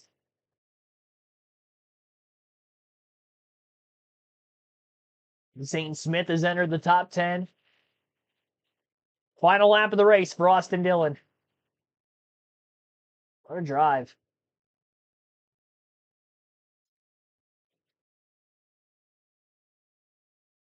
And 1 year to try to make up for the lost cause after last season and last year in August at Richmond Raceway. He's going to redeem himself, and he's going to get it done the right way tonight. Checkered flag is in the air. Austin Dillon wins at Richmond for the 2nd consecutive year. Alex Bowman brings it home in 2nd. Ryan Blaney 3rd. Joey Logano 4th. And Austin Cindric will round out the top 5. Kyle Larson in 6th. 7th place for Daniel Suarez. Josh Berry 8th. Brad Keselowski 9th. Denny Hamlin will round out the top 10. And we are going to go through the full field finishing order once we get the interview from our race winner. Go over some other race stats. In the meantime, man, I'm stroking out here for a second. It's getting late. 107 laps led for Austin Dillon in today's race. I think Wallace ended up leading the most laps. Then the tire came off the race car. Who knows if he would have had anything. Same for Tyler Reddick early for Austin Dillon. 123 laps led for Wallace. It was the most in the race. And the stage winners today was Tyler Reddick and Bubba. Austin Dillon, though, gets the final lap, getting the race win. He's a 14th different winner this season. I think Wallace still had the Xfinity fastest lap award as well. Look back at his lap time. Got to find him. 22.961. Yeah, he still had that. Only 2 drivers ran a sub 23-second lap time tonight. That was Wallace and Dillon. And Wallace's was quicker. 5 cautions. 3 per incident, all of them in stage 2. Caution free for stage 1 and stage 3.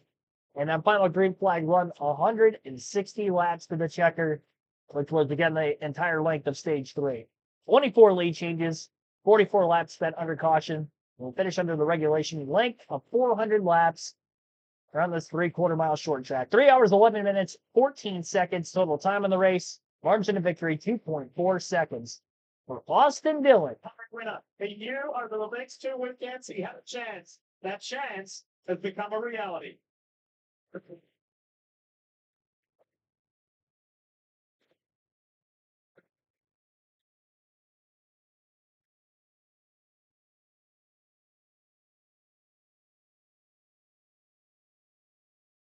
This is going to be a team celebration this year.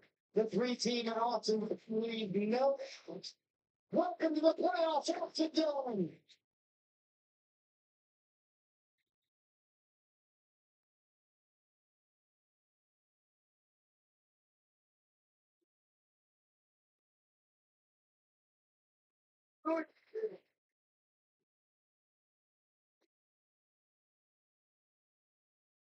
You can tell left it all out there on the track tonight.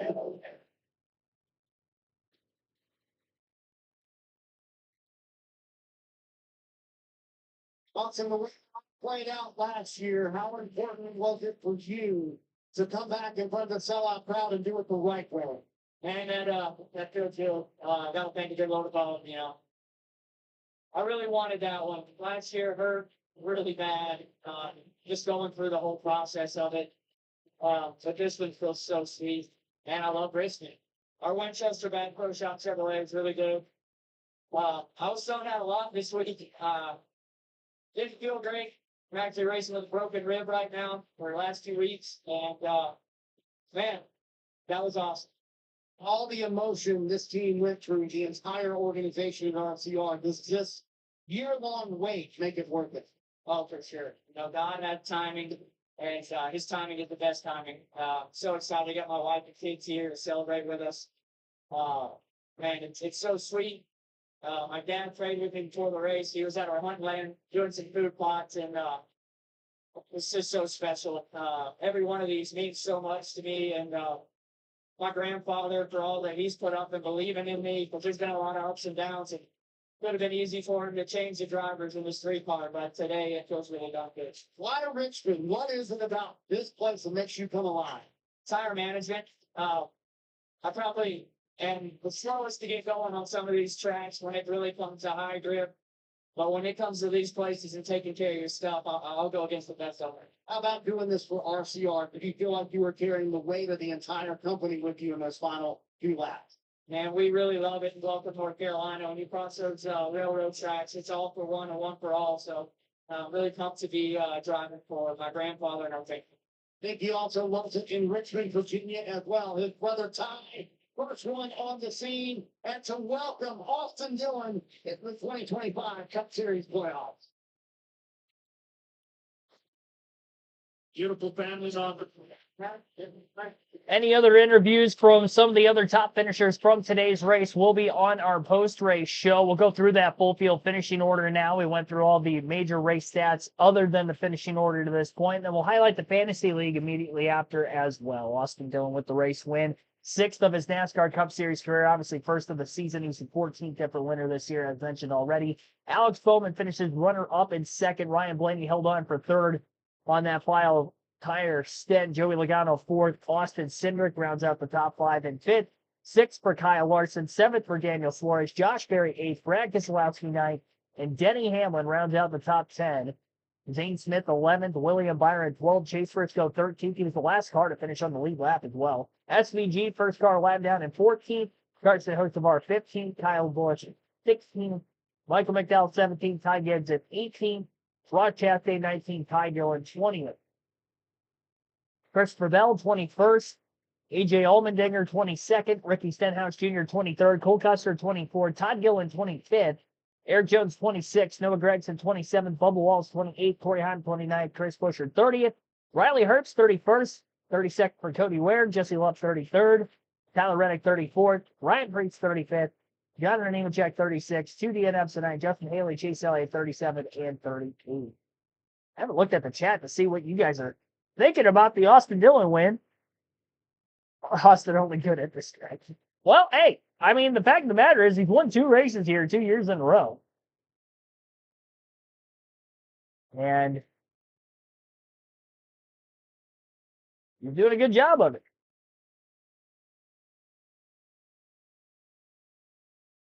Austin Dillon at Richmond is like Shane Van Gisbergen on any other road course with the next-gen car. In a weird way. Also, in a weird way, they came into tonight with the same amount of wins. 5 apiece. Austin Dillon 1 up again. And then at the Rollable, SVG will probably tie him back up at 6-6. Yeah, 2 wins at Richmond, 2 wins at Daytona for Austin Dillon in his Cup career.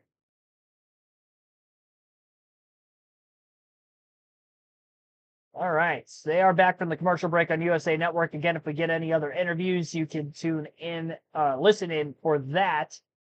More on the post-race show. We will go through the Fantasy League. You can join the NASCAR Fantasy League on the NASCAR.com website, NASCAR mobile app. Chance to win 2 tickets to any NASCAR race if you're choosing the following season, including the Daytona 500 if you win a regular season and/or playoff championship. More on that in a second. Here's Alex Feldman to finish runner-off.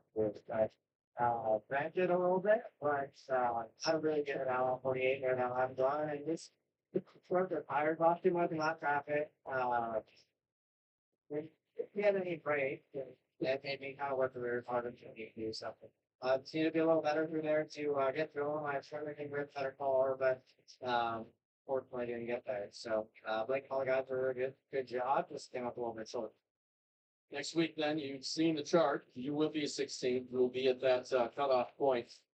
And you talked to us this week a little bit about being a stressor, right? So how will you handle the week and head into next week? Yeah, it's certainly really stressful on a lot of fronts, but I mean, I think with the way that race normally goes, it's about a must win at that point because I think you're both likely gonna have a new winner. So yeah, just need to go execute, try to win the race. That's all we really can do. It looks like we can maybe get to the 45. I think he had a bad day, so possible there, but looks like we got. So it's gotta go to work. That's all we can do at this point, and that's what we've been doing. Right? I've been doing a lot of good things, and unfortunately, just one spot short tonight. A couple weeks in a row, you've done strong. What about that team? Just the way you guys come together late. Yeah, the team. Clearly, we're not very popular through the garage with that last run, but still, doing a really good job and executing at a high level. So these all guys continue to work hard and try to overcome the situation that we're in. We'll keep digging. Alex, we want to watch next week. And Ryan Blaney gets his best. Richmond finishes first top 5 at Richmond. You come home third. That last cycle, though, what did the team have done differently? Yeah, I don't know. I think track changed a lot. I felt really, really good. Once we got like 10 laps into the last stage, it kind of went from like 7th to 2nd. Like, man, I'm pretty good here. And then kind of got the lead there. Then he got it back from me. I was kind of starting to go 3.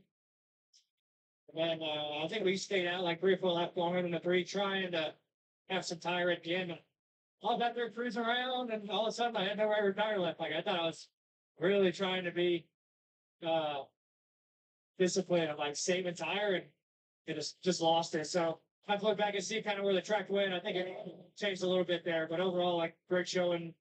All of Team Penske, me, Joey, and Austin running top 5. By far the most fun I've ever had at this place. That's for sure. So I appreciate Body Armor and Ford and Arts, Dex, everything. Love Ashton Bulletproof, everything for what they do. And yeah, really good showing for us. Looking forward to next week. Do you feel like something clicks differently for you this race? Well, I always look at different ways to get around here. Every time I come back, and only the secret, like, I struggle really bad here, and I work really hard to try to figure out how can we improve, like, how can I improve, how can we work on the car to figure out what we match.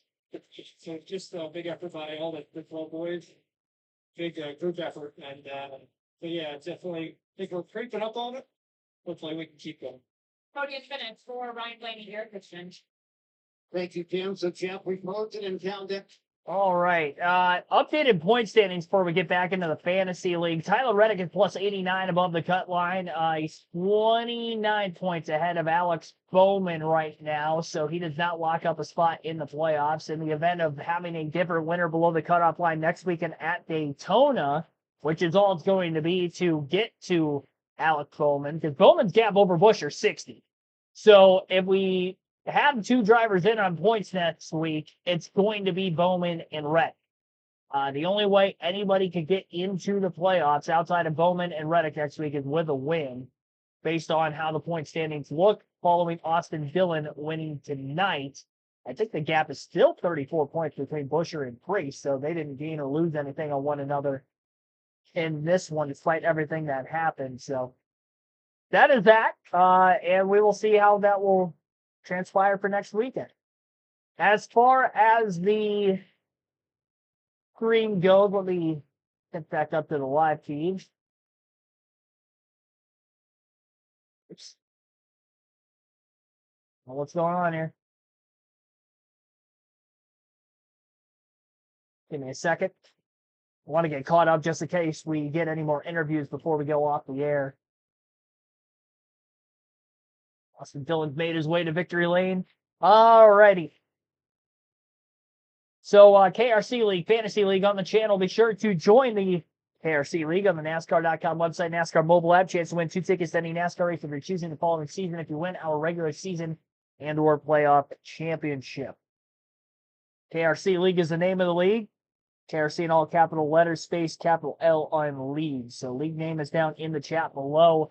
1 race left in the regular season. We'll take a look at those points going into tonight and then who scored what. So, Fantasy League. My team this week was the same as last week, and the reason why is because I forgot to set my lineup. So, This is the first week I think that I forgot to set it completely from 1 week to the next. So no bonus points on the head-to-head. I would have had Blaney, who finished third. Steve Frisco had a top 10, and nobody else on the team had a good night, but Cal Busher fell SVG in the garage. Whoops. He's totally logged out again. Here's the Joey Logano interview after he finished fourth place tonight. Just not our weekend. Had a really fast field punch on Mustang, probably the most frustrating top five you can imagine. I felt like our car was good enough to win. They got up there from the back, flat right rear tire, go back again, and then, steady grind back into the top five. And, and the car was really rhythmic, but it's a little too late. Maybe 500 laps instead of 400. Proud of the car, proud of the effort to fix the car. But also really frustrated. I felt like we had the beach. All right, so some frustration. Cricket Paul Wolf told you before the race, you guys really need momentum these next two races, this weekend in Daytona before the playoffs. Despite the frustration, does this count as momentum? Yeah, I mean, we did nothing wrong, right? Like, you look at the weekend, we did a good job at, the setup of the car was good, pit stops were good, we managed to race 12 today. Just two flat tires, one from practice and one in the race that were just punctured. They weren't even us being aggressive. It's just running something over. So it's that part's frustrating, right? Because I'm the first race I am. I don't believe in luck, but yeah, I'll only have bad luck. Despite the bad luck they described, you had the very strong showing here at Richmond. Yeah, Keating mentioned it, 3 cars in the top 5 until that chat went off to Zimbrick for one who really impressed me tonight. Outstanding run, Austin. And I kind of said it late in the race. Not your best racetrack. I think you said over your career, right? So how did you guys find this level of pace here this evening? Yeah, I mean, obviously, fantastic for everybody at Team Penske, you're going to the top 5, next up, second, we got to win. But otherwise, proud of the effort, proud of everybody on the car. It was really tricky race with the conditions evolving as much as they can. And really proud of my guys to put forward solid execution. It's that part of the year that we need to do that. I do really like this racetrack. I like it because there's no to hide. If you suck through bad, like it's really bad, but when you're good, it's super gratifying to get into that rhythm and really be able to place your car exactly where it needs to be. These guys gave me a great amount of Austin, you're getting ready to start the playoffs here in a couple of weeks. How do you feel your team is poised to move into the playoff? I think this run and a couple others like it recently, I feel like show what we're capable of. If not, we have more. I feel like there's more on the table for tonight, more on the table in races like Indy and Iowa recently. So I'm really poised for the effort. We come in, whatever happens to Daytona next week, we come in with as good a shot as anybody to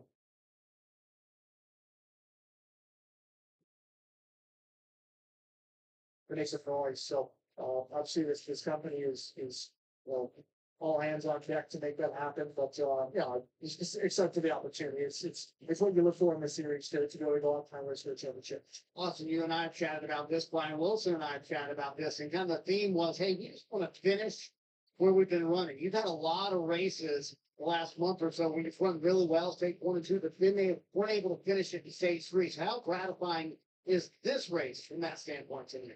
Yeah, well, it's funny because Brian and I are very similar. We're very process driven, but he likes stats, and I don't even look at it. And if you look at stats from our year, our stat line isn't overly impressive at all. But I think you look at stage points earned throughout the year. I mean, let alone just points that I've gathered. Certainly my best season so far, but it shows we've been running well. Just finishing that off, and that's what's so hard about this series. And while finishes like tonight are very satisfying, but keep happening well. I know to congrats in the top 5 you see, and they don't expect it. Like great run for not only Alvin Chinner, but the entire group at Team Penske. There's no one better than I was going to say, no one better than Austin Dillon, though. On to the Fantasy League. We'll go through the finishing results for this weekend in the KRC League. 182 points is what it took to win. Oof, gets it done. You, followed by 5 Fs in a row. David Sir finishes in second with 165. Jordan 1199, with 158 in third. P-Chat Motorsports 150, tied for fourth with CRN Corona, who also finished with 150. Again, I forgot my lineup, so I finished 15th. So, that was that coming into the week. I believe Monster Jam X10 was our regular season points leader. He was sitting with 46-56. He had just a 23-point lead over Evan, 48-48, and 103 points over myself. So let's see where Monster Jam X10 ended up this week. He had 144. And second place in points, Evan, 48-48, is going to lose a little bit with 121. Obviously, I lost some as well with not having a good performance. Well, we got some people in the fantasy league running out of usages for a lot of other drivers. Who did I start fantasy this week? Nobody important. I forgot my fantasy league lineup today. Unfortunately, I was gone all day, and I had a chance when I got back. I got done with the notes about an hour before the race started and just forgot about the fantasy lineup. So, yeah, that slid by me. That's on me. That was the first time I forgot all season. I'd forgotten to submit the final roster with the garage driver at various points throughout the course of the year. When I was at Texas, the internet was bad enough there that I actually couldn't even get into my fantasy league while I was at the track that day. So that one actually wasn't my fault, but the other ones have been, and yeah, this week was a big blunder for me. Didn't have a great shot at the regular season championship. 103 back with a race to go. Still have a shot mathematically at Daytona next week. Things could get nutty on the fantasy league side of things, but I don't expect much for myself. Appreciate everybody that tuned in for tonight's live commentary stream. I believe they are going off the air on USA Network, and we will be going off the air here as well. Be sure to tune in for next weekend's live commentary content. Daytona, baby. NASCAR Xfinity Series race will be Friday night. Cup Series race on Saturday night. I'll get the start times up for you real quick on the channel. I'll also post them in the community tab next week as well. Qualifying for the NASCAR Cup Series next Friday at Daytona will be at 5 p.m. Eastern. NASCAR Xfinity Series racing will be followed at 7:30 p.m. Eastern. So doubleheader on Friday, just like we had this week. And then the NASCAR Cup Series race Saturday night, Daytona. Big NBC for the first time this year. Regular season finale, 7 p.m. Eastern. Same start time we had tonight. Hope to see you for that and much more through the rest of the season. Be sure to hit the like button on the stream if you haven't done so yet. Didn't quite get to 100. We're at 90 right now. Definitely helps the channel out a ton. Great job for you guys that did hit the like button this evening. And again, thanks for just tuning in every weekend. We'll be back for more with Daytona. Should be fun. Had fun tonight, too. It was a great race, I thought. Probably the best short track. Not probably. It was the best short track race of the season. And Austin Dilley, congratulations. Getting the race win here tonight. Second year in a row at Richmond. Have a safe Saturday, the rest of your evening. Have a good rest of your weekend in general, because we won't be back with the live commentary content until Friday. We will have NASCAR 8 content on the channel tomorrow. I'm not sure what time or what series yet, but I'll keep you posted in the community tab at some point tomorrow afternoon. Thank you all so much. Have a good night.